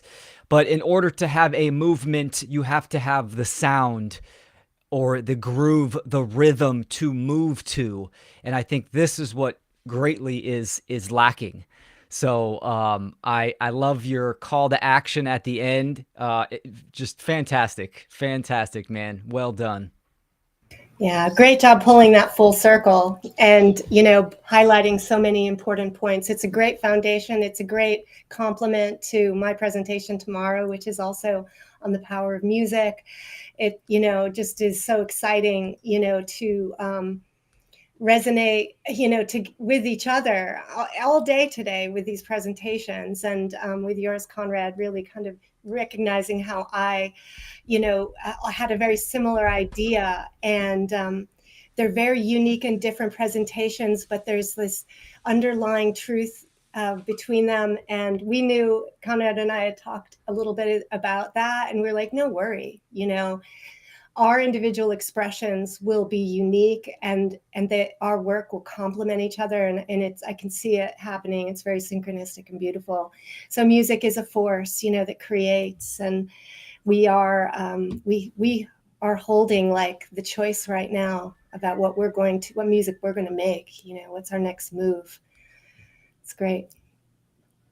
Yeah, I'd rename it Music to My Ears, because his words were vibrating big time and rolling around in my head and linking up with everything else that was said. As Derek so beautifully likes to achieve slipping out rhymes just coming out of his sleeve. They're popping off the walls and they're hitting us all. And it's a wonderful place to be with people that are so adept lyrically. So that was a little fresh performance because we're about to hear from Derek Bartoluccelli, the creator of Awaken Your Mind channel, which people don't know goes back more than 10 years. He's been putting out hip hop mixes infused with natural law, truth, and freedom messages all day long, all week long. Derek has been putting out just an immense amount of work in the last couple years, especially streams running all the time. Every channel you look at, anyone that's talking about natural law, Derek's showing up all hours of the night. He wakes up. He's been a faithful member of the One Great Work Warriors for the last 2 years. And for him working from France, that means he gets up at like 3 a.m. to join us.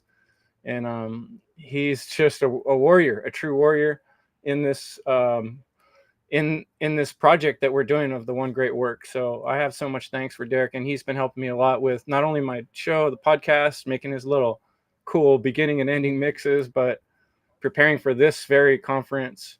A lot of the cool little ads you've seen and that Europa Natural Law and the fades, that's Derek's cool work. So I really appreciate Derek's work in a lot of ways, and I'm looking forward to checking out his presentation here. Can I add real fast before you click that over that, I just want to recognize Derek as a wonderful, collaborator in dissolving the divide, and it's been solid and reliable and wonderful. So I want to thank you for that personally, and just thank you for being a really good friend and a great human, making, impressions on my own children, in very positive ways, just from floating in our world for a few days. And just want to validate the integrity and realness of who you are. Yeah. And we've actually get to meet Derek multiple times in person, thanks to his ability to travel to us, which was incredible and fun, and got to show him, my little Endivo clubhouse here, and we had a lot of fun. So yeah. So Derek's presentation, and I think this is your first like formal presentation, right? Like for a conference. Yeah, it could have been a lot more formal than what it made out to. I had excuses, and I kind of ran too much. I didn't spend the quality time on what I needed to emphasize more on, and more on like the caveat type of stuff. But it kind of all unravels and stuff. And I have a extended version, as I mentioned. But yeah, like it's gonna throw you in a roller coaster of emotions and things like that. So yeah. Brace yourselves, and thank you for tuning in. The two sides of AI humanity needs to know. Let's check it out.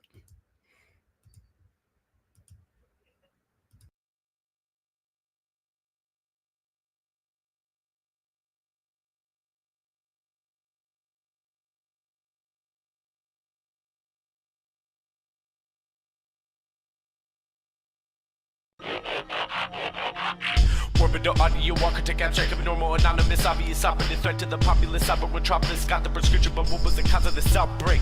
Artificial automated societies now wait. Eager retrievers, consumers believe in the heat of destruction. Disorder, dishonor, corruption. Capitalized consumption.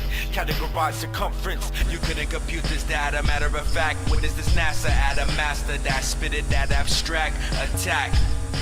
Attacking your government staff.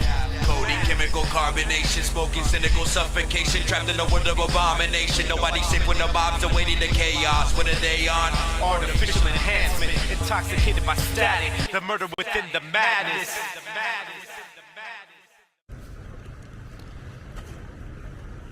Greetings, bonjour. This is Derek Bartoluccelli. I have several platforms I'm on that I've been doing work for about a dozen years. Under the moniker Awaken Your Mind, I've been doing truth-infused, conscious hip-hop and other music genre mixes. Kind of like soundtracks to awakenings and expanded consciousness and that kind of stuff. And overall, just like good vibes and things that we need to be concerned about and looking for solutions towards and all that good shit. I also have a solution-oriented podcast called Dissolving the Divide with Leslie Powers, actually. And I am also affiliated with groups such as the One Great Work Warriors, hosted by Chris Jansen. Not hosted by, but He's at the helm, who created that. And I'm also part of groups such as Europa, Natural Law, Le Francophone Connection, with Fred Gongrach, the Libercast, and some other folks in the One Great Work Network. You can also find some of my works on there because I've collaborated with a couple dozen of the content creators there. And yeah, I also have a website called nattylaw.com. It showcases some of my music mixes, and I have a music section about artists and albums that are aligned to natural law. And we go into the Hermetica and other things that, you know, touch upon these sciences of life. I be a universal traveler, false truth unraveler. So let's get this straight out the way. What does humanity really need to know in regards to AI? It's artificial intellect. There's no intelligence in there. There's no generative principle, all right? And that's the acronym that I'm going to be talking down upon, and, you know, just trying to hammer the idea and possible verbal practice for people to refrain from using the word or intelligence in regards to AI, and switch it with something that I'll speak from my own experience a little bit in regards to being an activated individual, having an activated intuition, if you will, as well. To really have that activated intelligence from the heart core center is what is really going to ignite the true awakening, I feel. And even sometimes it's like, you know, the people are awake to what exactly? You know, like, people have expanded their awareness and this and that, but are they really awakened within themselves? That's the heart of the matter that I'm going to bring forth with this. And I'm going to be speaking from experience because I've had a type of heart explosive awakening myself. It's like a frequency shift. Like the universe literally was zapped me. That's how I felt, and I was never the same since then. Okay? So as you can see, I'm in a wonderful, beautiful place. This is the Mediterranean Sea. Les amis, my friends, as the translation goes. And I won't be trying to mingle in a whole bunch of Frenchy words and stuff. And people need to know that I'm not French. I've lived here for 15 years. And, you know, I still get the feeling like people are giving me these stereotypes as if, you know, I'm French and they think I'm some kind of arrogant fucking prick. Like the Merovingian. That, you know, that stingy man? Remember that guy? Oh, yes, it is true. The question is, do you know why you are here? And why, oh why, is that three-letter word that important? Like in the movies, you know? So, yeah, I'm going to be mentioning the Matrix a little bit because it does make sense, and bringing it back to basics in regards to some of this Machina Muerte fuckery with the transhumanist AI agenda shit that they spoke about this, you know, that was like the main crux of why the Matrix was actually fucking made to begin with, you know? Remember that? We marveled at our own magnificence as we gave birth to AI. AI? You mean artificial intelligence? A singular consciousness that spawned an entire race of machines. Yeah, for folks that don't really know me all that well, that's fine. Just to let you know, I am your Americano Italiano ambassador out here in France, at your door, with raps galore, talking that natural law, holding a fucking full metal Athanor. That's a alchemical furnace. Envelop you with development kits to help me to embellish the elements, dynamic into intelligence. You know, as an expat, I've noticed also that people, when they learn a different language, you know, one of the first things they get to learn is like all the curse words. You know, why? You know? Just like the good old Merv, right? I have sampled every language. French is my favorite. Fantastic language. Especially to curse with. I got this, you know. Nom de Dieu de piton de merde, saloperie de enculer ta mère. Mais fuck that shit. It's like wiping your ass with silk. I love it. I don't know about all that, and I don't know who the hell has even wiped their ass with silk. Suck my silky ass thing! Yeah, that last part, it's like... Saloperie de connard d'enculer ta mère. I'm not a big fan of that, but, you know, to flip it towards, you know, this Matrix miasma shit, it's like, fuck the inverted feminine womb gate of the Matrix. That's what Matrix means, womb, right? And so they've been birthing this fucking, you know, these overlays in simulacra simulations of things within this reality that is fucking real. We're not living in a fucking simulation, alright? Fuck those fucking theories. Let's keep it fucking real and right. Are you righteous? Are you lying to natural law and all that shit, right? Universal morality. Oh, and by the way, doing this video was quite challenging, to say the least. Even just boiling down everything I wanted to say into 30 minutes. Yeah. With that being said, I have spent a couple years and many hours researching and making videos in regards to the whole transhumanist takeover and that kind of stuff. I'm from the Bay Area. I noticed and witnessed the fucking techie town takeover, a la Silicon Valley effect type of shit. Alright? I was disgusted for a long time. That was a catalyst for me to look into these things deeper beneath the surface, especially when you are kind of esoterically astute, if you will, and you are a student of these things, right? Esoteric, occult, hidden information, voila, it's not that complicated, right? Hello, it is quite complicated for a lot of people. I'm just talking about simple words, you know, the definition and etymology of the word occult and esoteric. And hey, guess what? It rhymes with Derek. Oh! And how is your rhetoric as well? Got to build up that grammar and all that shit, filter out the distortions, whatnot. So what is really important is to study the hidden laws of nature and the hidden and dormant aspects within ourselves as well. You know, take it to the law of correspondence, as above, so below, as the universe, so the soul, which is right here, right? And really understand that none of this machinery, AI, does not fucking possess that. And we have some of these, you know, human transhumanist enthusiasts that that literally having wet dreams over the ideas of being able to transfer their consciousness into some robotic bullshit, whatever the fuck, cybernetic, yeah, whatever, you know what I mean? So this has been, you know, stated in countless stories and dystopian fucking movies and whatever the fuck, and like, you know, like, what are we being conditioned to? Accepting and just coexisting with, exactly, and just letting things just roll the fuck out and being complicit towards. You understand how these games are being played on us, right? It's not just for fucking entertainment purposes. And people need to get the fuck over just like being conditioned to be entertained all the fucking time. Think about our ancestors. They didn't have time for that shit. They were trying to learn it and survive. And what are we doing?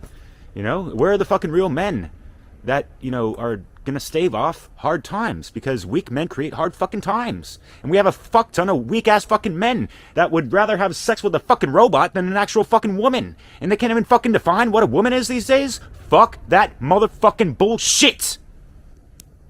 Alright? We have to anchor in and just keep the humanity as much as fucking possible. Right?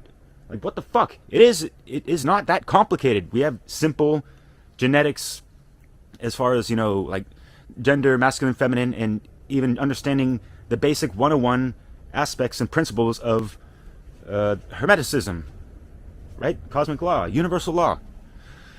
And with that said, holy smokes, my tech is a little bit limited. I'm not going to be able to put the same amount of slides as I would because my neighbor's got fire and I don't have all the electricity and stuff. I've been delayed for over a week with these things, so bear that in mind. I'm sorry this isn't your typical official presentation. I'm not even used to that, by the way, but I really wanted to challenge myself and do that, but here we are. And I just hope you just take these things into account and research them. Don't take my fucking word for it. They need to be confirmed elsewhere as well, right? So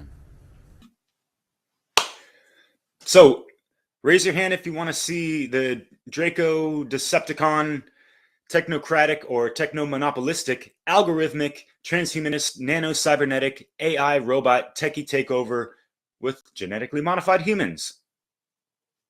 Anyone? You in the back, put your fucking hand the fuck down. The hell are you thinking? Cyber sludge, mechanized slaves, social engineering, weather modification, and high frequency waves. It's like cyber sludge, mechanized slaves, social engineering, weather modification, and high frequency waves. It's like. Oh, hey there. Let's get this word out of our vocabulary when it comes to artificial intelligence. When you break down the word, nothing artificial has proper intelligence. We're talking about the generative principle, the heart-based intelligence. You know, there needs to be a soul behind the intelligence in order for it to have intelligence. So if there's any kind of inorganic entity or machinery or whatever the fuck that is void or absent of a soul, that generative principle, then guess what? It's not fucking intelligence. It's not like I'm going to be out on the streets arguing with people because, oh, you're saying artificial intelligence, don't you know? This and that. But it does bring up a good opportunity to use your art of persuasion to let them think about something in a different way and take it back to themselves and their heart's core intelligence that may be lacking within themselves, or it might not be fully fucking ignited or not at all type of shit. You know what I mean? So everyone is on different levels of wherever the fuck they're at. And I'm on a ton of levels in regards to wordplay. And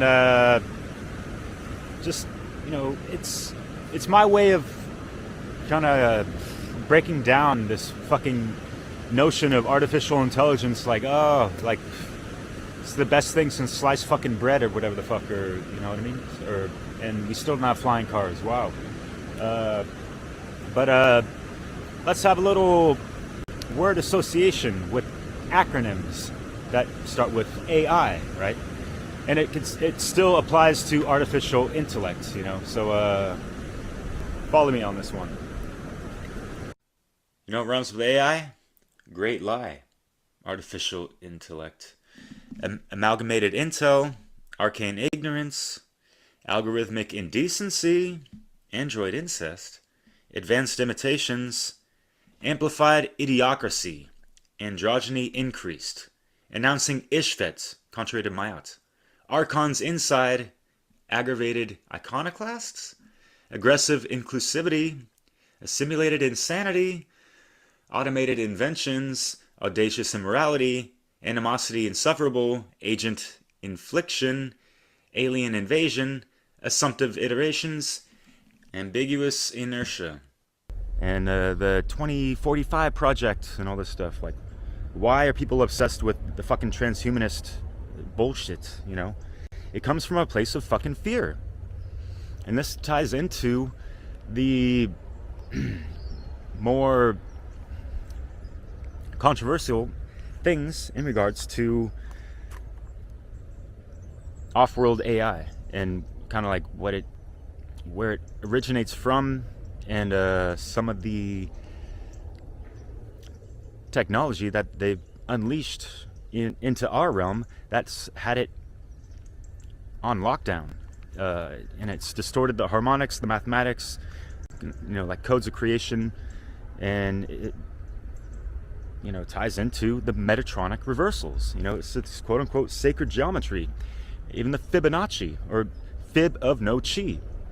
And you can take it to the clip-off, or the, you know, circumcised Kabbalistic tree, which is not symmetrical, and it's like base 10 mathematics. And yeah, I was wondering why, you know, before my awakening, you know, like really, like, it hurt my soul, dwelling on this, of why humans on average, whatever, you know, you hear this growing up of, we're only, you know, using like 10% of our brain, or optimally whatever the fuck, and you know, only have 2-strand DNA, and there's all this dormant stuff when we could be 12 strand. So those are like, that's another 10%. So what is up with this base 10 mathematics that's, limiting our lifespan and overall kinetic energy and connection to source and our own life force energy, right? We have to take it back to like Hyperboreans, where we were all breatharian and that kind of stuff. And I've heard people say things that, like it's indicative being in a fallen time matrix when there are people consuming other life forms just to sustain their own life force energy. We're supposed to have that eternal flower life lotus, that self-perpetuating life force energy oscillating within us, and that's like activating the heart more and more and more, right? Or like Mario West likes to say, open it up wider and wider and wider still, like for fucking real. So going back to the AI stuff, it's just becoming more prevalent in very insidious ways, and it's not what people think it is in regards to just like chat GPT and image generator, video generated shit, and I know it's still in the early stages and it still kind of sucks, right? Depending on what program people are fucking using, right? There's like the cheap stuff and the high grade stuff. And have you guys even asked yourselves why there's plenty of companies investing millions or billions of dollars into this tech, and they're offering certain things for free? You know what I mean? So think about that, and always keep in mind the parasitic modus operandi and how they function of them siphoning our life force energy, and they're using the simulacra simulation tactics and just kind of harvesting our ideas and stuff, and maybe twisting them or using them and this and that. You could take to Hollywood, and they have stacks of stories that they could pull from, that they took from these aspiring writers that wanted to have their writings and screenplays become a movie, and they didn't get to see the light of day yet. Those ideas are still there. Check out the interviews of Tom Althouse. I had him on with Zerlath Immortal and Mario West, actually. Yeah, we have to look at some of these equations, right? Did they take zero out of it? Zero, the sacred cosmic womb, if you will. Gununagap, it's also referenced as, or and think about that, with the world card and the tarot, possibly. And these are the things that Seth Boza has been speaking about for years. So please check out his works on Black Earth Productions. And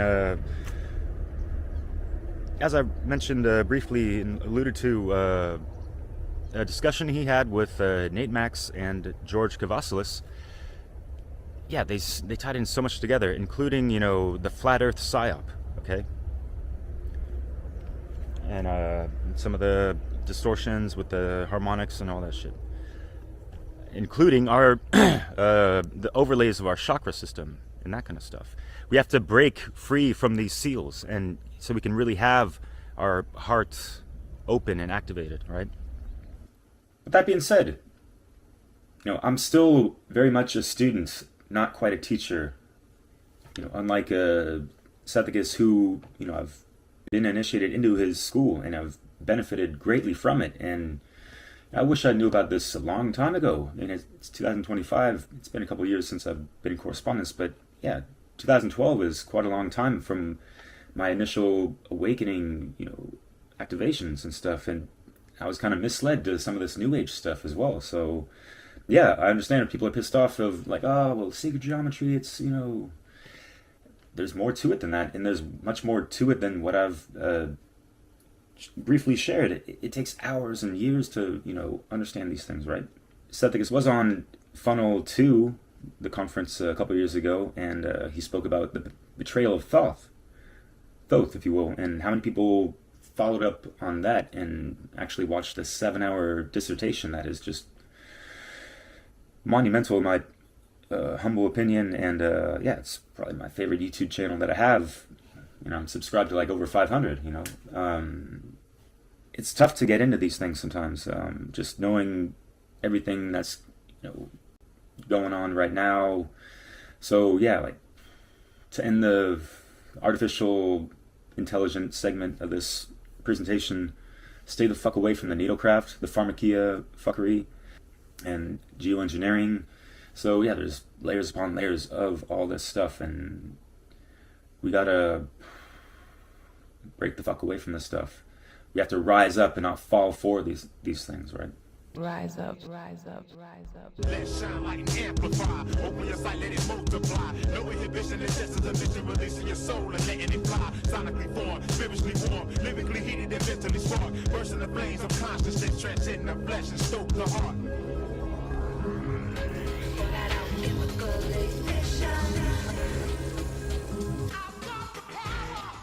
Rise up, rise up, rise up, rise up. All right, so as far as the proper AI being an authentic individual and more or less, in rather more so, an activated individual, you know, I'm just going to speak through my awakening experience, even though, you know, to each their own awakening experience and how that manifests with the specific individual.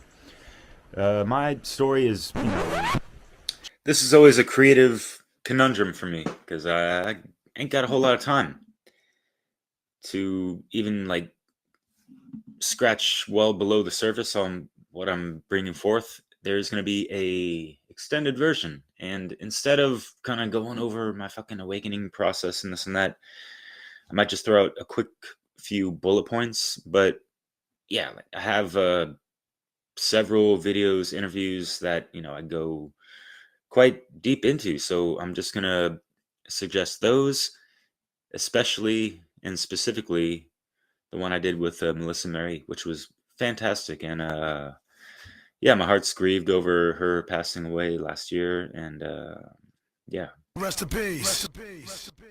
but with that said, I will be doing an extended version of this presentation, so yeah, stay tuned for that. Take the time to check out Awakening Mind, or not, I don't care. What matters, like, I'm not looking for subscribers. What matters is that you subscribe to your fucking self, you know? Get that care activated to do something positive in this world, right? I'm sure, I'm not assuming you're not, but, you know, we could all do more in these troubling times. So what if I told you that the first eye is right here, the center of your chest? This is the electromagnetic oscillating life force perpetuating liquid crystal seat of the soul, if you will. And operating from there is the best place to be. And you're living more authentically. You're not trying to lie to yourself or fucking other people and all that stuff, right? And so when I had this, you know, awakening, whatever, activations, I just had so much more clarity of thought and emotion and articulation. I felt like something cleared up in my throat chakra there, like a like I hawked a cosmic loogie out there or some shit like that. All right, I got to give a little piece to the musical aspects of just life, sound, frequency, vibration, sonic resonance. And I'm thinking about Conrad in regards to sonic, because I think that might be in the title of one of his presentation for this. And Leslie Powers, she'll be talking about music as well, and music ties into the quadrivium. And stemming off of the trivium, I wanted to balance out a little equilibrium in regards to certain things regarding this reality, and how we need to be a proper, pure instrument, vessel of the higher force, anchored here, right here and fucking now. All right, so I'm going to need everyone's attentive imagination to follow me on this one because I got to rifle through real quick. I don't have a whole lot of time, unfortunately. So when we think about objective truth, objective morality, universal law, natural law, cosmic law, all these things, think of that as this, the primordial womb, sound frequency, that vibration. That is what we want to be aligned with, as well as our DNA. And the more we activate our DNA, the more aligned we are to that. And unfortunately, there's been this discord, and I wanted to go into the whole history that makes so much sense in regards to the lore of J.R.R. Tolkien, where he talks about the whole creation of his universe in the Silmarillion and other books outside of the Lord of the Rings and Hobbit. But the main thing is that there was a character that was created by the creator that was supposed to be in alignment with singing the songs of creation, but he had a discord with that. He wanted to play God himself. How many stories and instances and even real life can we see that playing out? People just trying to play fucking God, whatever the fuck, fuck that. So they need to get realigned. And we're all supposed to be fine-tuning our own instruments as this bodily vessel, right? And it's kind of like the same as, we're going to be fine-tuning our instruments so they play harmoniously and all these things, yeah? And you could take it to the integrated aspects and essences of divine feminine and masculine, with the masculine being the arrow, the feminine being the bow, and the bowstring being that song frequency, natural law, truth. So when the arrow is pulled back along the bow, hitting that bowstring, it's all in alignment. Masculine being the intellect, feminine being the intuition, and boom, unity consciousness aligned to natural law. All right, just like a fetus to a child to a mature adult, it's a process, just like awakening and expanded awareness and activations and all these things. I mentioned some things that I've gone through my life, but it's never a fucking one-off, and I've had multiple experiences. So there's a lot to consider, and just to go down the list of ways we can actualize and activate more of our true authentic self. Yeah, y'all can do your DMTs and entheogens and shroomadelic experiences and whatever the fuck, ayahuasca, whatever. But you're going somewhere else and you're coming back. What are you taking with you, and what are you going to be, implementing within yourself and sharing with others that are going to be beneficial, right? And those are more of like a one-off things, but yet you can learn and have that as like a life-changing experience.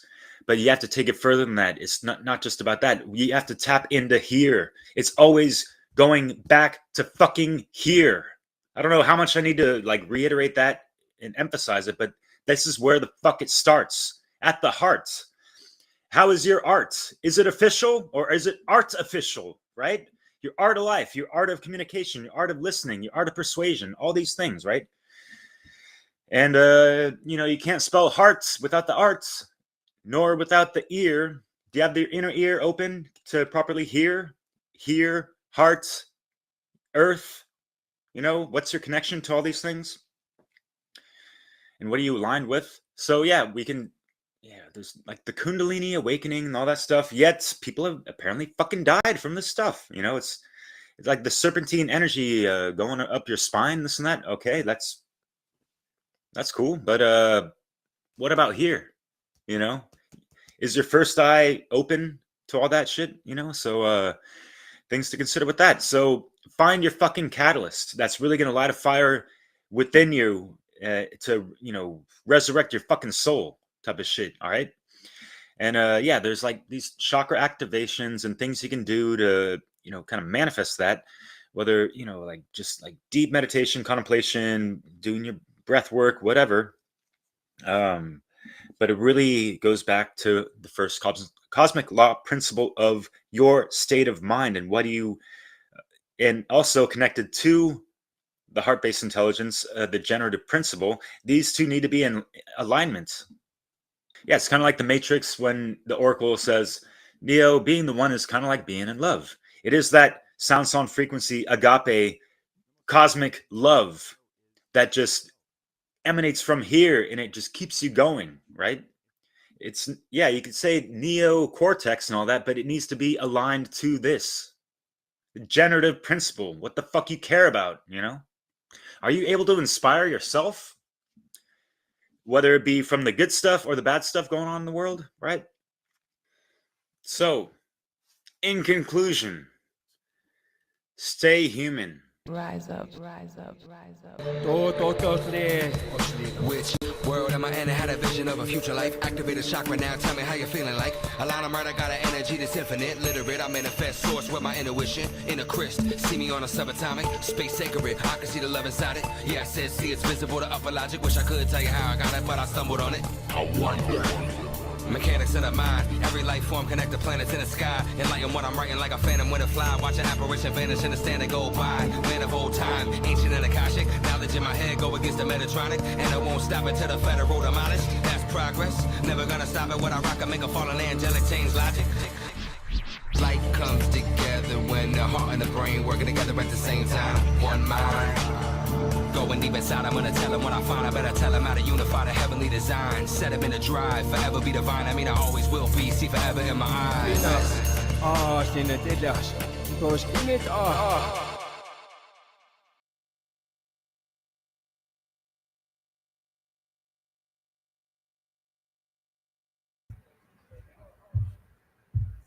And we're back. You're muted, Leslie.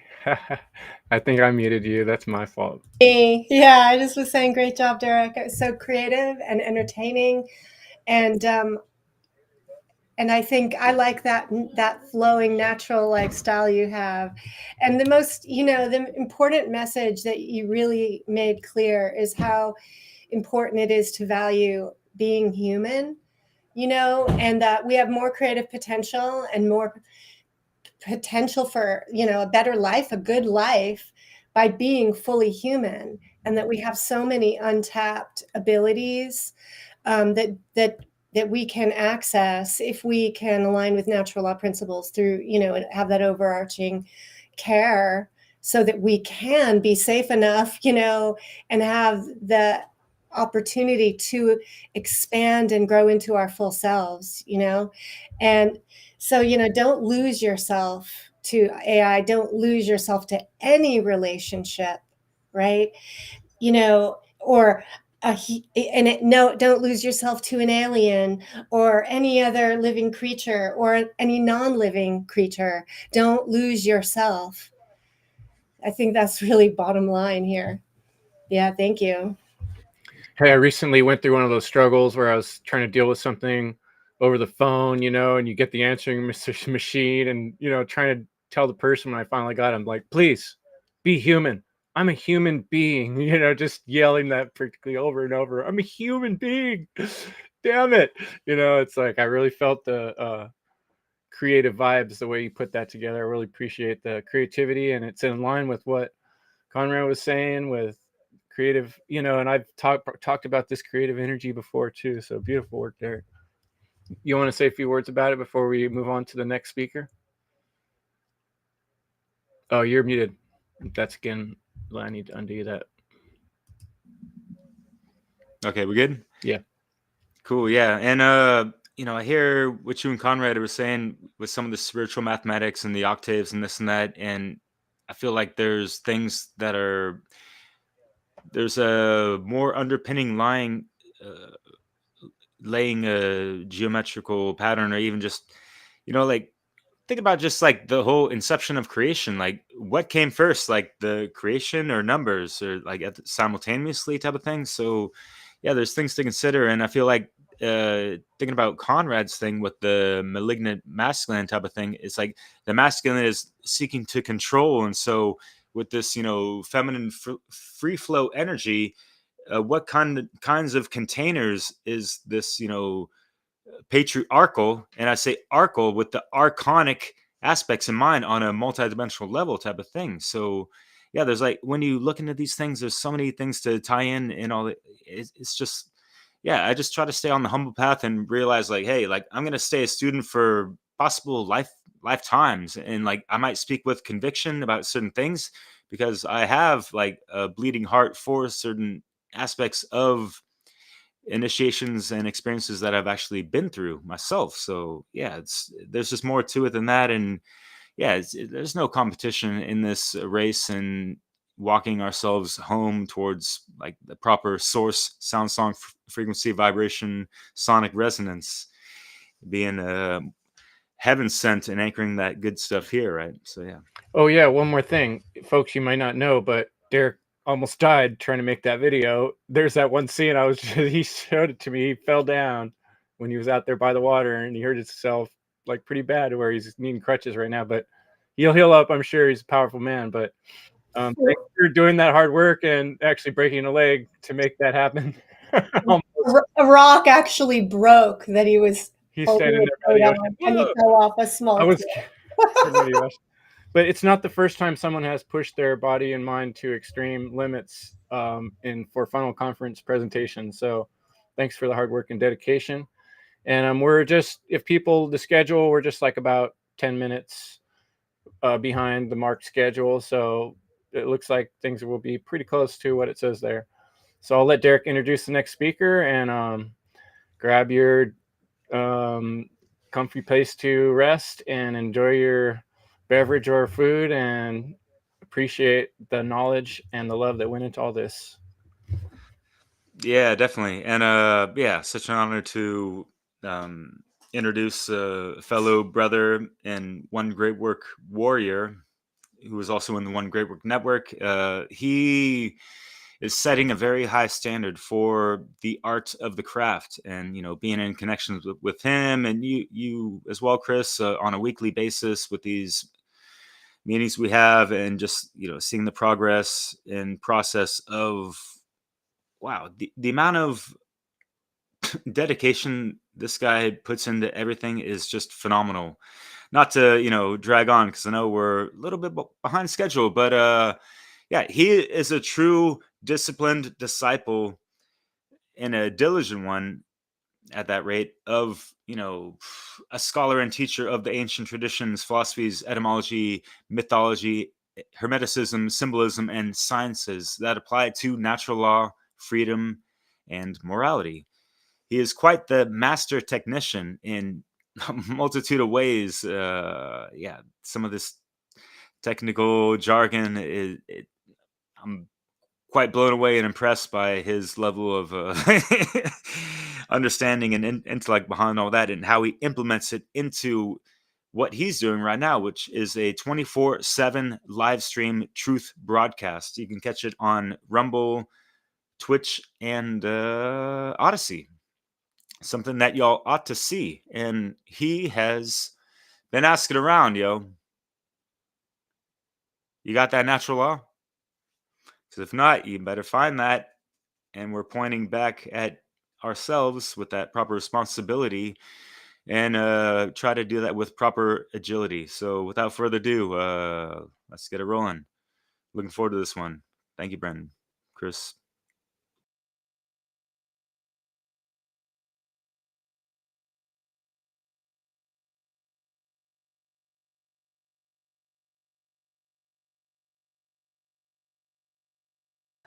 The demoralization process in the United States is basically completed already.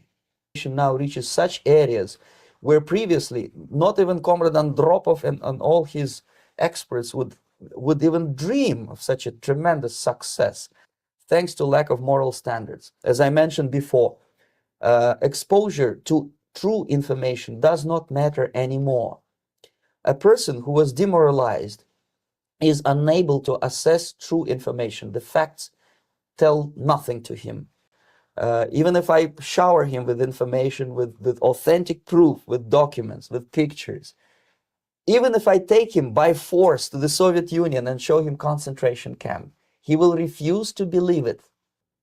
A person who was demoralized is unable to assess true information.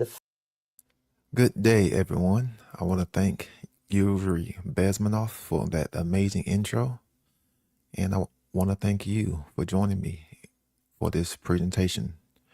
I want to thank the individuals in the Freedom Under Natural Law Conference, the organizers, all of the presenters, all of the watchers, anyone that donated, anyone that helped spread this, help knowledge, this conference.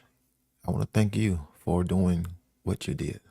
My name is Brandon Spencer, and I'm going to present Devoid of Consciousness, Lacking Consciousness.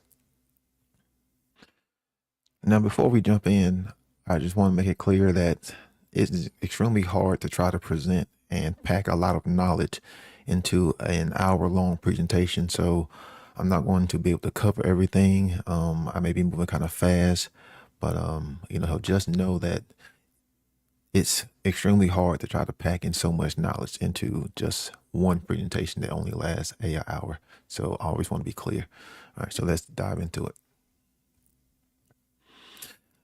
As always, before we begin, these presentations may not be for everybody. I make that clear, and I told I understand that a lot of us are different. So you may not like my style, you may not like this particular flavor. That's totally fine. I get that. My presentations are just aiming to get to the root cause of the human condition and why it's still the way that it is. Why it's still slavery. So if you don't particularly like those words, that's totally fine. That's upon you to deal with. So also too, if you're not familiar with some of my previous work, Lex Naturalis and why natural law is not a religion, then I would highly encourage you to, check out those presentations, after you are done watching this amazing conference. But it will just kind of open up, to what I am talking about when I'm talking about, these terms, so people can get, good definitive understanding on how I'm coming from when I'm sharing, my views on these truths. And then also too, like, there is nothing new that needs to be said or presented here. I'm not going to be presenting anything new. Nothing new even needs to be done. Humanity just needs to, look at the tools that are needed to get, itself out of this slavery condition. The solution has always been present, and it will continue to be the same. Care for truth, seek the truth, embody the truth, and teach the truth, as Chris Nielsen has always explained about in his work. And as the great Manly P. Hall said, the quest for truth is a lifelong journey, and the search for meaning is what gives life purpose. I'm going to say that again. The quest for truth is a lifelong journey. The search for meaning is what gives life purpose.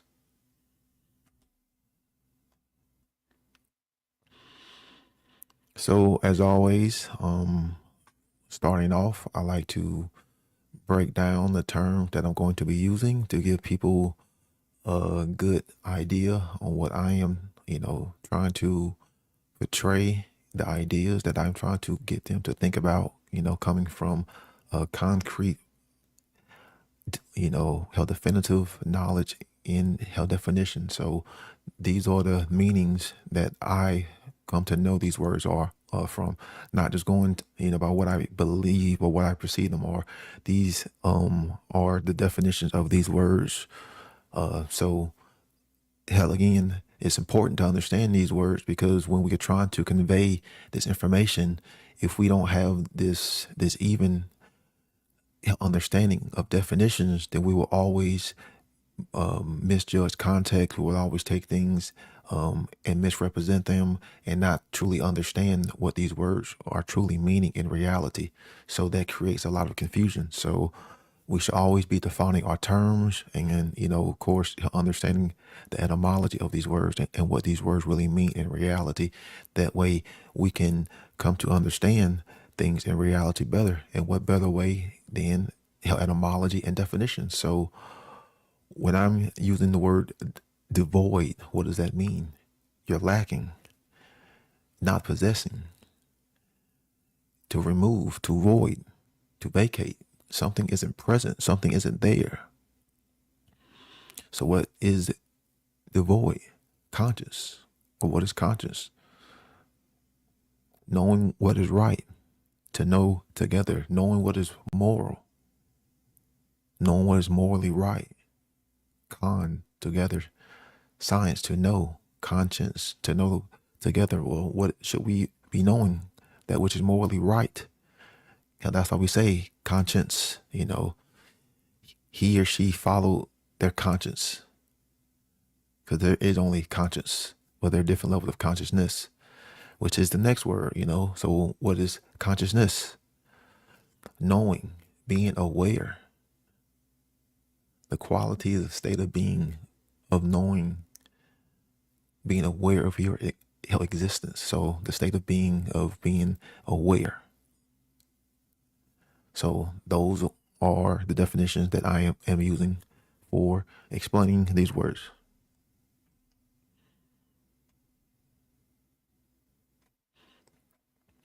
The beginning of all wisdom is the definition of terms. Socrates. The beginning of all wisdom is the definition of terms.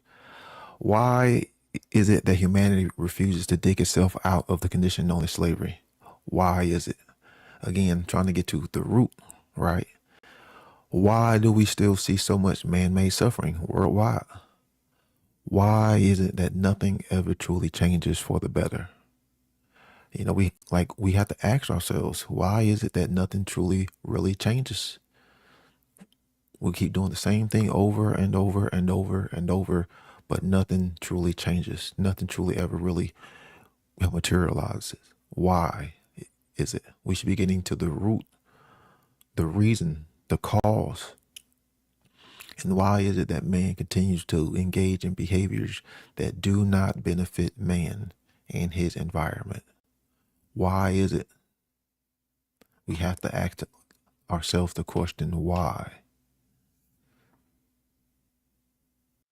Now, man can believe in many ideologies, but there are certain ideas, certain belief structures that are very destructive, that always lead to the same result in manifestation, over time. Particular ideologies have always been at the heart of the destruction of societies from within, and certain particular ideologies have been portrayed and symbolized in many, mainstream Hollywood movies.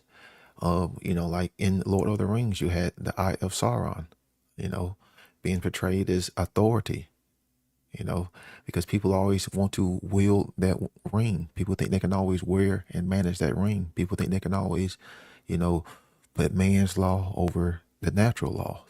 So what is at the main particular root of this ideologies that we have seen that are so destructive? Moral relativism. Moral relativism is that ideology, along with solipsism, of course, but moral relativism has always been at the heart and destruction from societies from within. Whenever you saw great societies fall, whenever you saw societies collapse from within, moral relativism was at the center.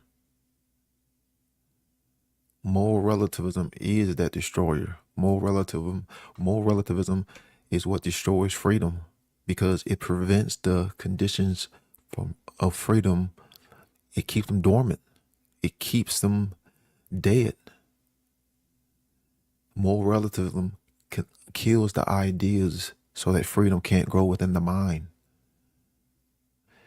It is the belief that morality is relative to some particular standpoint or degree, relative based on time, relative based on culture, relative based on situation, relative based on race, relative based on class, relative based on religious sect, relative based on who's in authority, in charge, who's in power, or relative based on the position in society.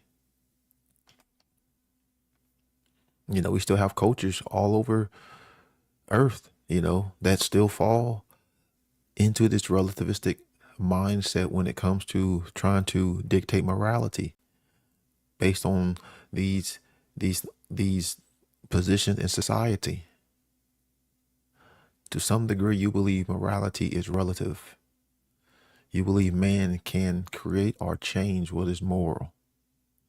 At some degree, at some level, if you subscribe to moral relativism, you believe that man at some level can change what is moral and what is right. And that right there is one of the hallmarks of every tyrannical civilization, every tyrannical government, all forms of external government. Moral relativism. Moral relativism is a mind virus. It is a mind virus. It is a mental virus that invades one's perceptions, one's thinking. It penetrates and creates worldviews, distorted worldviews. It distorts how you view yourself. It distorts how you view others. And it also will distort your behaviors. It is fueled by the ego and selfishness. The mind virus is not only controlling and shaping the way you think, it is also controlling one's behaviors. Because your behaviors are going to be shaped largely on how you think. So moral relativism is one of the mind viruses that creates that physical, violent structure of authority. That's why whenever you start putting people in charge, in positions of power, in positions of authority, you know that the mental virus of moral relativism is there and being spread. Because at the heart of all external authority, of all man-made authority, is this mind virus of moral relativism. That the king can determine what's right. The president can determine what's right. The Führer can determine what's right. The Pharaoh can determine what's right. The judge can determine what's right. Every culture in society subscribes to this mind virus at some degree, at some level.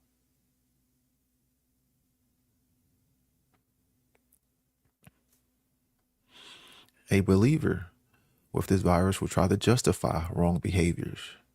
Because, hell, again, at some degree, at some level, they find morality to be relative. So then, therefore, they will always try to justify their quote-unquote relative morality, which can't be done. This infested mind will lie, cheat, use duress, coerce, steal, and even murder to uphold and protect the structure of authority. That's why it's like a virus, because it will protect itself. You know, it spreads its tentacles out, and it has means of, sadly, self-defense, because the ones who are stuck in like with this mind virus will defend it. They'll defend it physically till death. I mean, because that's what we've always seen with cults, with this mind virus of moral relativism. They will defend it and even use violence and transgress against you when you haven't done anything wrong. Because we're dealing with a mental virus that poisons the soul, that poisons the heart. They will try to uphold and protect this structure of authority that's being violent against them. This authority is their God. This is why they will go to war against anyone who doesn't share their infected ideology, just as a cult mindset would. Now, you want to talk about, real infection? You are willing to defend your own enslavers, the ones who are enslaving you. You're willing to defend them and sacrifice your body for them. That's what we see. That's why this virus is so dangerous, because it just mutates and spreads and spreads and spreads into the collectivist mindset. Because that's really what we're just talking about here is the collectivist mindset. It's been called many things. It's been called the satanic mindset. You can call it like the narcissistic mindset. You can call it the egoic mindset. It's all just moral relativism, if we're not bullshitting. Like it's just individuals who try to justify and think that they can change what's moral. That's, that would benefit them.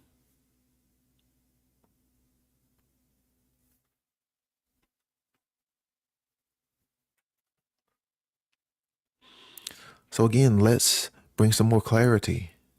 What does the word moral mean? We're not talking about what you think it means. Like, what does the word mean? Well, let's go to etymology. Right, behavior. From Latin, moralis, proper behavior of a person in society. Not just society, but a proper behavior of an individual in reality. What's moral, what's right? How do you conduct and condone your behaviors when you get around, groups of people? That's what's moral, the right behaviors. Because when we get around groups of people, we start to harmonize, or we're going to disharmonize. So how do we learn this form of harmonization? Well, we observe the behaviors on how people act in groups that bring about that harmony. That we would deem those behaviors as something moral because they are right. Bring about more of that behavior. Bring about more of that energy. Moralis. These are the proper way of doing things and condoning in the ethical, group-like setting. So we're talking about behaviors in a group dynamic. A relative, from Latin, relativus, having reference or relation. From Latin, relatus, bring back, bear back. So how can we build or construct things in reality if we can't come to a basic understanding on which behaviors are moral and immoral? Because to the more relativist person, they'll always try to justify and try to bring back or go back or change what is moral, which is the right behaviors in society, which can be observed, which can be understood, which can be weighed and measured and validated in reality. So we know that there's such a thing as moral behaviors. So we have definitions, because the more relativist person will always try to go back on what is moral.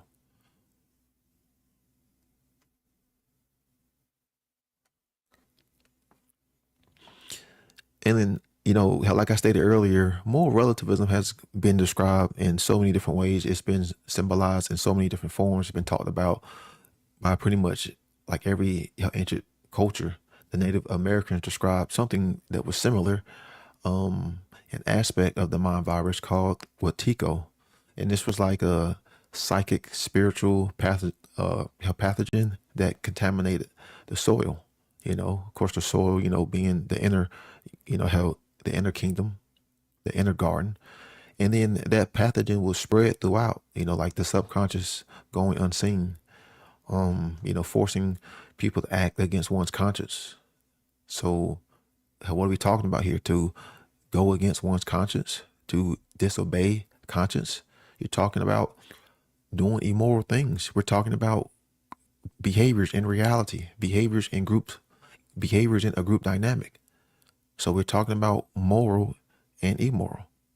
So to go against your conscience means you're probably going to do something that is immoral. So Watiko was a aspect or similar to moral relativism. You can call it an occult or hidden mind virus, because they always talked about it would be hidden, consuming more and more minds as it spreads throughout all aspects of society.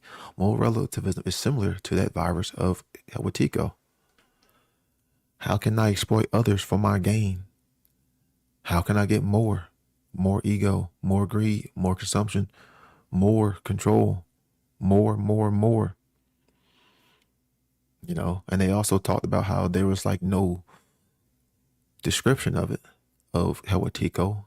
It was no being. It was just like the spiritual vampire, or like the spiritual energy that would possess the individual. You know,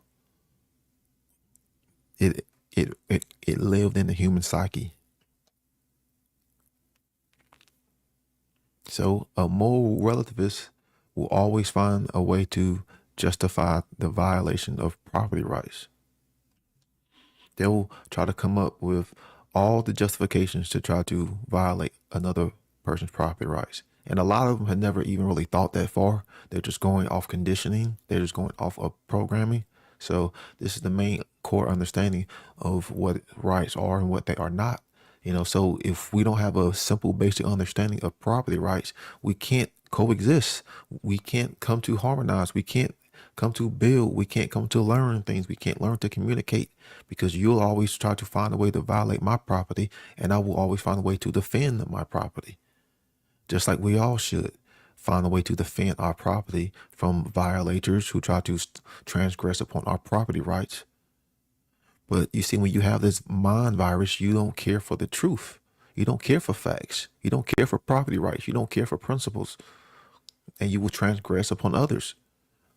Just like an infected mind virus would do.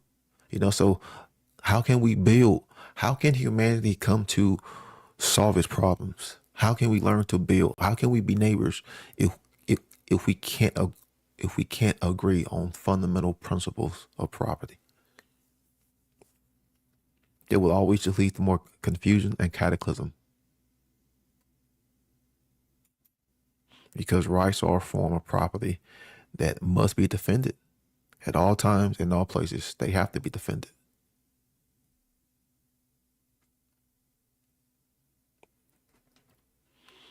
So, what is slavery?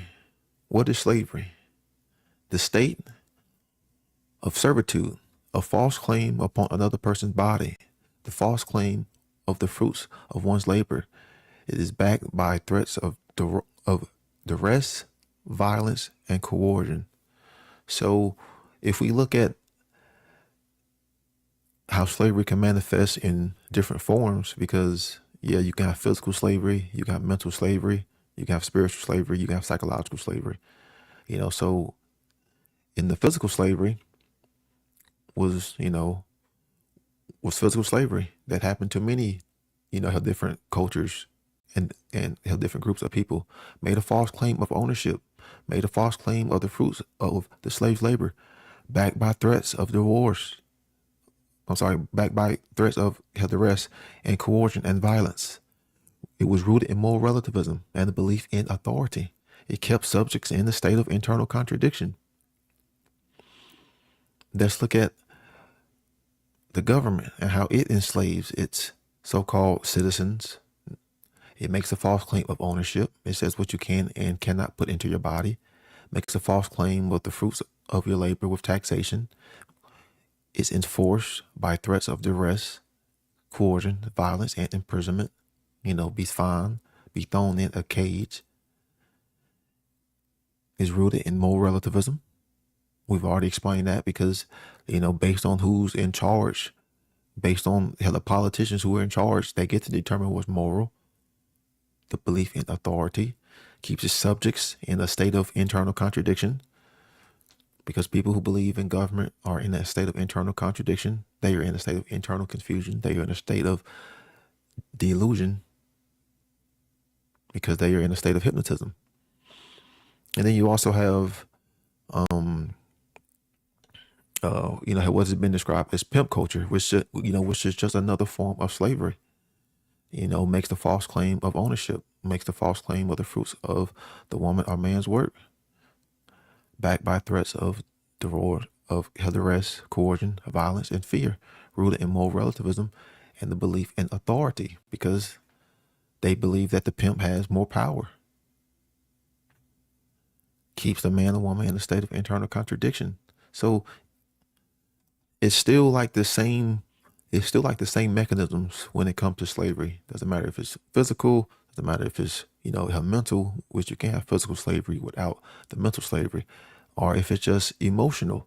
It's the same tactics. It's the same principles that are at play here. The same principles. No matter how you no matter how you look at it. Slavery is a false claim of ownership. Use fear, use tactic of manipulation, use coercion, use threats. Keep them in a state of fear. Keep them in a state of ignorance. So this part is called the demoralization process in action. And I call this slide the cremation of care. And when I'm describing it, I'm not just talking about a particular ritual at the Bohemian Grove or, like at the Bohemian Club. I'm talking about the collective involvement that in the individuals partaking when it comes to these massive, like group rituals. Rather it could be certain ceremonies that come on television or be at music festivals or like at large gatherings.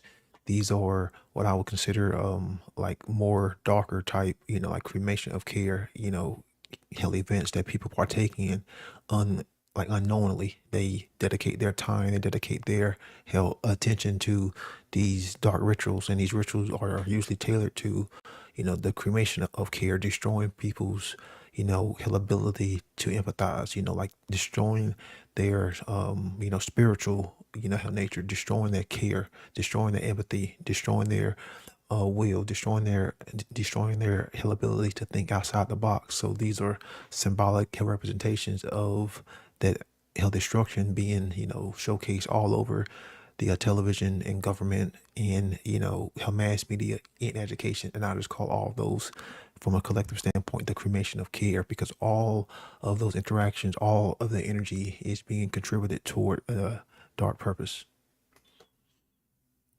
So the many ways society is being led astray, because that's exactly what's happening. Like the Pied Piper, we're just following those tunes, being led. Of course, religion is one of the many ways, possibly one of the biggest way, that more relativistic, dogmatic ideology has been, brought about into man's consciousness. Religion has been one of the biggest spreaders of this mind virus. Each religion claims to have its code or doctrine of morality. All the religions claim to have, their own particular code when it comes to morality. So which is correct? Which are you supposed to choose from? Which are you supposed to know, which is the correct code? If each particular sect has their own, specific code that you were supposed to adhere to. This code of doctrine usually comes from a book, text, or a prophet. These individuals do not hold their insiders to that specific code, so they're hypocrites. It's always, do as I say, not as I do. So religion wants you to believe in this code and not discover what true morality is. They want you to believe in this, religious doctrine, but don't hold their own individuals held accountable. A lot of these religious contradict themselves in their so-called code, so, hell again, you are contradicting yourself in what you say by what you are doing. So there is some form of disconnect. There is some form of duality going on here. You're not harmonized. Each sect may and will have different variations of this code or doctrine lacking consistency. We see this in, like Christianity, y'all have like different, codes and, like have different subjective interpretation when it comes to certain things. So which are you supposed to follow? Does that not create more confusion? Because it does. These codes may not involve the theft of another's property rights, therefore distorting rights as wrongs. So these codes may not necessarily involve the taking of property, the actual taking of rights. And hell again, this is putting off a very distorted version of what's truly right, because in order for something to be a wrong, there has to be a loss in property rights.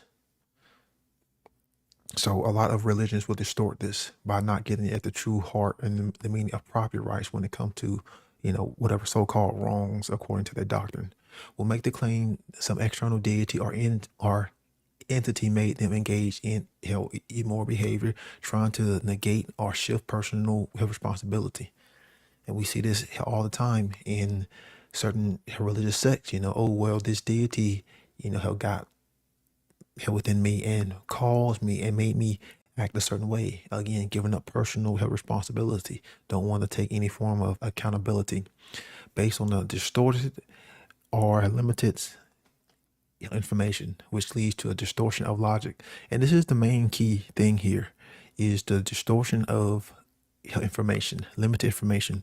What happens when you give someone limited information and you try to give them the information for them to base reality, like off of?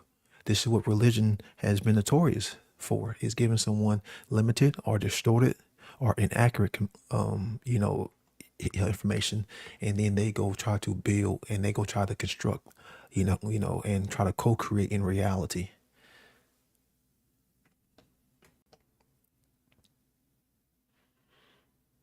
False religion has always been a plague to mankind, getting man to blindly believe and accept distorted worldviews, ultimately denying one's true inner kingdom and sovereignty. One of the more insidious influences of religion, aka the mind virus, is this notion of proxy care. Like this whole fake care that a lot of so-called, religious or, caring individuals seem to put off. They claim to be there out the kindness of their heart. They claim to be doing good. They claim to be doing God's work. They claim to be the mediators between you and the divine, between you and nature, between you and God. But by thy fruits you shall know them.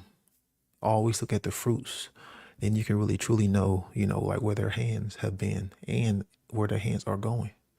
So religion is one of the biggest components of or one of the biggest institutions that is spreading moral relativism. And the quote by J. Krishnamurti, when you call yourself an Indian or a Muslim or a Christian or a European or anything else, you are being violent. Do you see why it is violent? Because you are separating yourself from the rest of mankind. When you separate yourself by belief, by nationality, by tradition, it breeds violence. So a man who is seeking to understand violence does not belong to any country, to any religion, to any political system. He is concerned with the total understanding of mankind.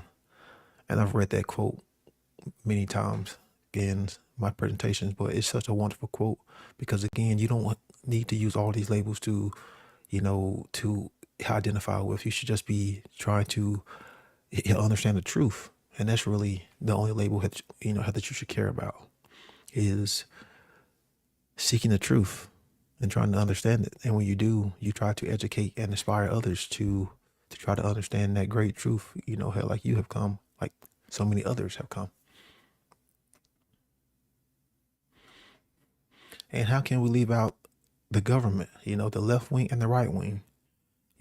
This institution known as the government, or external authority, who has a hallmark of moral relativistic ideology.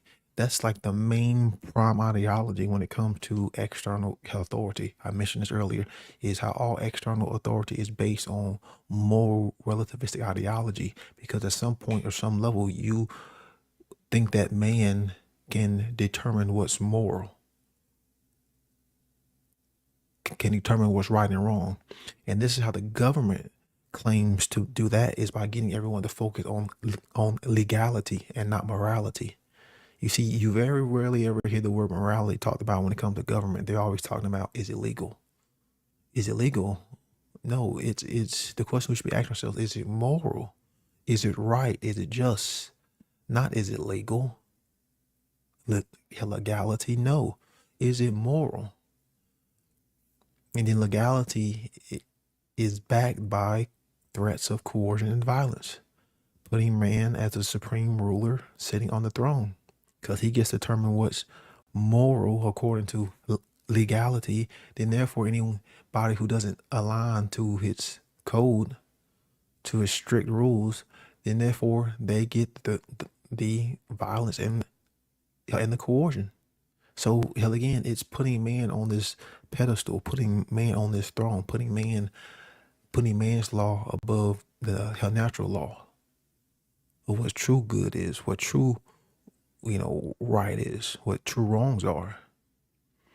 That's what government has always done. That's what government will continue to do. The code government and its followers believe morality is based on who is in power. These people in so-called power change over time. Therefore, what is right changes. What is considered right also changes by crossing over an imaginary line. So yeah, you can, live in one piece of the area, and then you cross over this imaginary line, and it's somehow illegal. It's still moral, but it's still illegal, all because of an imaginary line. One thing can be right in one place, and you can go a mile to the next area, and it could be considered wrong. Yeah, that makes a lot of sense. You want to talk about how the confusion and contradiction that's being, put forth here. So let's look at what the word demoralize means. To corrupt, to undermine, to undermine the morals, to remove the morals. So where does this usually take place? If you wanted to demoralize, if you wanted to corrupt, if you wanted to undermine, particular societies, her morals, where would you start? Where would you start? Wouldn't you start with the youth? So where does this corruption start? It starts very young. It starts in the schooling system. And I know many individuals have spoken about the dangers of the government schooling system, but what it does is it breaks the child's will. The schooling system breaks you down. It gets you to conform. It breaks your will. So when you come out of it, you are a broken individual. So what does the word broken means? It means separated by force, not whole, not integral. So what is the child? What is the individual being separated from? True thought, true creativity, true willpower, the true human essence, the true human experience, consciousness, being able to think outside the box, being able to see the bigger picture, holistic intelligence, true intelligence. And the schooling system is very demoralizing. It is very dehumanizing because it puts you through all of these animalistic trials and rituals and means of obedience to conform by way of repetition, by using positive reinforcements and negative reinforcements, and the whole operant conditioning, which was perfected by B.F. Skinner and the whole behaviorists and, like their whole theories on the environment shaping, how we think and behave. All that was tailored toward the control of the environment, to tap into our animalistic qualities as a means to manipulate. And that's what we see in the school system. And that's why it is so dehumanizing and demoralizing, and it breaks you down. It makes you feel like you are lesser than a human being, and it treats you as though you are a animal. And the word school, what does that word mean? What does the word school mean? It has two pretty much connotations. The second noun just means training. Schooling means training, but the second noun means a group of fish or the mammals. The Proto-Indo-European prefix skill, skel, to cut, to split, to turn, which is very interesting. That one of the connotations of the etymology means to cut, to split, to turn. Yeah, to break. To cut something means to break it. To split it means to break it, to separate it. It's not integrated. It's not integral. It's not whole. So then you have the noun one form, which would be the training. The Proto-Indo-European prefix segh means to hold, to possess, to make.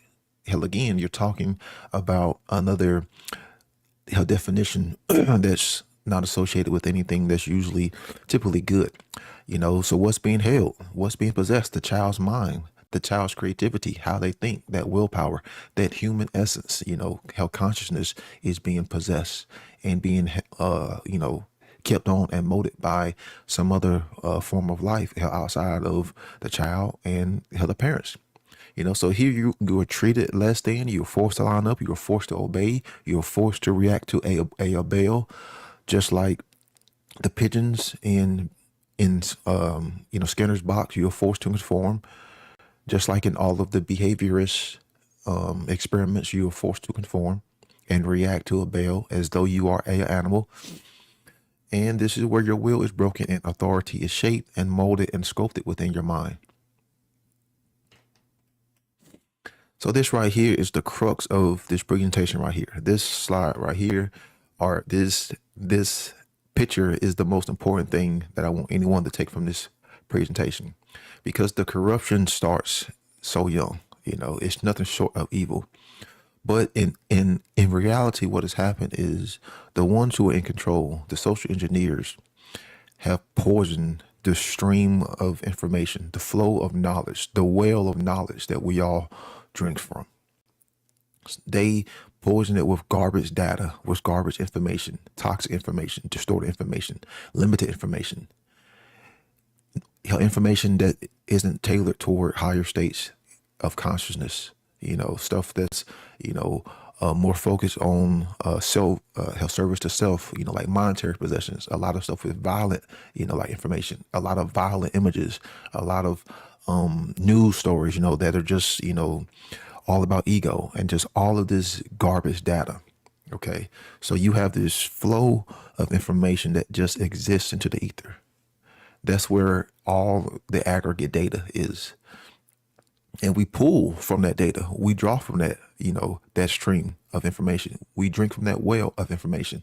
Now, if we take in good knowledge into a perfect model, then that would equate to good results.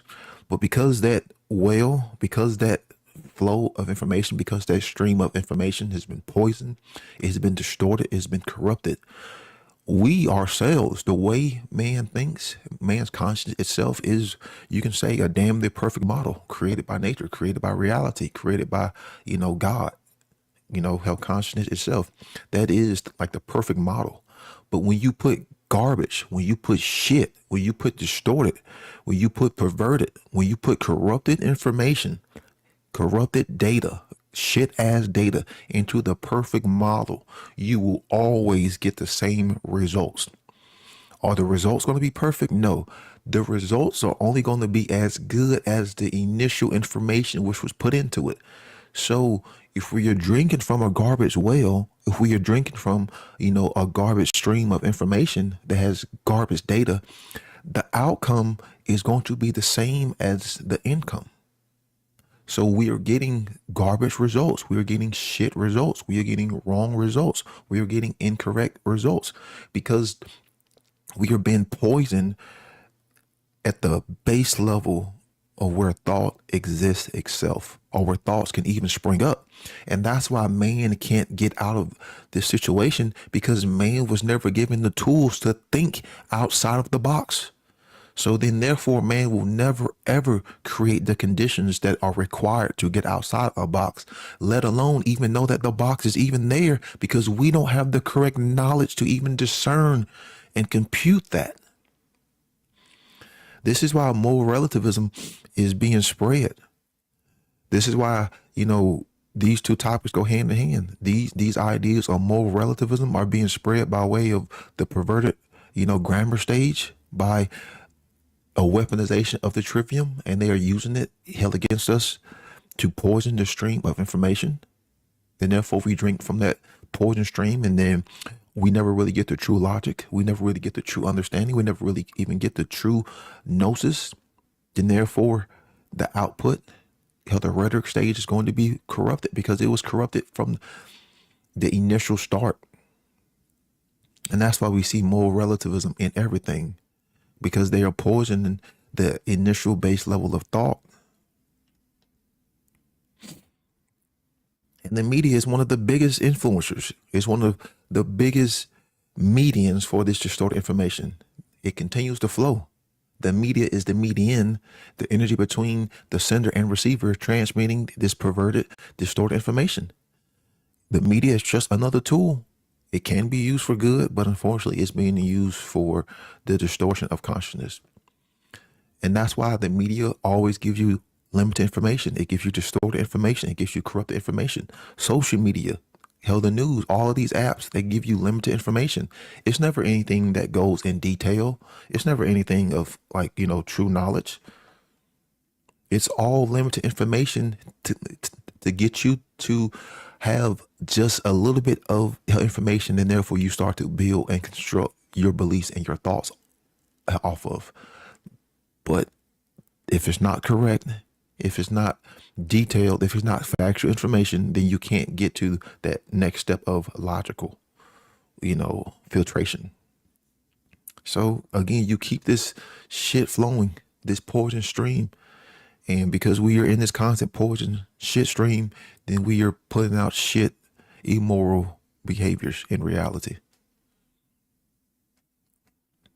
So, hell, again, another diagram. The spread of this corrupted and limited information has always been one of the greatest weapons in this battle. You keep the continuous flow of shit information constantly being flushed into people's brains. So you have reality. Of course, how the sender exists in reality. And then you have the media.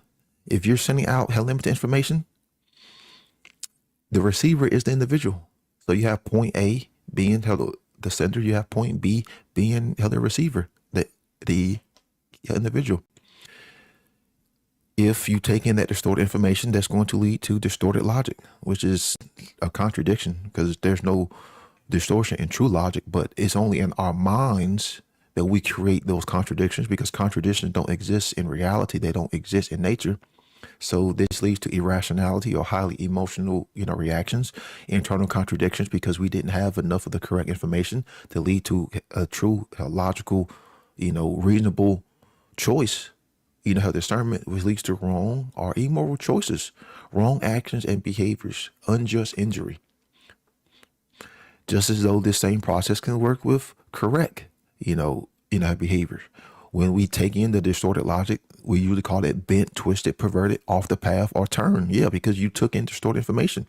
But just as though we can take in correct information, you have reality, you have events that happen into reality, you have that, how information being pushed out. We take in the correct knowledge as the receiver, as the individual, taking in, knowledge through our senses, through our perceptions. If it's correctly and we go through the proper system, then that should lead to true logic once that data has been gathered and filtered. Then that will lead to right action, true education, the love and the sharing of truth, because you are aligned. You see how this bottom part is a straight line compared to the upper one is bent, is turned, is off the path, is twisted. Because the information that we take in is crucial when it comes to our development and consciousness. It is crucial. It is one of the main components. That the information that we take in is one of the main components when it comes to the evolution and advancement of consciousness. And lastly, you have the entertainment, who keeps the shit, who keeps the shit flowing, who keeps the shit show flowing, who keeps all this shit plastered, like everywhere, like all over the media. You got people just looking down at the shit, constantly reprogramming themselves with positive reinforcements, with the shit, with the limited information, with the distorted information, with the corrupted and perverted information, which I'm using all those terms, synonymously. But what does the word limited mean? It means fixed. It means to restrict, to bound. Limited information is the data and information that is tailored to the restriction of thought, creation, and will. So pretty much limited information, distorted information, perverted information, corrupted information is data and information which is used to suppress human consciousness, to stop the flow of consciousness, to stop the advancement and evolution of consciousness. That's what I am talking about when it comes to limited, distorted, corrupted, and perverted health information that is being used to keep man in this animalistic, moral, relativistic mindset. You have to control man at the level of information. Therefore, anything that comes out of that information thought is going to be control itself. So a demoralized individual doesn't care for the truth. Just like Yuri Bezmenov said at the beginning, they are not concerned with principles. They only care to serve their purpose and goal. They have abandoned consciousness because the mind is being broken off from the truth. They have abandoned consciousness because they was never connected to consciousness to begin with. That that information was never given to them. It was never present. So they are pretty much stopping us from becoming human beings. Because what is a man? What is man? You have different connotations because you got like man in the collective, man as the sex man, then you have man as the individual. So you have human being, you have the adult male, then the Proto-Indo-European man, the prefix man, men, was thinking, to think, to stand out, to tower over. Because our thinking is what gets man to stand out when it comes to other individuals in nature with other animals. Our thinking is what gets us to stand out. It's not even close. If you was to look at all of the individuals underneath a microscope and just observe them, man's behavior and creations would stand out compared to all the other, life forms in the animal kingdom. We would tower over. It wouldn't even be close. All of the creations that we can do, all of the things we can cognize, all of the things we can philosophize, and everything that can be sculpted and molded and created with our hands, the power of the mind and mentation and the capacity and the will to think, we tower over all of the other creatures. So how do we break free? How does man break free from these mental chains, that they seem to love? Nothing is different. The solutions have always been the same. The solutions have always been present. Man has to discover and develop conscience. We have to discover and develop conscience. The only way to get to that discovery is with some form of initial spark. There has to be something internally that is developed within man. We can put all the information, all the correct information in front of individuals. We can have these individuals drinking from this correct, organic stream of knowledge. But if they don't have that initial spark to even start, to even lift that cup up to their mouths and to drink, they will never ever start that journey. The discovery of natural law is the solution, breaking free from this mind virus. That is the only solution. Is man has to discover and have the definitive knowledge of what is right in behavior and what is wrong in behaviors, and the consequences that follow, no matter if he chooses to align with the right or if man chooses to align with the wrong. There's going to be consequences invariably for both. So man has to have this knowledge in order for true creativity to even start. Because how can man come to create with other men if there is no baseline understanding of actions and behaviors in the ethical capacity when it comes to building? You have to understand this dynamic. We have to learn to create with each other. So there has to be some baseline of morality for us to understand, for us to discover. Will that creation be based on love or fear? Conscious creation versus unconscious creation. Installing moral principles into the next generation. Speaking the truth at all times in all places. We have really got to penetrate the minds of the next generation and plant these seeds of truth and make it easier for them, because if they don't have that definitive knowledge of what's moral and what's immoral, they will get sucked into this collectivist cult way of thinking of moral relativism. So we have to install these moral principles. And one of the biggest things is we have to live these principles in all times, in all places, in our daily lives. Not just appear to be doing this stuff freaking online, but how are you interacting with people in your daily lives? Do you practice what you preach? Or do you just get online and just start, repeating? There has to be, again, this initial shift, this initial internal change, this transformation when you discover this true secret, this true knowledge. There's an internal shift, there's an internal change, a transmutation, a death and a rebirth And I don't mean like the death of the ego. I mean the death of your own ignorance, and the death of knowing that you was irresponsible, and the death of you believe you knew what was right and wrong when in reality you didn't. The old self is dying. There's still aspects of it there, but the old way that you acted and think and behave has been transmuted into true essence of good. So you practice what you preach. You live these principles all day, every day, and not just talk about it online. That's one of the best ways to try to inspire others, is to live these principles every day in all relationships. Doesn't matter if it's a work environment, doesn't matter if it's, in your home, doesn't matter if you're in public, it doesn't matter where you go. You live these principles. They are a part of you. You have embodied them. You have been possessed by them. You have taken them in. That's the best way that we break free from these chains, and to lead by example.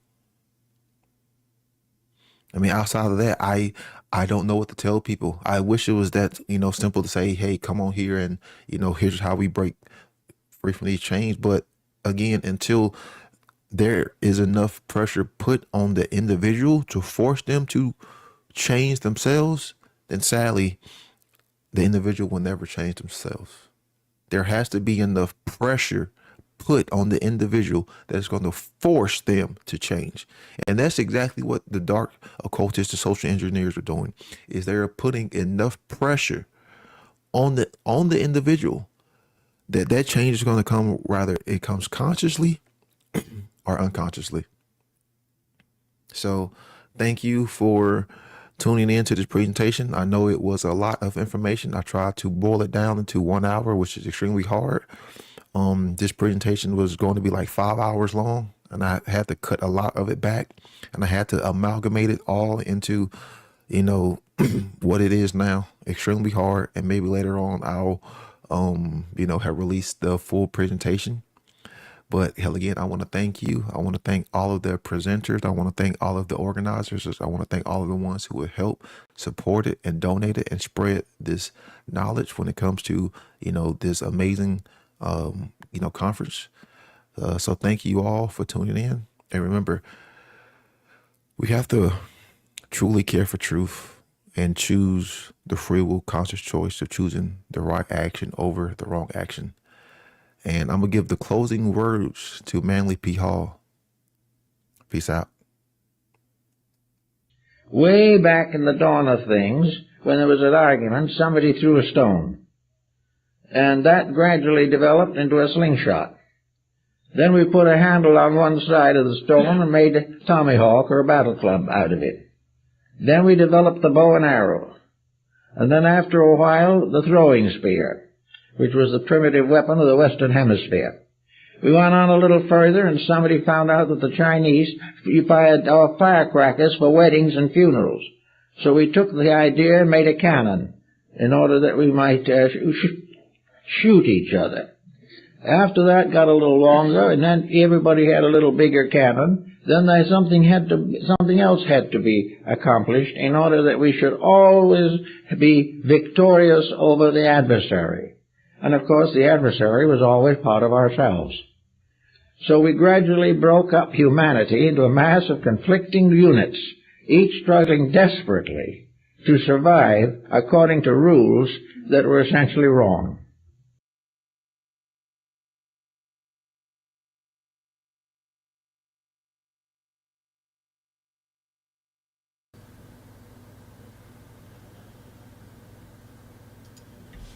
Welcome back, guys.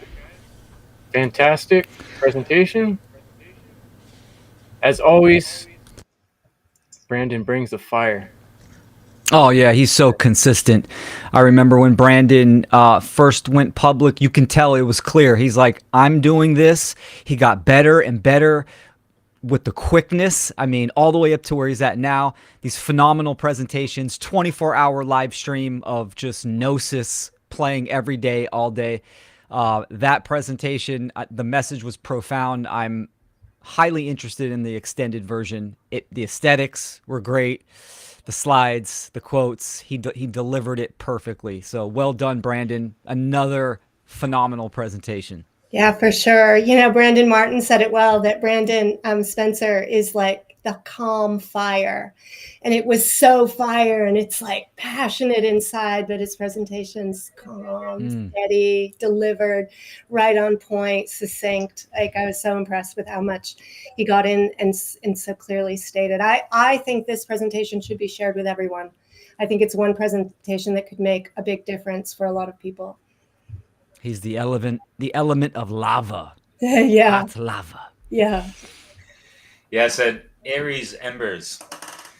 And yeah, I feel like his presentation, along with Chris Nelson's, they're kind of like, they're really great videos to share with people that aren't familiar with, these moral principles and that kind of stuff, just to break it down to the basics and get the grammar building up and to understand, understand, and then overstand to, carry a proper action in the world that's more aligned to the divine, natural law, and all that stuff. Yeah.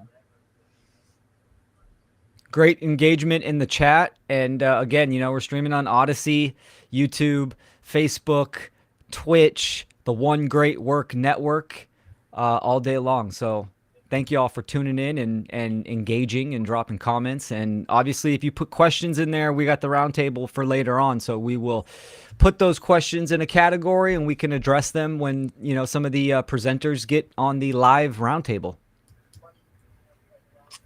Yeah, and we have something really awesome to share with you guys now. Next is going to be a song. And this gentleman has been on my show. If you look up endevil.life, you can find my show with Marvin. And Marvin has a band, and they're really fun to listen to. And Join the Internet, you can check them out on YouTube.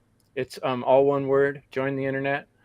And he's been in the chat, hanging out. Marvin's got a cool Telegram chat called Easing into Waking Up, I believe.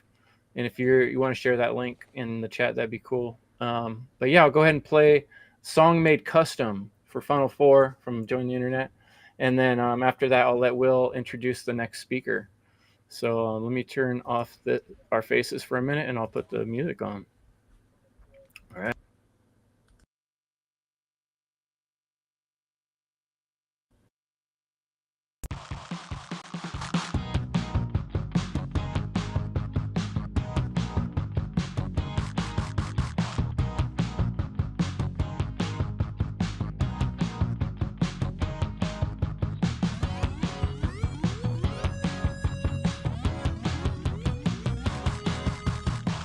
When somebody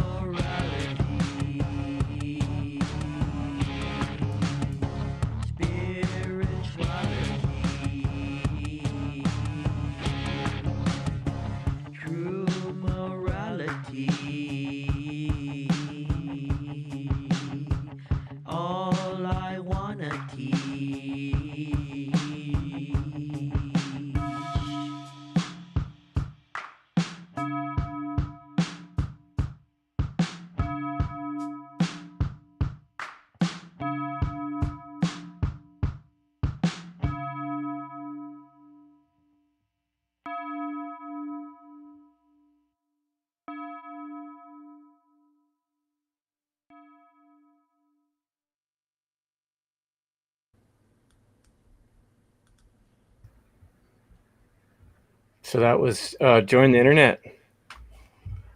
Very cool. True Morality. Funky. Custom song. Hope everybody was grooving to that. Funky track. Right And, on, Marvin.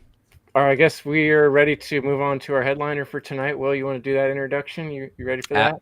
Yeah, no, it's an honor Somebody to we're introduce. both excited about. I'll go ahead and let you talk. Yeah, no worries. We got Brandon Martin coming up next, and this is someone that's been in this battlefield for a very long time and has inspired many of us. Brandon Martin's an independent researcher, symbolist, alchemist, philosopher, occultist, public speaker, the founder of the Seed Conference, which has direct influence on the Funl Conference itself, co-host of the Cubbyhole podcast with experience in live speaking, graphic design, and an event organization. He's an activist for natural law, Freemasonry, and the mystery traditions, and recently became a father, the ultimate journey of his life so far, and we wish him and his family well. So here comes Brandon Martin, and his title is The Declaration of Liberation and Abolition.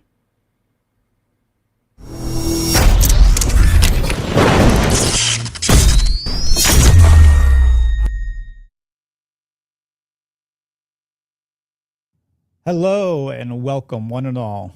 My name is Brandon Martin, and I will be presenting to you today a short but concise declaration of liberation and abolition by free and sovereign beings.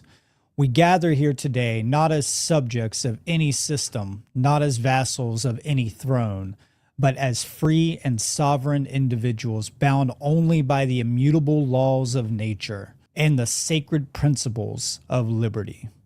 This is no mere meeting of minds, but a convocation of awakened, those who would not kneel, who would not yield, and those who will never barter their birthrights for the empty promises of tyrants.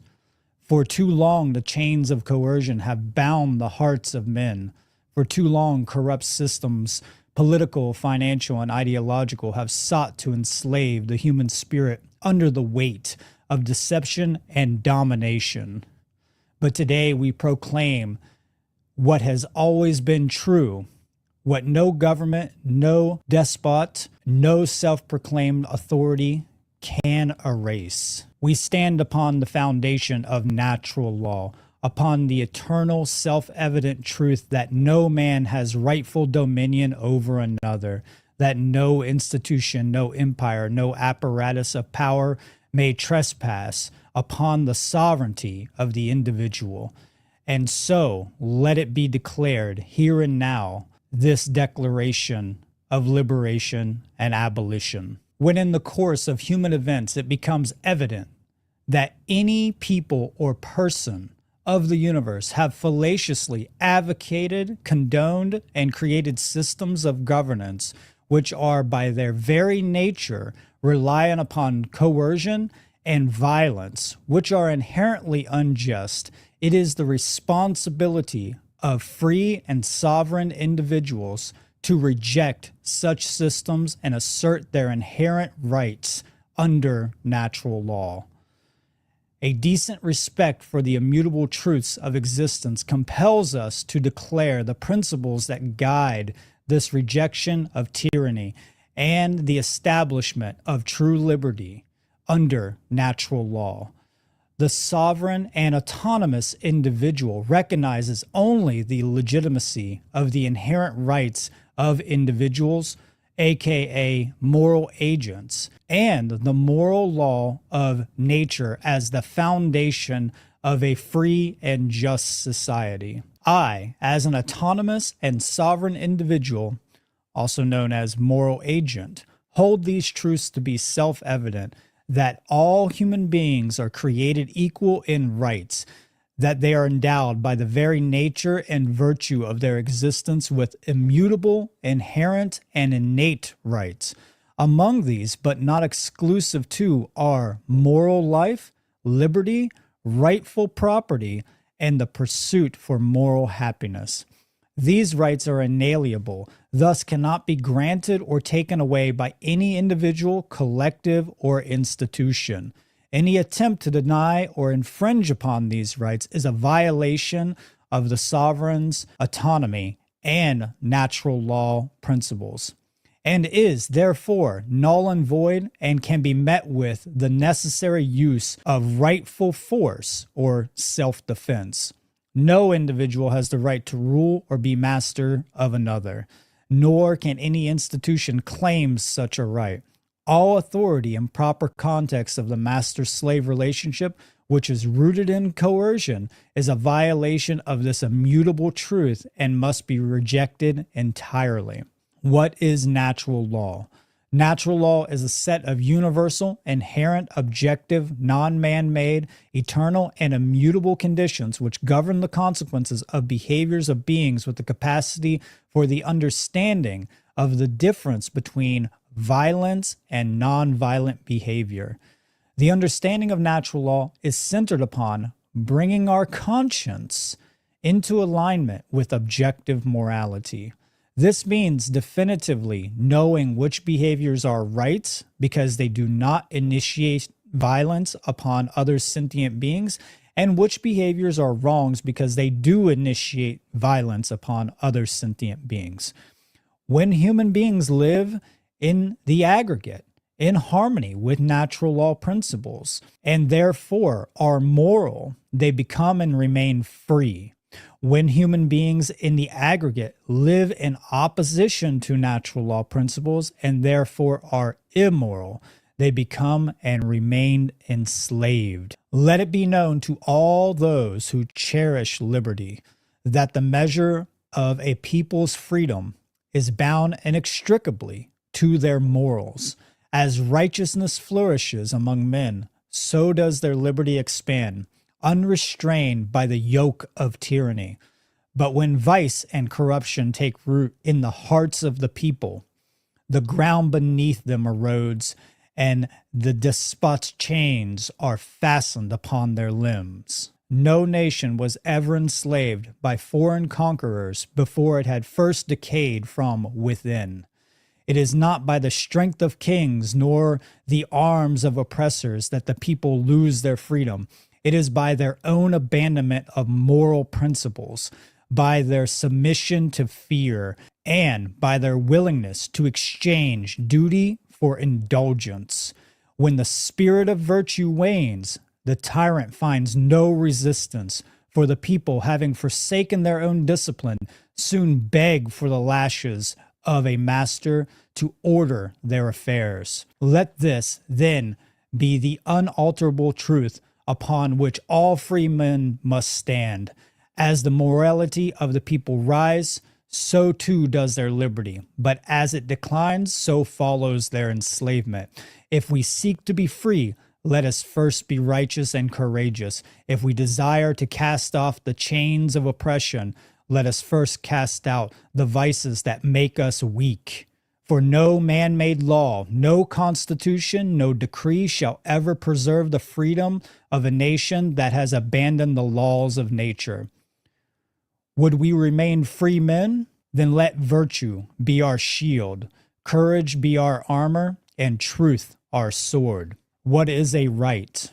A right is a freedom within the boundaries of natural law to act as one wills it to be without the infringement or violation of another moral agent's rights.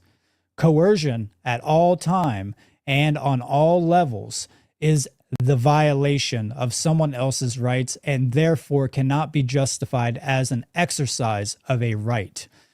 There can be no rights that exist beyond objective moral boundaries. No individual, group, or institution has the moral right to initiate wrongful use of force or to violate the rights of another. And no individual has the right to delegate wrongs, which are in fact a power to act in immoral ways.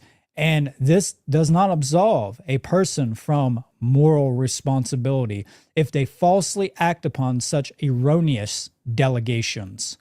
If an action is wrong, the individual who carries it out, regardless of their role or position, is accountable and culpable for the negative consequences of such actions of violence. Since no individual has the right to steal, murder, trespass, assault, coerce, rape, or enslave, they cannot delegate those rights to another individual, collective, government, or institution. A group of people cannot magically gain rights that no individual within the group possesses. The conversion of inherent inalienable rights into privileges contingent upon permission, compliance, or payment is a violation and attempts to make rights unequal. Thus, it is not to be accepted as legitimate by any logical or reasonable sentient being. And in fact, it doesn't matter if you're logical or reasonable or intelligent, because it's still not legitimate. No matter what consciousness level you're at. If you're a moral agent and you're in a coma, those rights do not magically disappear because you happen to be in a coma and you can't use reason or logic. Therefore, all governments, by their very nature, derive their power not from moral consent, but from the belief in the erroneous dogmatic authority and the use of coercion, violence, and the threat thereof. Such institutions, irrespective of their form or justification, exist only to coerce individual moral agents into obedience and submission, subverting their authentic consent, sovereignty, and natural rights. Governments, therefore, are inherently illegitimate and objectively immoral. It is the right and duty of all free beings to reject and abolish them, living instead in harmony with objective truth, natural law, and objective morality, which can be the only foundation for a truly free and just society. The history of governments is a history of repeated violations of natural law, systemic and systematic oppression, and the denial of the innate sovereignty of individuals. To prove this, let the essence of the facts be submitted to the candid world. Governments have enslaved individuals using coercion and violence to deny, restrict, and or restrain our inherent rights. Governments have stolen the fruits of our individual labor through taxation, forced tribute, and other forms of legalized theft.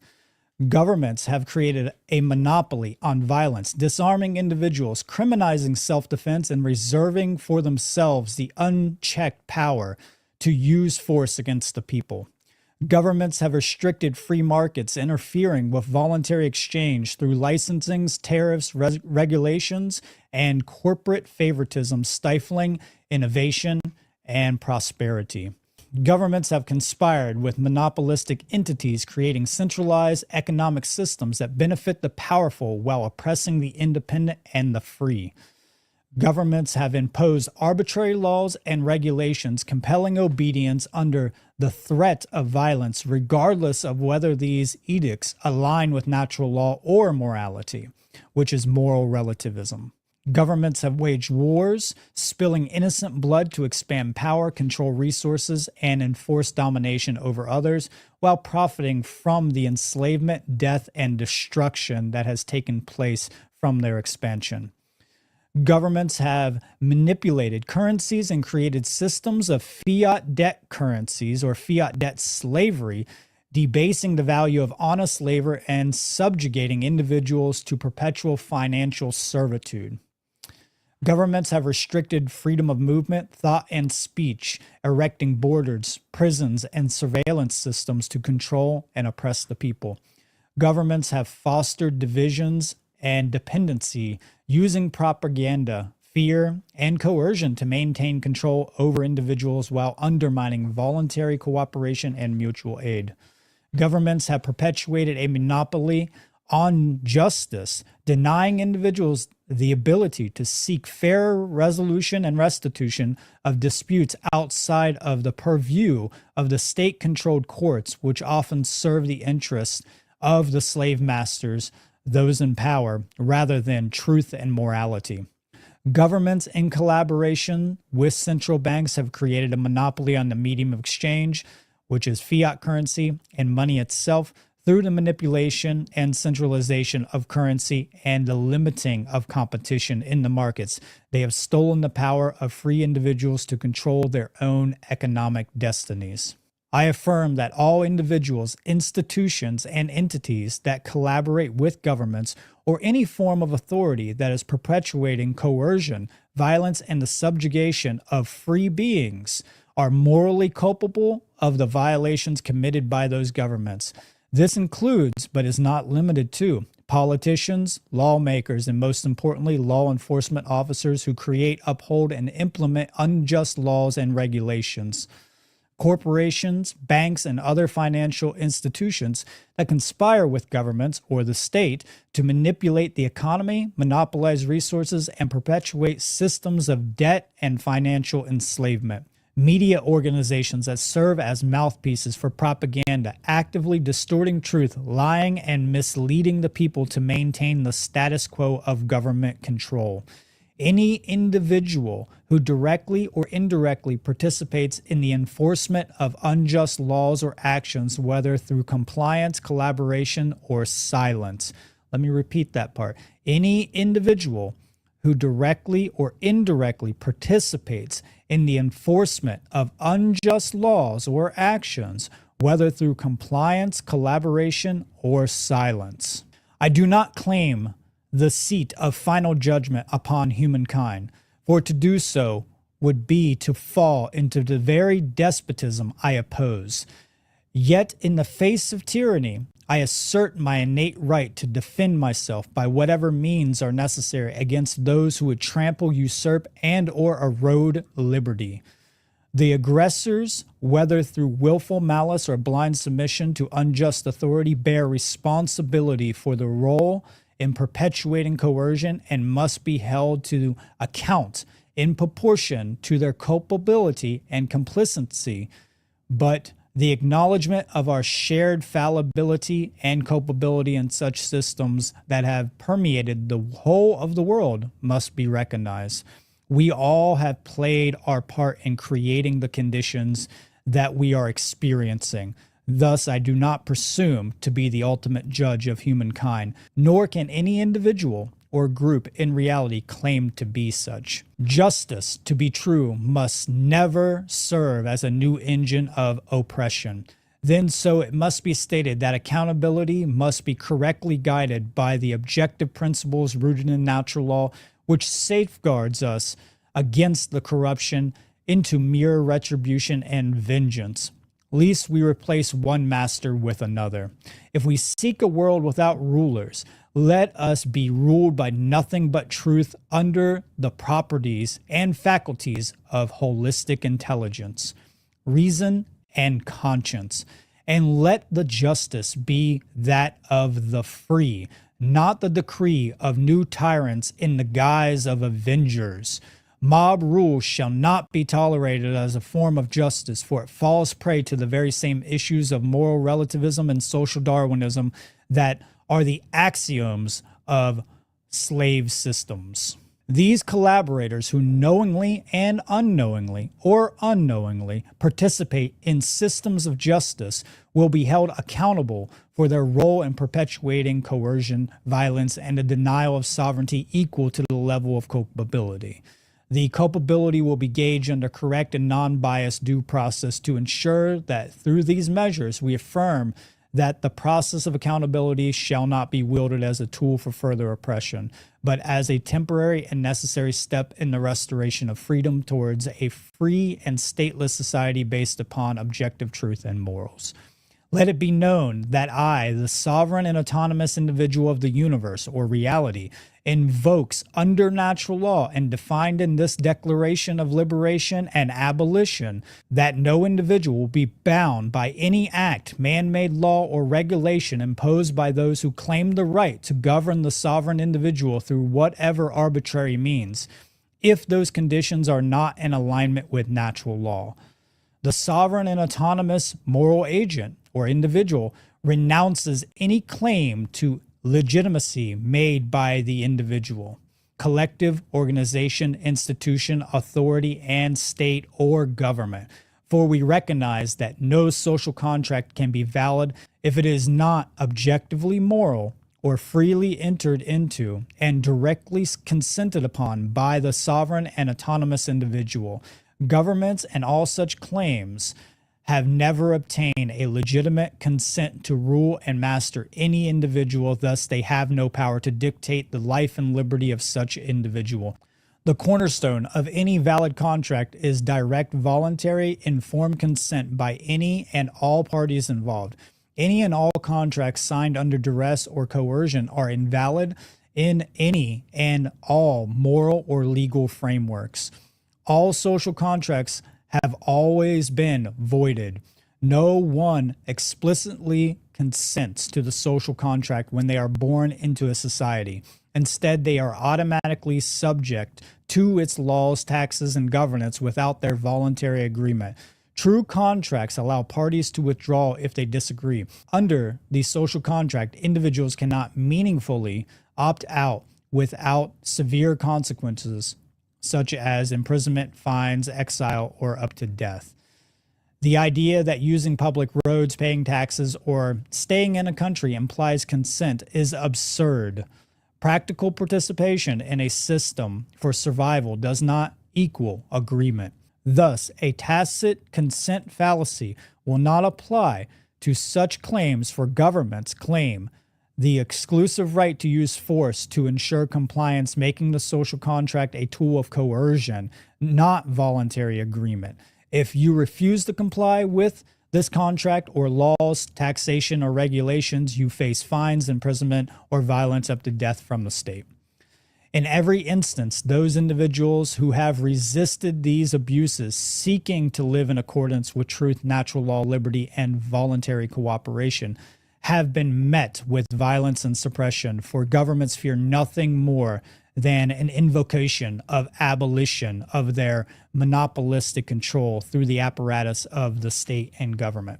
I, the sovereign and autonomous individual, therefore, as a moral agent under natural law, do solemnly declare that I reject all forms of governance other than self-governance as inherently coercive, immoral, and illegitimate. I affirm that true liberty can only exist in the absence of rulers and masters, where individuals voluntarily cooperate and resolve their differences in alignment with natural law. I pledge to live in harmony with natural law, to defend the rights of all individuals, and to reject all systems of domination and control. Let it be stated with unwavering clarity: any and all attempts to undermine, subvert, or destroy this Declaration of Liberation and Abolition shall be regarded as a direct attack on the sanctity of liberty itself. The Declaration itself does not grant any power or rights. It is a document to be invoked for the knowledge and defense to all those who wish to use it. To tolerate the reemergence of such tyranny would be to condone the enslavement of future generations and the violation of natural law. I affirm the inherent right to self-defense which exists in all individuals by virtue of their moral agency. This right is not granted by governments, documents, or decrees. It is innate and inalienable, which is necessary to secure liberty. The right of self-defense and to bear arms shall not be infringed. It is the right to protect oneself, one's community, and the principles of liberty against any aggressor who seeks to impose domination, coercion, or violence. Any tool of self-defense, whether they be firearms, blades, or other instruments or implements, are necessary to effectively exercise the right to resist aggression. To deny any individual the ability of self-defense and to bear arms is to render them defenseless against violence, whether perpetrated by individuals, groups, or the state or government itself. Doesn't matter. Institutions, entities, groups, it doesn't matter what it is. Governments, nobody has the right to take that away from us. Since it is true that a militia of the people, which is a decentralized distributed force of armed individuals comprised of the body of the people who maintain working weaponry and tactics commensurate to a military force, is necessary for and essential to the preservation of a free way of life. The inherent natural rights of people everywhere to own and carry defensive weaponry of any kind shall never be encroached upon so as to limit or undermine those rights. Should any individual, institution, or collective attempt to reestablish any system of control, coercion, or oppression that violate natural rights of the sovereign being, it is both the moral obligation and the right of sovereign individuals to respond with the necessary force to prevent such evil from taking root. Just as we do not tolerate murder, theft, or assault, or rape, or trespassing, or anything like this on an individual level, we will not tolerate the organized and institutionalized violation of liberty by governments or any other entities. Among the natural rights bestowed upon man by reality or God, none is more essential to the preservation of liberty than the right to speak and communicate freely. This right is not a boon conferred by the generosities of rulers, nor a privilege to be dispensed at the whim of tyrants. It is the birthright of every free soul, woven into the very fabric of our existence by the immutable laws of nature and nature's God. Let no man, no magistrate, no body of legislators presume to silence the words written or spoken of the people. For in the free exchange of ideas lies the lifeblood of a just and virtuous society. When speech and communication is stifled, the mind is shackled, and where the mind is shackled, ignorance and servitude soon take root.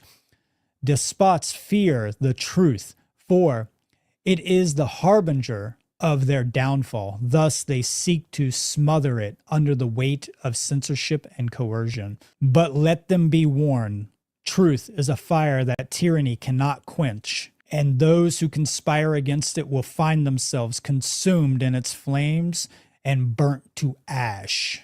A people robbed of free speech and word are but vassals, their thoughts dictated by the decrees of their masters. If we are to secure the blessings of liberty for ourselves and our posterity, we must jealously guard the sacred right, wielding it as both a sword and a shield against oppression and a beacon of enlightenment. Let every man speak and write boldly without fear, for in doing so, he defends not only his own freedom, but the very spirit of liberty itself. Shall we then bow meekly before those who seek to render us mute? Shall we whisper in hushed tones while the chains of despotism are fastened upon us? No, we shall not. Let our voices rise as a thunder in the storm, unyielding and resolute. For free speech and word is the sentinel of all other liberties. Should it fall, so too shall all that is good and just. Therefore, let us proclaim with the fervor of men who would not be slaves, our right to speak and write shall not be abridged, and any hand that dares to seize it is the hand of a tyrant deserving only defiance unto death.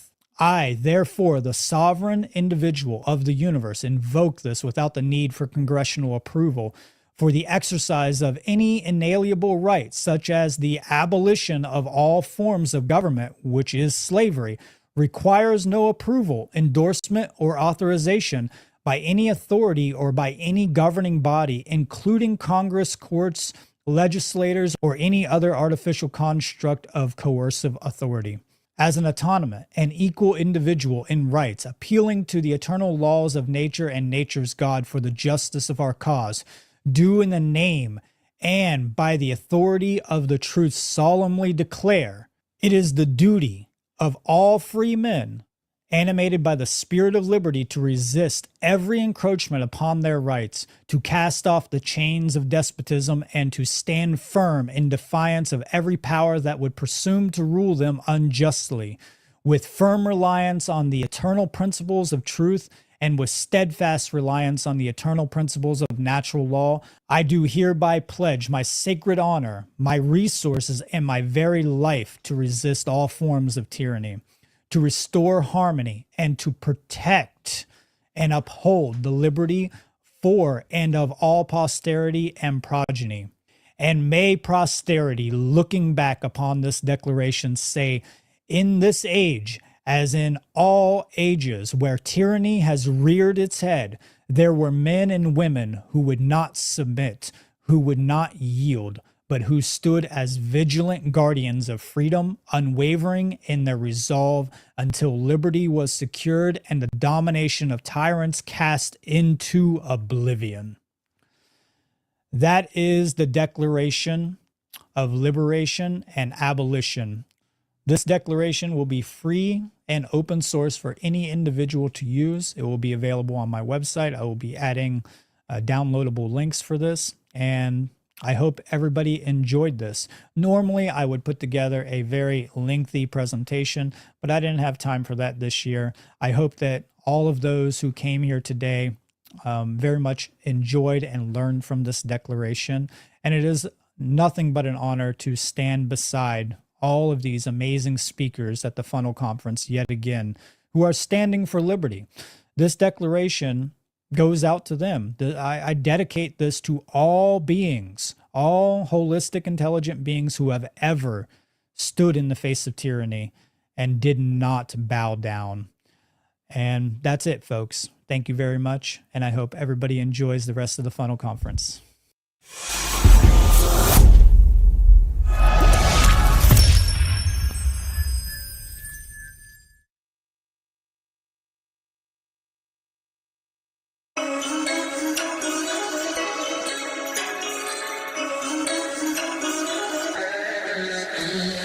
I am not a slave, I'm not your property. God gave me my bodily autonomy.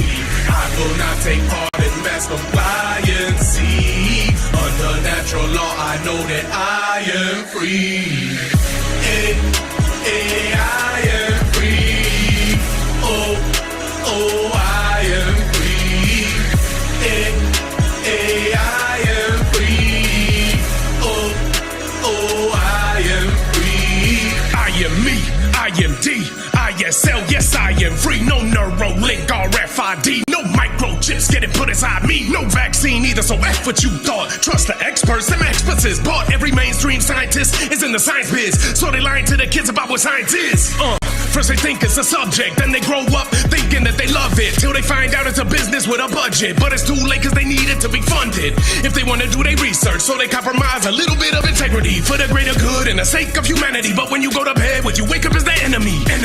Big Pharma, take away the P from the front and the A from the end. All of the science they claim and defend is not absolute, so I say it's pretend. It's just pretend. Doctors act as false prophets. Malpractice to them just means progress. More sickness, more patients, more profits. All they care about is the stacks in their pockets. But it's not just them. Every major industry has been corrupted. Almost everybody's mind and soul has been abducted by this evil system the elitists have constructed, just to oppress us with various methods they wish to explore. Don't get it twisted though, it's not just physical. This is a mental and spiritual war.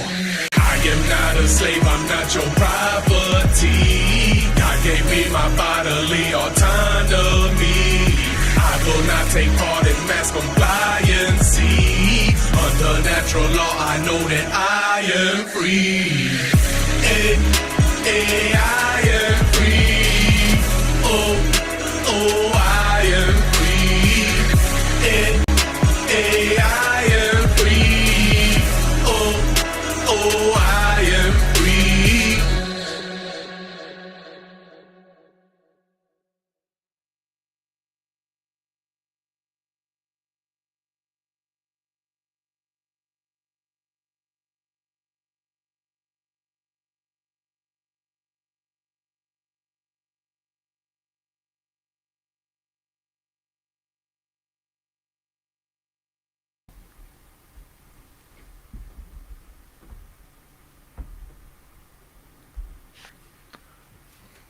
All right, here we are. I can't believe it. It's amazing. We got some awesome people here, and the culmination of all that, the progression, the way it all fit together. There's so much to talk about. Will, you started off.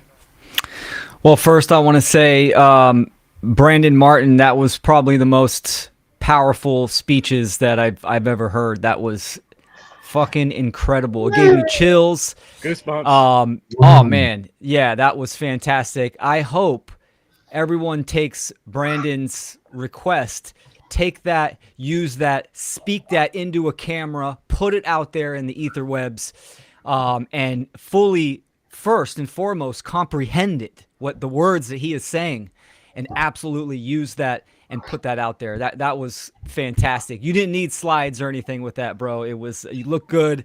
You spoke clear, and the words were just incredible, man. So thanks for that, man. That was fantastic. Oop,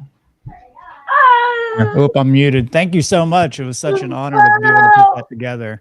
My whole intention behind that was to kind of put myself into the idea of the founders and coming from my current knowledge base, and I was like, okay, what can I say here to prevent the landslide that we went into, that the founders kind of slipped up on?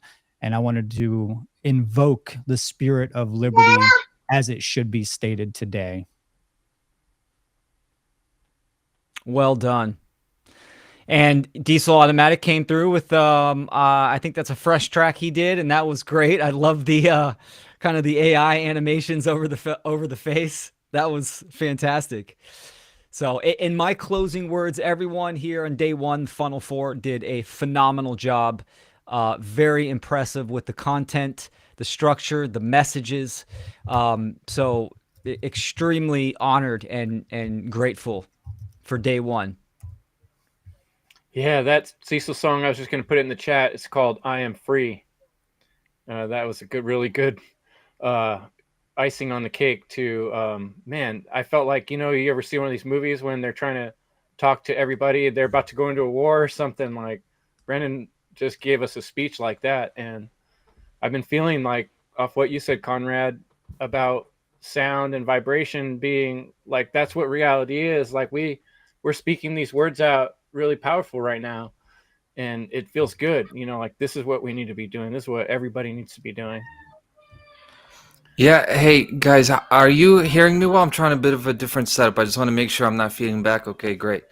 Yeah, I loved it, and I knew I was gonna like it when I saw the title. I'm gonna love that declaration, and then I leave with it after that song too, thinking I gotta thank you guys not just for organizing it and bringing me here, but I thought the sequencing was like perfect. It was beautiful. Like the song made sense. I know that was intentional. I saw it from early on how you're trying to build it.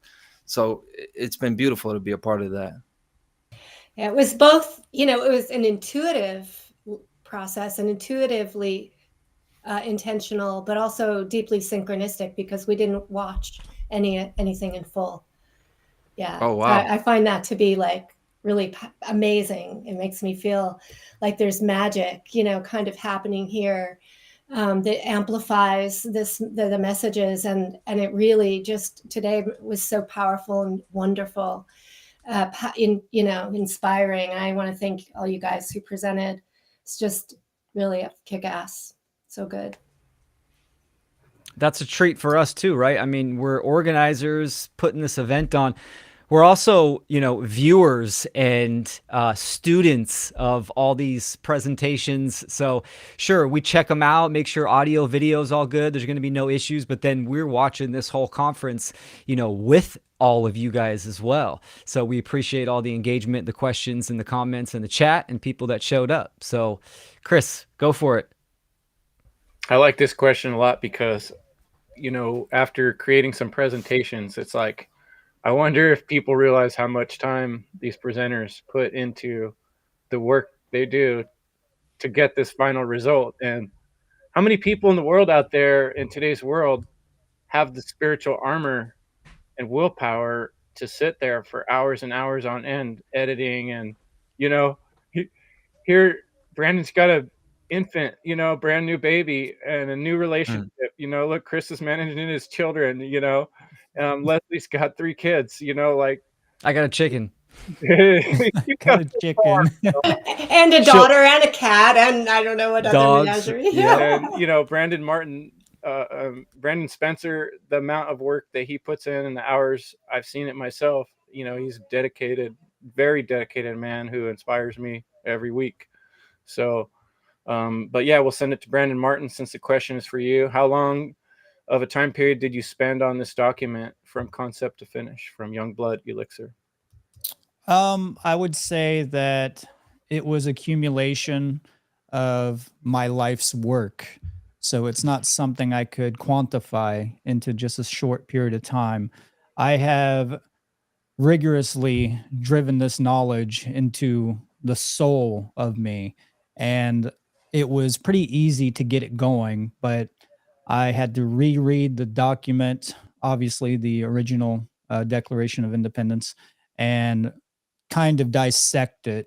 And so it took, I don't know, it took probably a few weeks to get together in full. And I wanted to do more with it. And most people know who know my work know that I put a lot of time into doing slides like what Chris is talking about.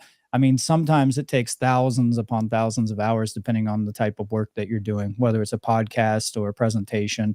You're doing graphic design, you're doing audio and video editing. You're also trying to make sure everything is concise. It takes a lot of work, but once you get it down and you get in the flow, it's actually really fun. So it didn't take too long. I am going to add a few more changes to it before I upload it, but I plan on having it up on my website and freely available for anybody who wants to print it. And I mean, even some people say they want to put their John Hancock on it. I don't really care about that. You do whatever you want with it. That's up to you. And I will have a couple different stylized versions of that freely available on the Seed Truth website.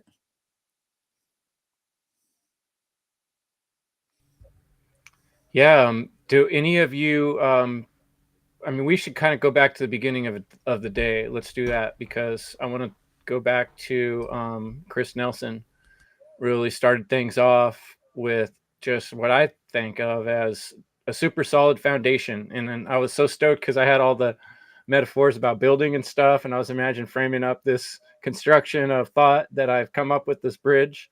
It's the way I see it. And then I just knew by Chris's title and the way he does his work that he would set this foundation that would make me feel like then what I'm going to say is going to be better received if, you know, so I really appreciate the way you laid it down, Chris, and the way you do so often.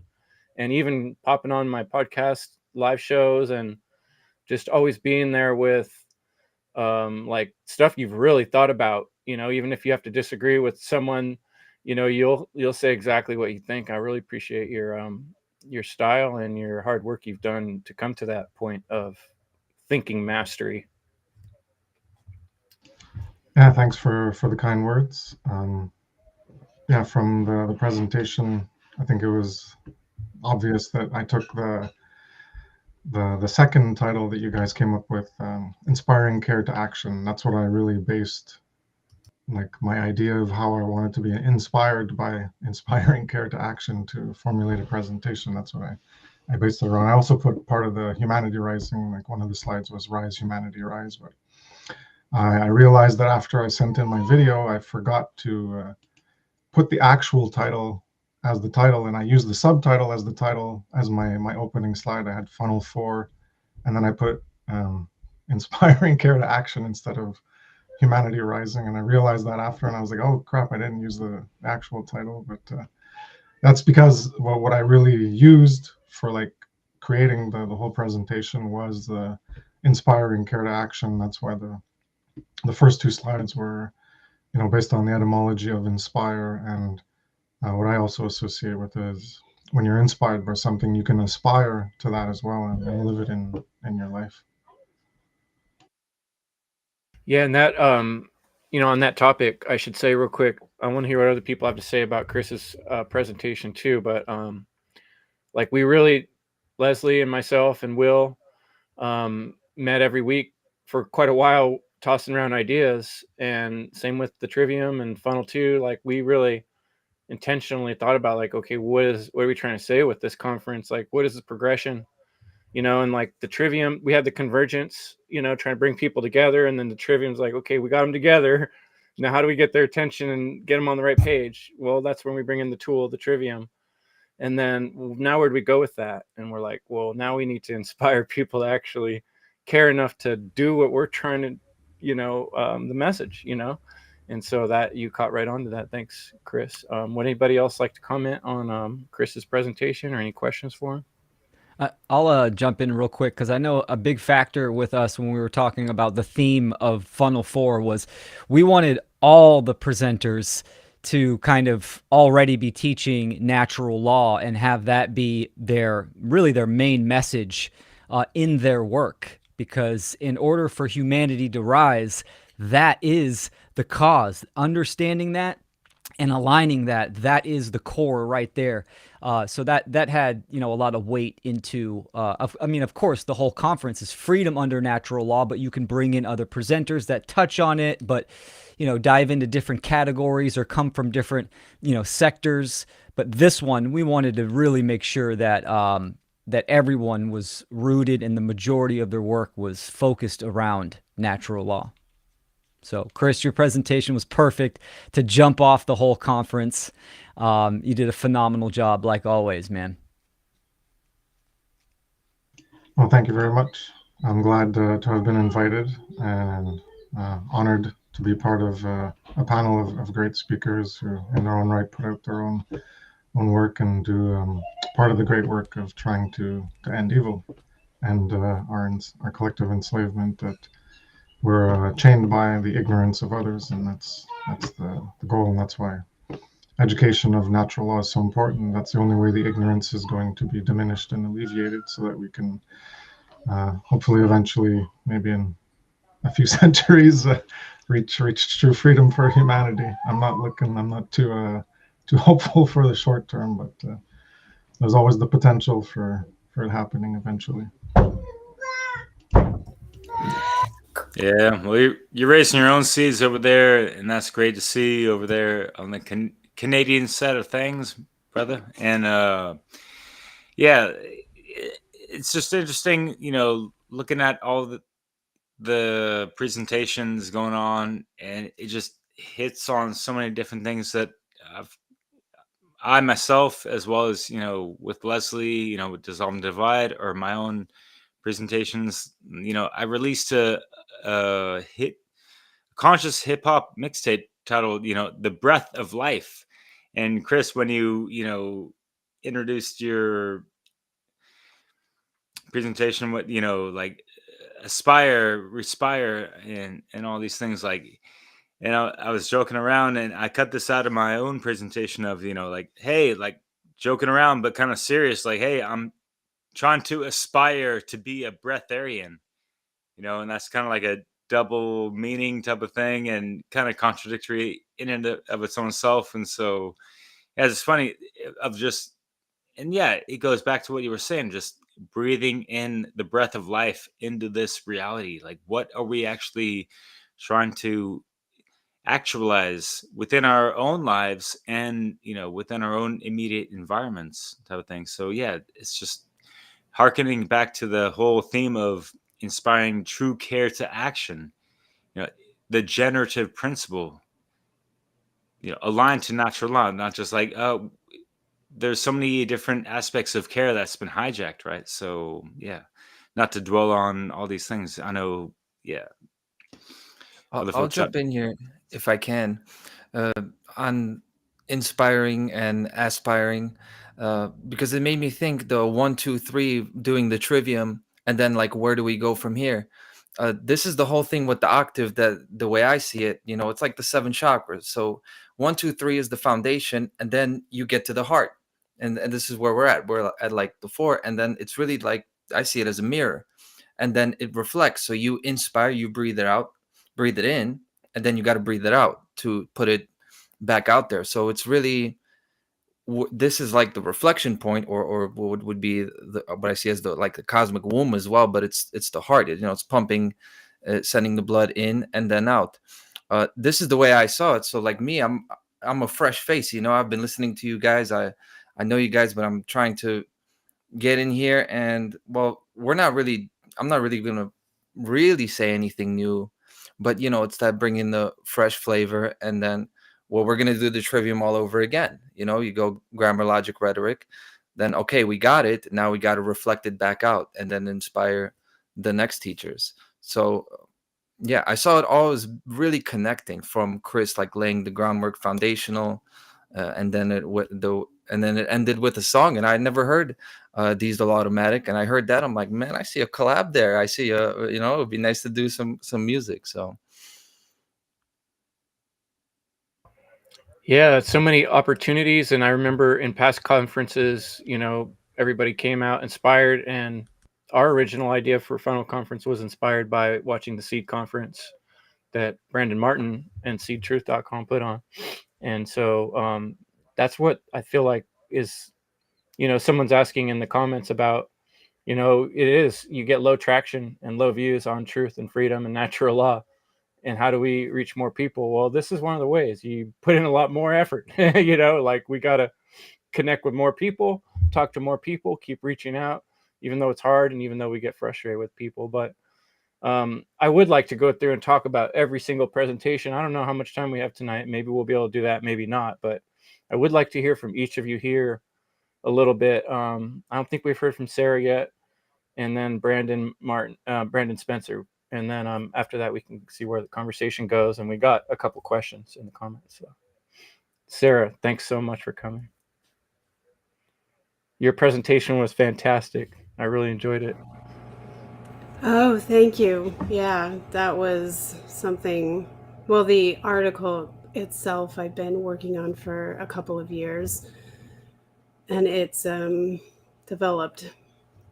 And sometimes it's like that. And I guess the accumulation is today's presentation. How was the process of constructing a presentation like this, Sarah? Well, first I had to really, I would have preferred to draw out all of my images, but there wasn't enough time for this particular conference. So I would have preferred to do that, but I used an AI program. I actually to create the actual images. So I cheated in that respect, but I had to get a little bit firm with the AI program that was doing it to give me my images that I wanted. So I actually used in between the Instagram one and the Copilot one. So eventually, after a few weeks, I was able to actually get all the pictures that I put together. I had an article that I had already been working on, and then I worked on that a little bit more as well to try to just make the details very, exact the way that they should be and clear as much as I could get them. And then I went through the process of finding the imagery that I wanted. So it took me a few weeks to do that. But the article itself is something I've worked on for a couple of years.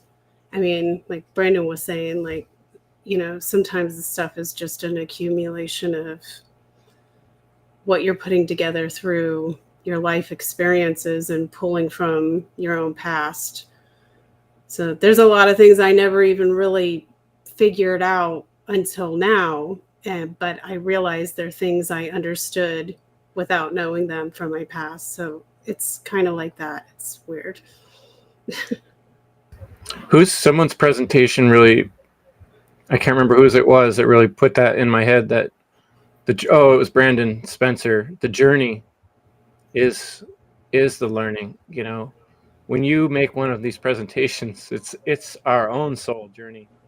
Every time I've made one, I'm going through this process. Like, how do I say this? What is it I'm trying to say? And when you push yourself through that process, you learn something from it, So Brandon Spencer, you lit the place up. It's still hot, and where I'm at, like, I'm sweating in my shirt, and then Brandon Martin coming after you, it didn't help. It's just like, bam. The heat was on. Hey, something about the name Brandon, huh? Yeah, something. And your visuals were off the hook too, as usual. But yeah, how'd you feel about this one? First off, thank you to all of the presenters. Thank you to all of the individuals who watched this. This presentation was actually quite hard for me because I had never really taken a kind of larger presentation and kind of boiled it down into 1 hour, which is extremely hard. And I remember Brandon Martin kind of talking about this, I want to say with the C presentation. So this was the first time that I had actually tried to do it. And probably will never do it again because it's just so hard because there's a lot you want to get in and there's a lot you want to say, but you are limited on time. So you got to cut so much out. And it was a lot of slides that just couldn't get put in. And then I got toward the end and I'm like, how do I, wrap this all and like put it all together to like get this point across that yes, it is important that the information, it is important where we get our information from, and it has to be filtered. It has to be like done correctly, but also too, that's not like the end game goal. Is what do we do with the information as far as like once we take it in? So like we can drink from that correct stream of knowledge and taking in the correct information. But once we take it in, what do we do with it? How do we apply it? What do we do in the form of right action, in the form of rhetoric, in the form of the output stage?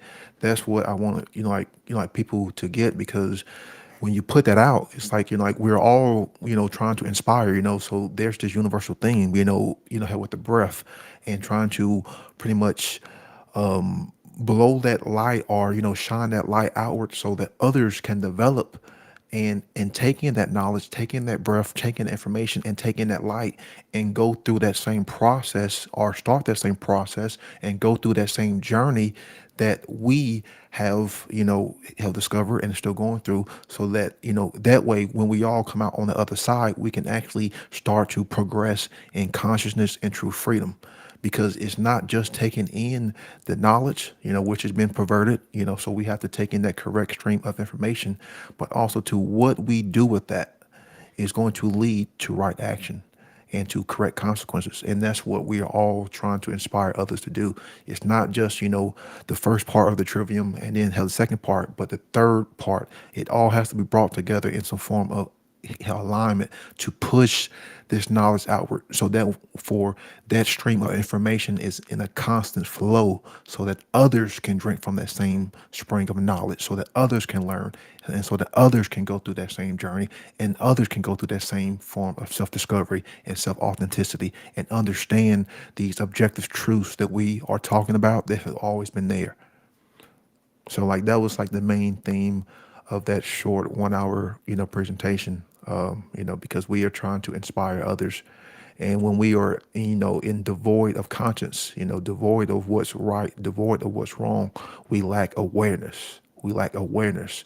We lack the ability to communicate, to understand. So where we draw our knowledge from is crucial. It's crucial. And then the next step is, what do we do once we draw that knowledge, once we come to understand it, once we filter it? What do we do with it? And thank you to all of y'all's work, because of course Chris Nelson, have Brandon Martin, Will Keller, Conrad. I love how one of the songs, how one of your beats was so fire. How I actually saved it to my playlist. Gonna go back and check that out. And of course, Sarah, thank you for the creativity. And it's funny because me and Sarah met after Funnel 2, and it's nice for her to to hop on and be a presenter. And one thing I want to say is I've sat back and watched all of the Funnel conferences from the first one, because I remember the first one very well, and I remember the second one because I was a presenter, and it's just hell amazing to see how much it has progressed. And I want to thank Will and Chris and all of y'all, because like y'all have gotten through all of those technical issues, and that's something that takes perseverance and of course willpower and care and the knowledge as far as like how to maintain and run these kind of hell events. So it's nice to see the progression and how it's gotten better, and it's getting bigger and better, and I like the investment and I like the improvement, because I've actually sat and watched it behind the scenes, because I remember Funnel 1, 2, and 3. I remember them all because I've always kind of sit back and watch things behind the scenes. So much appreciate and much love and much respect.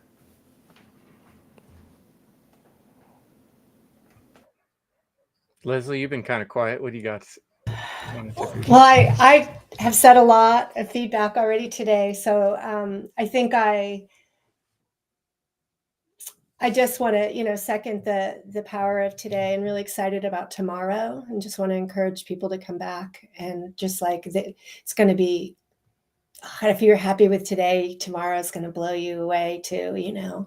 So this is really powerful, and I also feel the expansion. My goal, every year has been to just expand my skill level in some area, somewhat.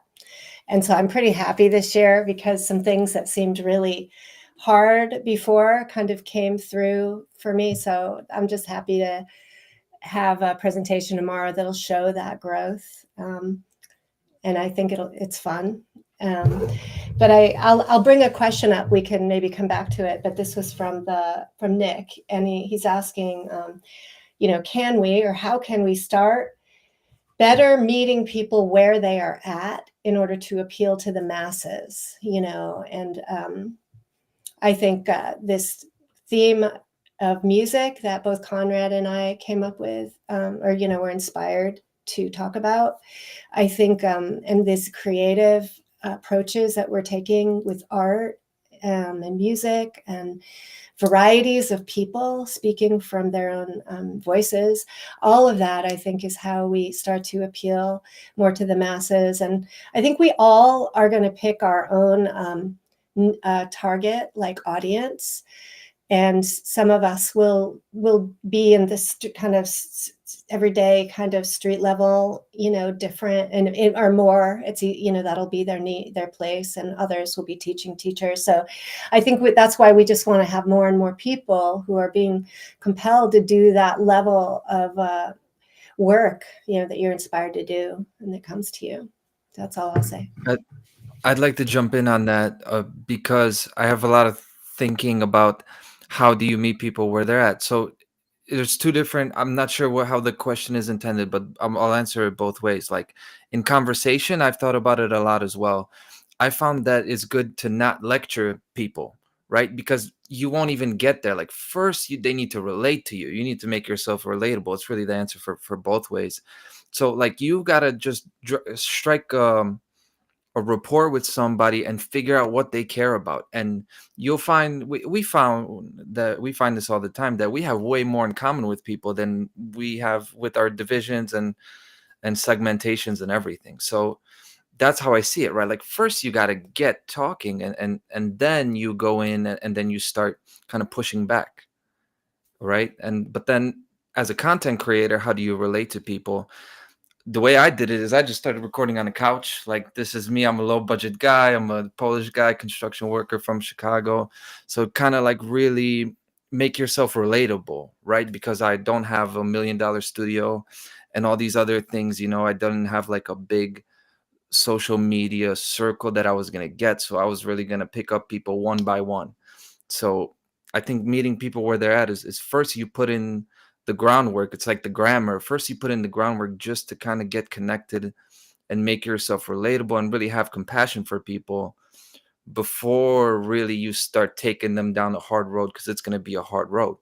But first, they got to know you. They got to trust you. And it's not to make it overly like strategic and like a chess game. First you got to get them to care and then you drag them into the deep water. It's not really that. But I think time matters. And that's how you build connections. So those are my thoughts on that. Yeah, like relationship building. I think relationship is really key to really life itself. So why wouldn't it be to influencing people, right? I'll add to that. Yeah, this is a really good question for everyone to consider.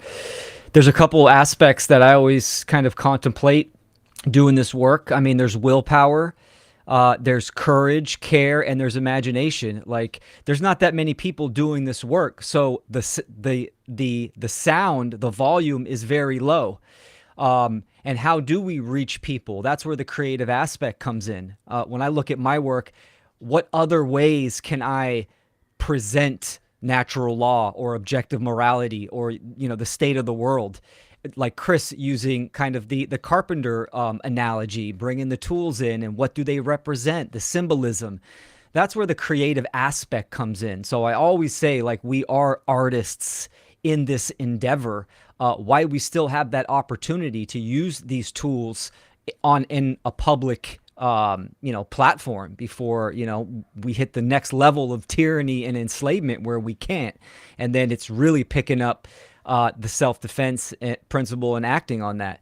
So although the courage, obviously putting yourself out there, like, I know there is 100-fold the amount of people that actually understand this information that have not activated. I know that. Right? So the courage of putting yourself out there, the care as well, right? What do you care about? It's easy to get discouraged and say, fuck it, no one's going to change anyways, or I'm not being heard, and then throw the towel in. You got to have that care for truth and for freedom. And then the willpower and the vigilance to just keep going with that creative aspect of how can I make my own work better? What are marketing strategies, promotional strategies? How can I say something different that I haven't done before to try to reach a different set of people? So it's this whole, there's methods and different aspects that come into play. But I think getting, like what Brandon said, getting people from having that awareness and that information to activating, that's the hardest step for people. And this is where something like the Funl Conference comes into play, where we see people that have, been viewers of this conference and now they're presenters. We've seen people, the majority of the people in the conference have been in How to Become the True Media, including myself. And then bam, they're putting these skills to work. My first formal online presentation was at the Seed 4 conference. And then now, the organizers are throwing a conference. So there's that evolution and the fractalization that just keeps going, and you keep compounding the small moves that make the big jumps and the big leaps. I'd like to jump in with more of a contrarian, I don't know, as opposed to like kind of like take apart the question, because part of the problem is that meeting people where they're at. Well, you could have 2% of the world's population at a certain level, 5% at another level, 10% at another level. Everyone's going to be at different places, and what we call the journey. So they're on their journey in life, and some of them might get some things, and some of them might not get other things. And so you can target. You could try talking about natural law, and then they don't get it, or they make excuses for why that doesn't exist. So then instead of they don't like the term, so instead of talking about natural law, you just talk about right and wrong.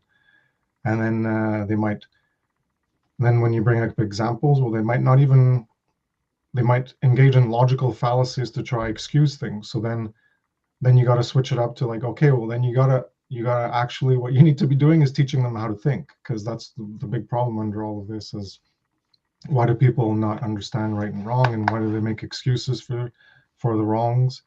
And underlying it all is how come you can't discern right from wrong? Well, because you don't have a properly developed capacity to think through things.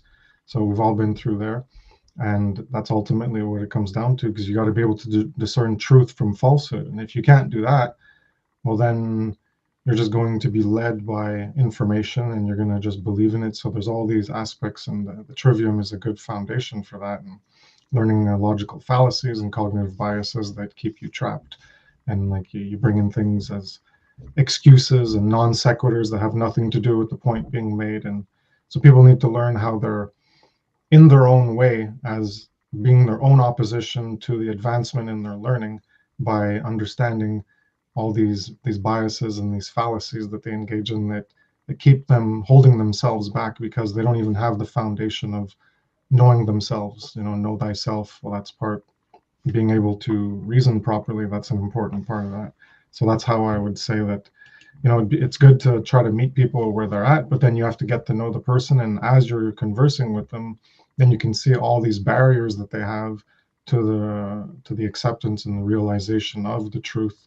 And then you got to always shift and move things around. So there's no like one size fits all to meet people where they're at. And certainly if you're engaging in one-on-one conversations, you have the opportunity to do that. But if you're doing the most effective means, which is a one-to-many relationship where you put out content and then many people can reach it throughout the planet in whatever format, be it writing or art or audio only, or video that has audio, and then you could have art in there and you're speaking words, so that could be the part that's only writing, and you can mix it all up in the video.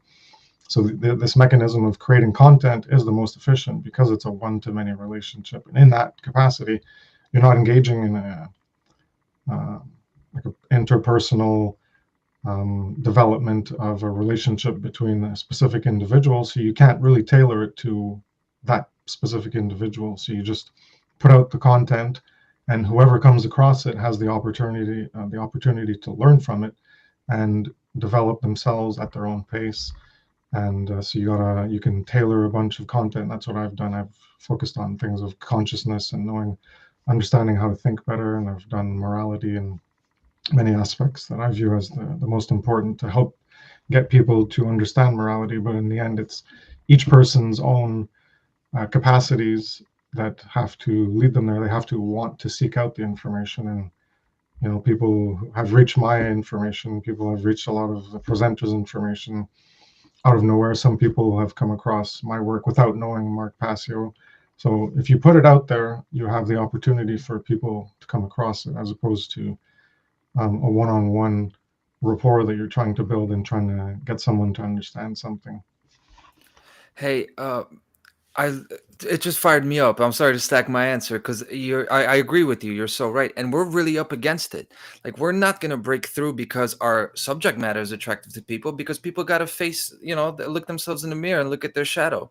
So we're up against it. Like, we're always going to be up against it. So the unfortunate answer is we got to do it we got to compensate for it, with our technical, how we look, how we sound, and with our really that appeal, which is really hard because that's difficult to do.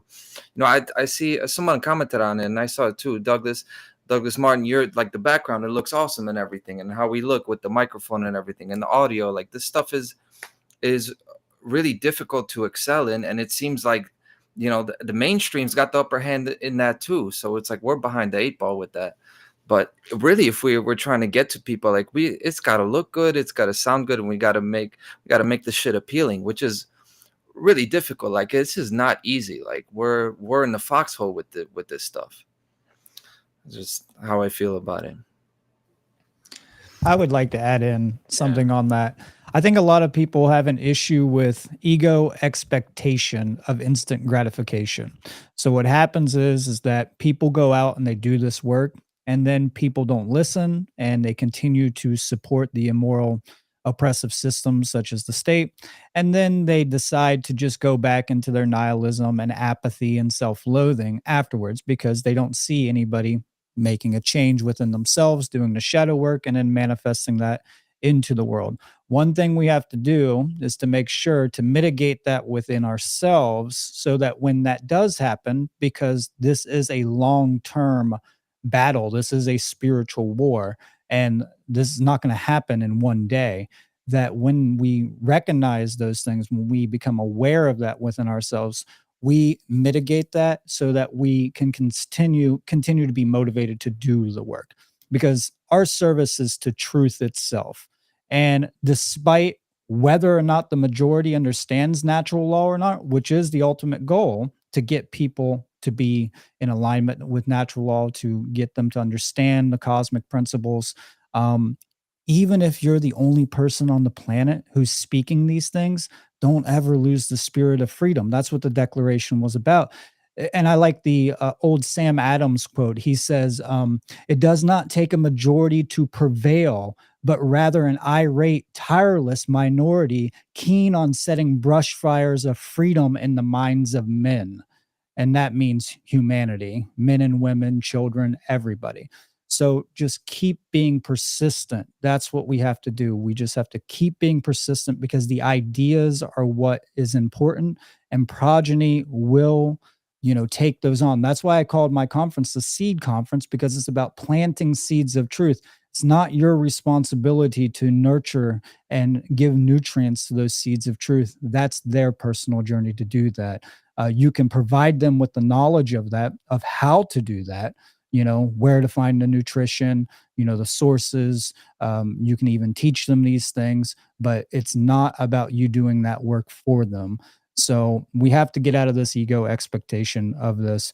And the other thing is, my work, I don't appeal to people. I think it's great to like make things stylized and stuff like that. And it is true that we should be more so on the appealing side than not. But coming from my background, I'm like, it doesn't matter. You either like it or you don't, and my work will stand for itself.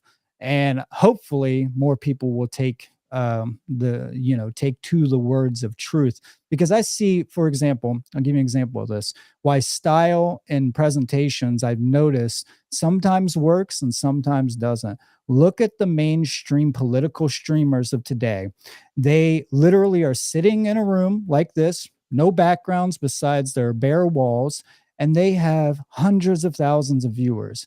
They're sitting there doing political debates, they're doing all kinds of stuff. They don't have mainstream, backing. They don't have anything like this. Hassan Abi, Destiny, all these crazy talking heads that the young kids are listening to.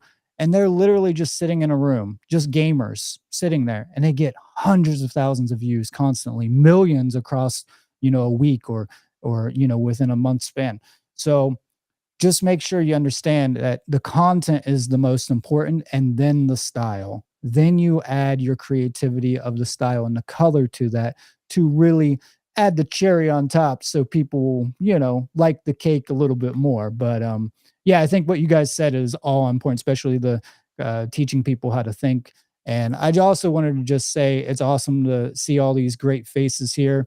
I think the conference is amazing. I said it in the comments. It inspires me to continue the Seed Conference. This has been a feedback loop between, us in this great work community. And I'm like, yes, now I'm ready to do mine, like I got to get this out for people and get you guys involved. So I just wanted to thank all of you. Some people new here, like Conrad. I really liked what you had to say about music. I grew up in the underground music, industry, specifically punk.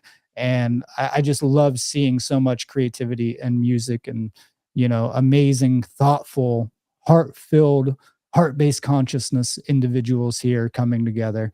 And yeah, thank all you guys for doing what you do. Thanks, brother. I was kind of excited to find out, Conrad, you do construction too. I love tools so much. And on that question you're talking about, I often think of what we're up against as a big giant brick wall that goes as far as you can imagine, every direction, and it's hella thick. And it's like, we know it's almost like an impenetrable wall, and it can be kind of defeating. But we also know deep down that there is a such thing as freedom, and it can be broken. Every wall can be broken. So how do you break a unbreakable wall? Well, you start chipping away at it. And the sooner you start chipping away at it, the sooner you start figuring out the methods that work better than others. And so we've all been trying different things. None of us know. I pound my head against the wall often, like, man, why I'm still not getting, But look, the Funl conference gets a lot more. I've never seen this many views on my restream button before. You know what I mean? But you bring enough people together and you try different combinations of things. You try everything you can. That's like in construction. I had this video. I'm going to share the link in the chat. But it's basically called Conceptual versus Instructional Thinkers. And I've noticed this on the job site. Some people want to follow instructions, and that is the authoritarian mindset that's been just tortured into people from childhood. Literally tortured into people's minds through repetition and coercive methods, manipulation, and subtle methods of manipulation. So this instructional, like, tell me what to do. Like, there's a lot of people that are stuck in that. And this is, in terms of how do you talk to people, I think this is one of the first things my mind does. It goes, is this person a relativist? Go to Brandon's presentation. If they're a relativist, I'm not even really going to waste my time, honestly, because there's a lot of people out there that aren't a relativist that are willing to listen or willing to have the conversation or open. If someone's a complete relativist, you're not going to get anywhere. They're nowhere near being open. But then the next thing is, are they a conceptual thinker? or are they an instructional thinker? Can they understand a concept or a metaphor, or do they just go back to instructions every time? Because if they're going to do that, you're not going to get that far. You're not having a back and forth. There's not a real communication. There's a one-way street. They're just going back to something in their head. And that's, when they're ready to get around that has to come from within. That has to come from will. And so the only thing that I can come up with is inspiring care. And we do that by example. But we don't know the answer. Keep trying different tools. Keep trying something. Be a conceptual thinker. That's what I would like to say on that.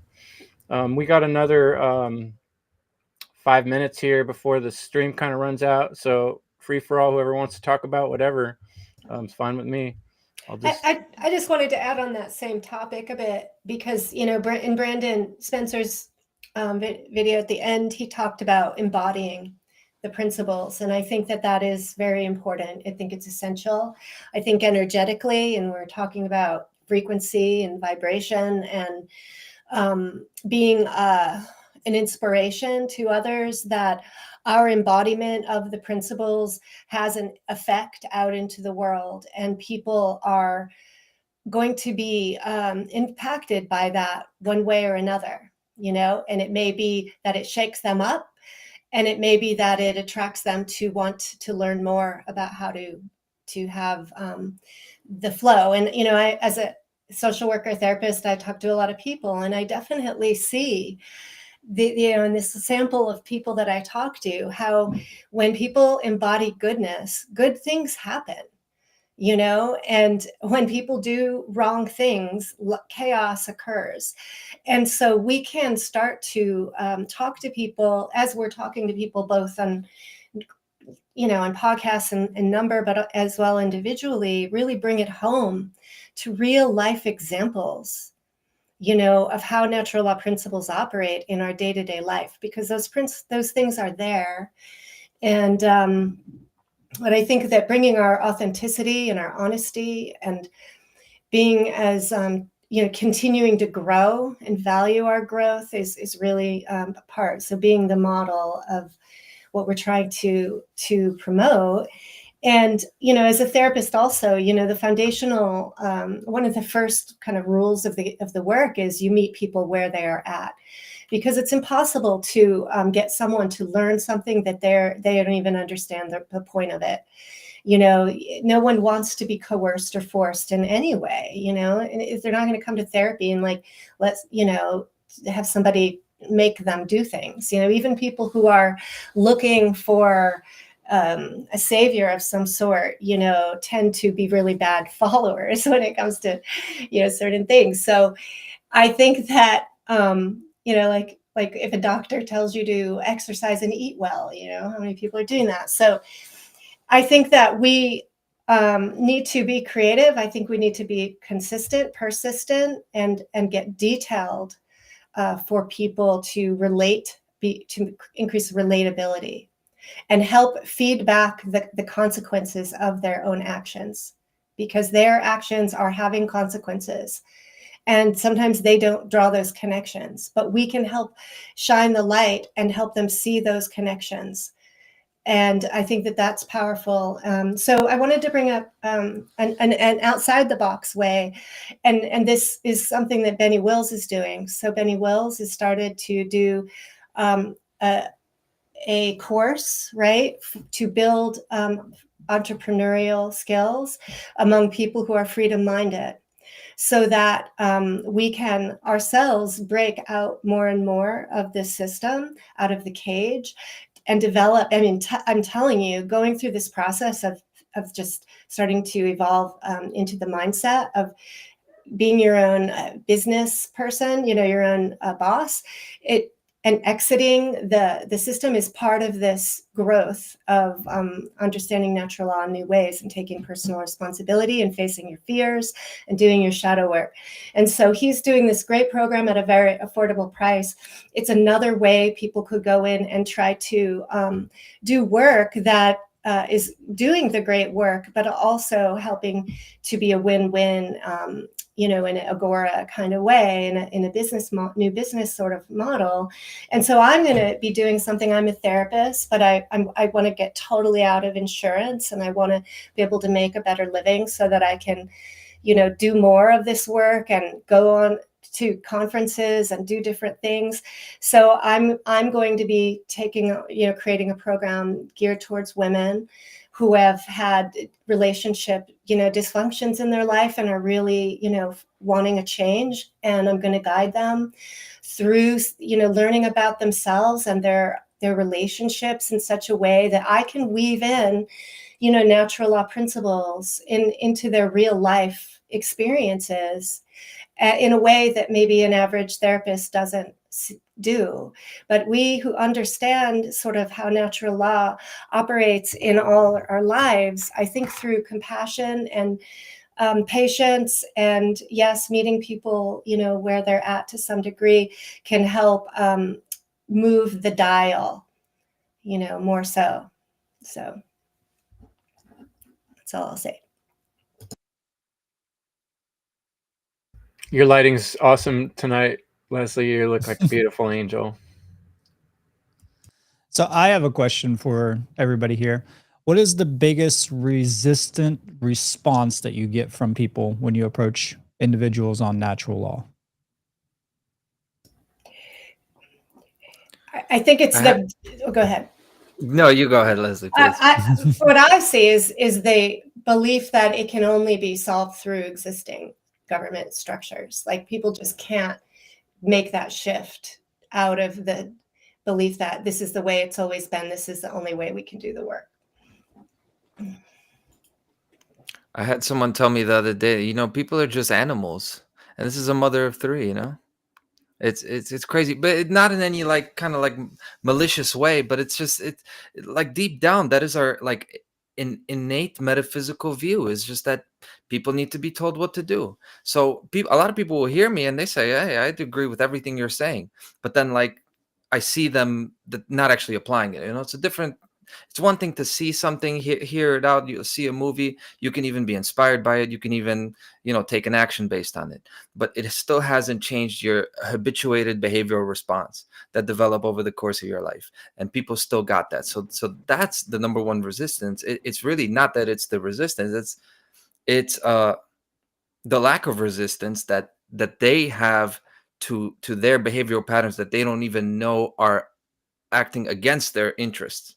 The people are not even acting in their self-interest, let alone in the interest of truth. I would just go on, Brandon. Sorry. Oh, not just real quick. To answer Brandon's question, is getting them to see things from a objective standpoint, and rather from their subjective perception, because they've been conditioned to just interpret things from just a subjective form of belief constantly. That getting them to see the bigger picture and the connectedness, like the harmoniousness that we all share, has been one of the biggest barriers, because the whole satanic mindset is fueling their ego, and they are just so connected to it that they don't want to let it go.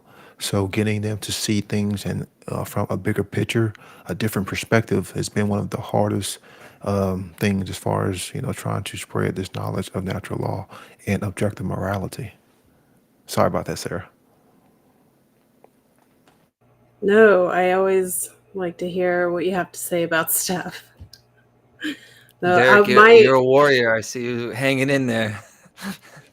My only answer that I could give to that, Brandon, would be it's a fear-based response. But I think that people see this from a lot of different angles, and my angles, because primarily what I see is like one-to-one person activity in the physical community with people. I mean, being online is a really great way to reach a lot of different people and allow them to take personal responsibility for the information and either take it in or not take it in.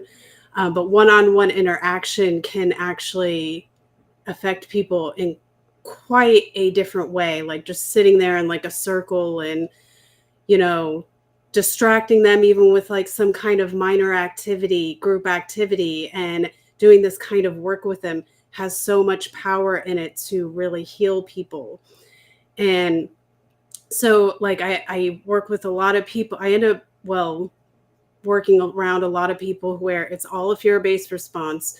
And whenever they hear information like this, it's not that they don't want to take it in or accept it as true. A lot of them, it's more about fear because they're afraid of what will happen to them and them being left behind. And that's a lot of the people I end up kind of working with and being in those circles, because most of you know my background is more in the medical circles, with, you know, chronic patients and stuff, and just dealing with those sorts of circles. But it really isn't that they don't want, like from my experience working with people like that, it's not that they don't want to know this information.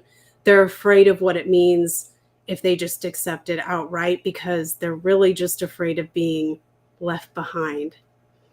And I get that a lot. And I've had people who will resist me. They're like, you're out of your freaking mind. And then, like, you know, but something I said affected them. And 6 months later, they come back and they're like, and I think personally, I think that is like a really, really beautiful thing that happens with people, because it's very organic and they got to it almost on their own. And it just took one thing, you know. And a lot of the people that I know, they're not even online. They just don't go on the internet. So I really would encourage people to be out in their community as well, you know, as stifling as sometimes that might be. But it really is a beautiful process to see that in person. So that's how I would answer that. It's a fear-based response. And I feel like it's about feeling like being left behind because they're not where maybe some of the rest of us are. So that's how I hope that helps. I think that's perfect what you're saying. The reason I get frustrated sometimes when people talk about the freedom movement, I don't really think we have a freedom movement yet. We're trying to get one started.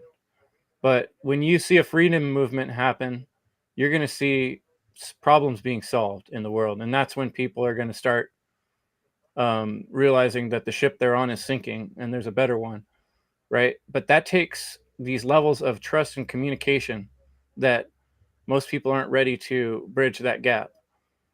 It really does take communicating with someone to build trust, and it takes trusting someone to, you know, build communication. Both things are back and forth. It is relationships. It is building relationships with people, but we have to start with quality, on the same page with the same principles in mind. And if we don't, we're on shaky ground. It's all full of holes. We're walking across a bridge that has big giant holes in it. We're not agreeing on the path. We're walking in two different directions, you know? So how do we do that? It's not easy, you know, but one thing I really appreciate about this is hearing 9 brains work on it is a lot more powerful than just mine. And we do have 9 brains here, you know, or more out there, you know what I mean? And all we have to do is learn to communicate with them and build trust with them until we can get the truth out, you know? So, yeah, pass it on. That's how they do it to us. You know, they got people, keep people in all aspects of life. So if you don't get the person interested in politics, they're going to get them in entertainment. They're going to get them here, or it's going to be somebody that affects you in relationships. So, you know, we got to do the stuff that's known to work, which is you got to have a lot of different voices involved. And it's the same thing in construction. You got all the subs in all their trades. All the trades got to come together. And not everybody's, there's a point at which you reach kind of a ceiling, and then somebody just needs a different voice, and then that it's all about timing, right? So that'll be the person to get through to them. And this is why there is strength in numbers. It's not just the quantity that makes a difference. It's the range of qualities that are included in that. Douglas Martin added in the chat about, a short way of describing the cause of the barriers to people understanding natural law, and that's mind control. And I think that's accurate. And so what we are all really required to do is understand the mind and do our own study of psychology, so that we can use that knowledge, as the dark occultists have done against us, but to understand psychology well enough to meet people where they are at psychologically, and use motivational approaches to help guide them through love, compassion, and keeping ourselves aligned with truth and what's right, and not violating our own principles. I think that's really important. As frustrated as we get, or as determined as we get, we want to stay aligned with the principles and not coerce people or cause harm to them in any way. I wanted to add to the question from earlier. I think that the Socratic method is very good for people. I've got very good results when it comes to meeting people at their own consciousness level. Rather than telling them the answers, try to get them to, invoke the answer from within, so that they're critically thinking and they're trying to engage in the mental faculties that will strengthen their problem-solving methodologies. So we fall into this habit of telling people what we know, when in fact, if we can get them to feel as if they came up with the idea themselves, then they're more likely to be engaged in it, because of the emotional spectrums that come along with that. Because we feel like this energy that comes from within us when we discover something. It's this awe moment from our child spirit, really, is what we're invoking. And I mean, I'm a new dad right now, so I see that in my newborn right now, where he has these awe moments looking around at the world. And this is a very powerful aspect of the human consciousness and human experience. And this is what ancient totemic cultures and nature cults and societies would try to invoke in people, rather than just hammering it into them over and over and over. Some people need the hammer and some people don't. You just have to figure out and kind of surf the chaos when it comes to that. You have to gauge people's own capacity for the knowledge, and yes, meet them on their own level, and have a good vocabulary and vernacular, because not all the same, all the words that work for certain groups or a certain individual will work for everybody. So when I see people have an issue with the word anarchy, I use volunteerism, and then slowly Socratically move them over to the idea of anarchism, just by questions.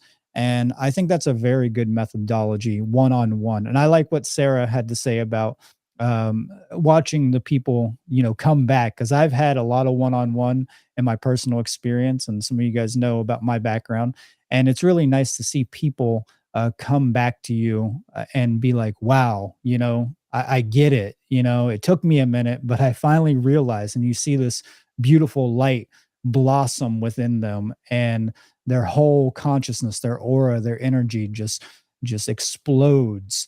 And that's really when it's resonating. Some people can learn the information and it just goes in one ear and out the other, and they can repeat it to you like a robot. They'll tell you, oh yeah, I understand this. They don't really understand it because it hasn't been integrated, as what Conrad was talking about. It hasn't been habitually put into their character, their virtues. It hasn't been programmed in the subconscious, is what it comes down to. So I think I just wanted to add that in there. Yeah, another big thing is principles. The concept, talk about conceptual thinking, is a foreign one in today's world, of a principle being more powerful than a result. And sometimes we do things that we don't know if it's going to work out well for us, but we know that the end result matters more than the immediate pain or suffering. And so, for instance, as a parent, once you become a parent, you realize that at any moment you'd be willing to die for your child to live. And that is the aspect of what we're trying to do here. There is a certain aspect of sacrifice to it. You're not going to always see the result of doing what's right in your lifetime. and we can't get so stuck on that. And that's what I hear people doing. To answer your question, really, people are their mind is totally based on results and material results. If they can't see it in front of them, how are you going to do that? That's the immediate question people say when you start talking about natural law. Well, how are you going to do that? And they start this thing up right away. Okay, if we took everybody and put them on an island and say, okay, here we go with the island thing. All right, I mean, I can rock that. I'll get into the convo, but like, it's not really about how's it going to work out tomorrow or the next day. It's about, are you doing the right thing or not? Chris, you invoking self-defense and protecting children just makes me. I think I am terrified of death, but not the kind that they're gonna kill me when I stand up. It's the death every single time I knew to speak up and I didn't. Every single time I knew I was being a coward. This is the death that I fear, and I've trained myself to really hate that every time that I wasn't what I could be, and now it's just easy to do the right thing. At least when it comes to this, it's just gotten easy. And I know when the time comes, I'm going to be willing to do what other people are not willing to do, because the death that most people fear is really an illusion. The thing that we should fear, we actually all do it every day. So, million little deaths. And I just wanted to add real quick, just to add to what everybody is saying. I think, especially when interacting and affecting other people with information like this, it might be good to consider, instead of using a scenario like, well, maybe what if a dragon situation, blah, blah, blah, instead just be firm in how you're standing or how you're presenting yourself, to whether it's online or in person. Be firm about what you're putting forth and lead by example, because even if the people who you are trying to reach are not quite getting what you're saying right now, or maybe it takes them some time or whatever, they're going to learn faster by your own example of how you behave and present yourself and conduct yourself in the world. I find people learn a lot faster that way than if you just tell them. Some people can learn that way, but most of us cannot. We've got to see how it gets done. And then it's like, oh, okay. So, like, I call it the what if a dragon situation, because it's something. It's just like making up a situation that is not necessarily based in any kind of a fact. It's a fantasy that's exaggerated to the very extent of the exaggeration, which is often not the case in real life. So I just wanted to add that to it, because thought maybe that might be something to consider.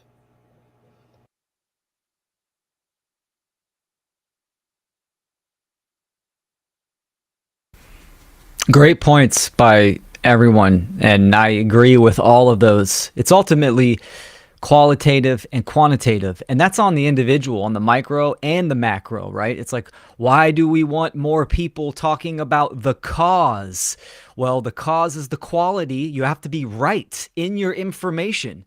And we need numbers, because we need the noise of truth, the solution, true freedom, to be everywhere where the normies are. So it's undeniable. It's in their face. It's the same principle and tactics that the social engineers use with the mainstream media. Everywhere you turn, someone's talking about Trump or some fucking political bullshit or sports, right? It's everywhere.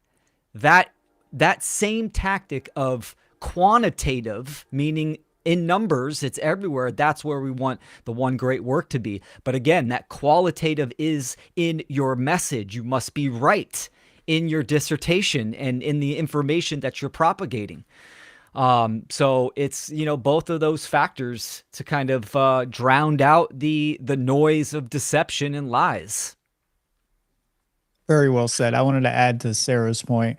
Gandhi said, be the change you want to see in the world. And I think that's what she's really saying with that. We all have to invoke this into our own character and make sure to behave the way that we are talking. And it's hard for a lot of people. I see that daily with so many people who who claim to be anarchists or claim to be voluntarists, but when it really comes down to it, they end up, violating these principles at some level.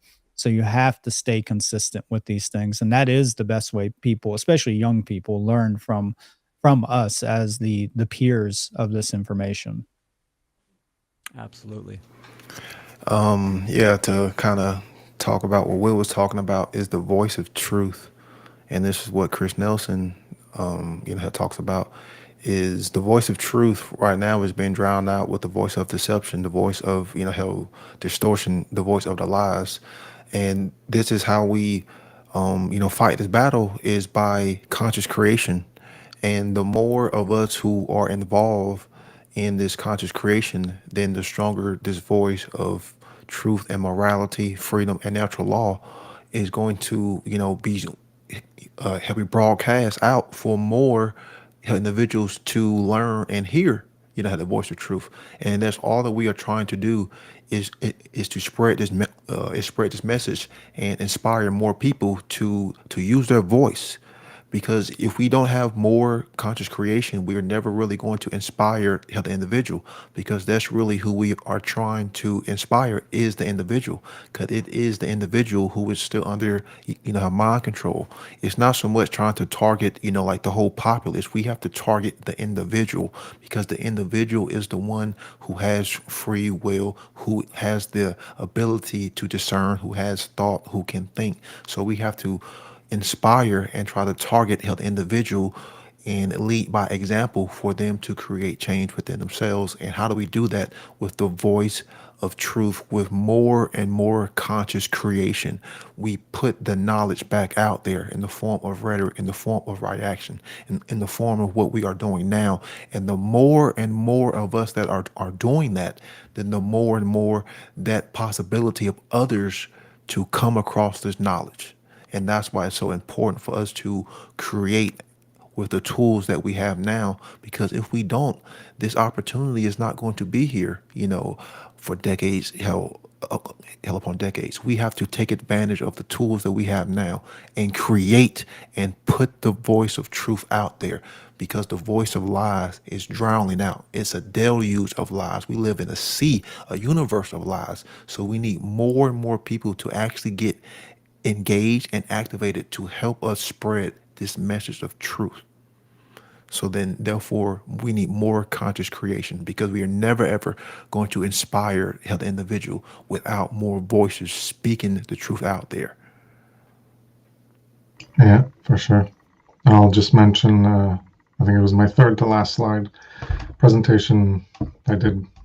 Most of my stuff is based on Mark Passio's work, but I amalgamated and organized it in certain ways. So I have my infographic on care for truth.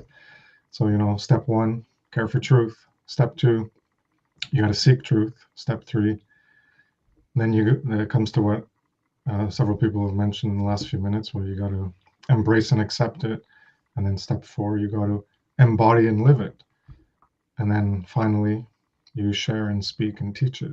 So if you're sharing and speaking and teaching it, but you're a hypocrite and you're not embodying and living it, then that's going to create that contrast. And so, like Brandon said, Brandon Martin, about the Gandhi quote of you got to live by example, and what Sarah was talking about. Well, if the people are going to see, like children learn from your behaviors, so you can tell them, do what I say, not what I do. Well, then you're a hypocrite. You're not living by example. You're not being a good example. So if you're trying to speak or teach or share information, but you're not in alignment with it yourself, well, then you're, I guess, putting the cart before the horse, because those are the steps. Is where you got to care and seek, and then embrace it instead of rejecting it. So you accept it, and then you got to embody and live it in your life, and then you can talk about it. But if you're acting in contradiction to what you're expecting other people to do, well, then you're failing at your own message that you're trying to get other people to do, because you're not even doing it yourself. I just want to add that I think one of the challenges, as we're really all working towards embodiment of the principles, is that as you do that, you come face to face with the ways you're enslaved. and so you start to realize that to fully live in anarchy, there's a lot more to do than one person can do alone, right? And that we all face our different challenges and ways in how we are trying to successfully, say, detach from government systems or certain behavioral goals and things like that. We could. So I think there's we want to head towards the embodiment as much as possible, also with compassion and understanding and patience, and being, I think, for us, pretty honest about the struggles and the ways that we sometimes, we are imperfect beings, but that doesn't mean we can't be teaching, should never get out here and do the work. But I think if we can be honest about the challenges of being an enslaved species and help support people, because then people will relate to us, I think, more, honestly, than if we somehow act like we have it all together. And I have to go. All right. Well, it's time for an old man story anyway. We're almost done. But you guys remember years ago, I used to do this thing called Teams Ropes Challenge courses. And we would lead people, groups, in like these team exercises to get people to work together. And we had one game we used to play. You guys probably played it as kids, called the Blob, where you just get everybody out in the field. One person's it. And if they tag another person, they both got to connect arms. And then pretty soon, the more people you tag, you got this big giant blob of people running around, and it's like blob thinking. The other term is collectivism. And I just see this, it's so deep in all people's minds. Yeah, I had to keep fighting it myself. People always want to think about it in terms of, how do we get all these people to do something? It's like, no, you can't think about it that way. That's collectivist thinking. That is the way they've tricked us into thinking that you can do things that way by controlling masses of people and, getting a bunch of people to do something all at once. It's like, nope, I love what you guys brought it back to the individual, because that is ultimately, it is an individual choice. And, we could try our might and people have to care at some point. And that's why, we're inspiring care to action. But I'm going to start talking a little bit about tomorrow. Did anyone not finish their thought before we kind of close up that chat? Thanks so much, everybody in the chat. Great questions and great conversation there. I'm looking around and everybody's faces look pretty satisfied. So let's just chat a little bit about tomorrow. I'm really excited. Tomorrow we got Jackie Krasna. We're going to hear some music from the Funky Fathers, some more Diesel Automatic. We're going to hear from Joe Murray, a song from Joe Murray. And we're going to hear Jake Jackson, Jim Adams on permaculture, the missing ethic of permaculture. Leslie Powers, her presentation on the power of music, bridging matter and spirit. We're going to hear a song by Melissa Mari, in memory of Melissa, who recently passed, friend of a lot of people in this community. Nate Cap, Mental Power, and Will Keller is going to close out the day with Symbiosis, the Rhythm of Life. And we're going to hear some music from Joe Raffiti. So there's a lot going on tomorrow. It's going to be a little bit of a longer day, so everybody get some good sleep and come back with your mind sharp. And I'm looking forward to seeing everyone back tomorrow for more freedom under natural law. Hey, Chris, real quick. Also tomorrow, we're going to premiere a new video related to Mark Passio's upcoming event in November. So everyone tune in tomorrow. It's going to be it's a really cool little treat. Oh, yeah, for day 2. Etienne is going to join us live from Mexico if all goes smoothly. That's the plan. Yes, absolutely. Howard Lichtman, Etienne de la Beauté. So look forward to that. So, yeah, big day tomorrow. So I'm going to start, go get something to eat and start getting prepped for tomorrow's plan. So thanks. Will and Chris, real quick, any idea when the presentations will be uploaded? Because I would love to get, all this on a 24/7 live stream, but once it gets uploaded. It usually takes us pretty quick. I mean, I would say 1 to 2 days to get everything uploaded. So, yeah, I mean, we start uploading them right away. Sweet. Yep. All right. Appreciate it. Sure thing. Oh, and I didn't get to thank Jim Adams isn't here with us today. He'll be around tomorrow. he put a lot of work in to help us out on the website. And he actually spent a bunch of his own money. Somebody in the chat was talking about marketing, and he was doing paid ads, trying to bring people in just with his own money. He's no rich man. He cleans pools and drives Uber Eats. So thanks so much to Jim for all the hard work. And he's a father of 2 as well. So a lot of these people doing this work don't have a lot of free time, and they do it anyway. So it's just a force of will.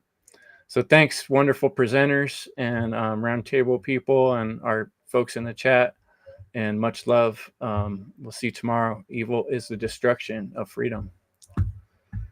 All right.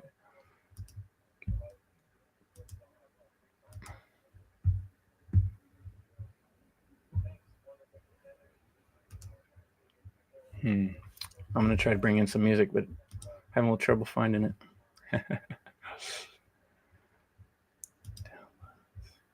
All right, and see you tomorrow, guys. Thank you. Awesome. Thanks so much for having me.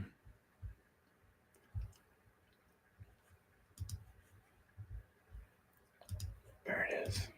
If you are intelligent, then you know that freedom is inherent, cause it's evident. It doesn't come from government, it don't come from the president, it comes from the creator of all universal elements. Some people say it's God-given, others say it's heaven sent. No matter what you call it, natural law sets the precedent. Subjective morality's a fallacy. There's laws that we cannot see, like gravity, that people accept happily, but tragically they believe that freedom has to be granted to them magically by royalty or majesty. It's sad to see people willingly give up their liberty, cause they don't really see the enemy that's on a killing spree. The state, it hates sovereign individuals, cause those who follow natural law and abide by all its principles are mentally invincible, immune to the brainwash. We liberate ourselves and then help others break the chains off. We ain't soft, we go hard, like when the thunder hits. Guns and clips ready in self-defense from the government and the elitists running it. Blast them all, claim our freedom standing under it. Natural law, the elitists running it. Blast them all, claim our freedom standing under it. Natural law, freedom under natural law for us all. Yeah, freedom under natural law for us all. Yeah, freedom under natural law for us all. What? For us all. What? Freedom for us all. What? You know what we do.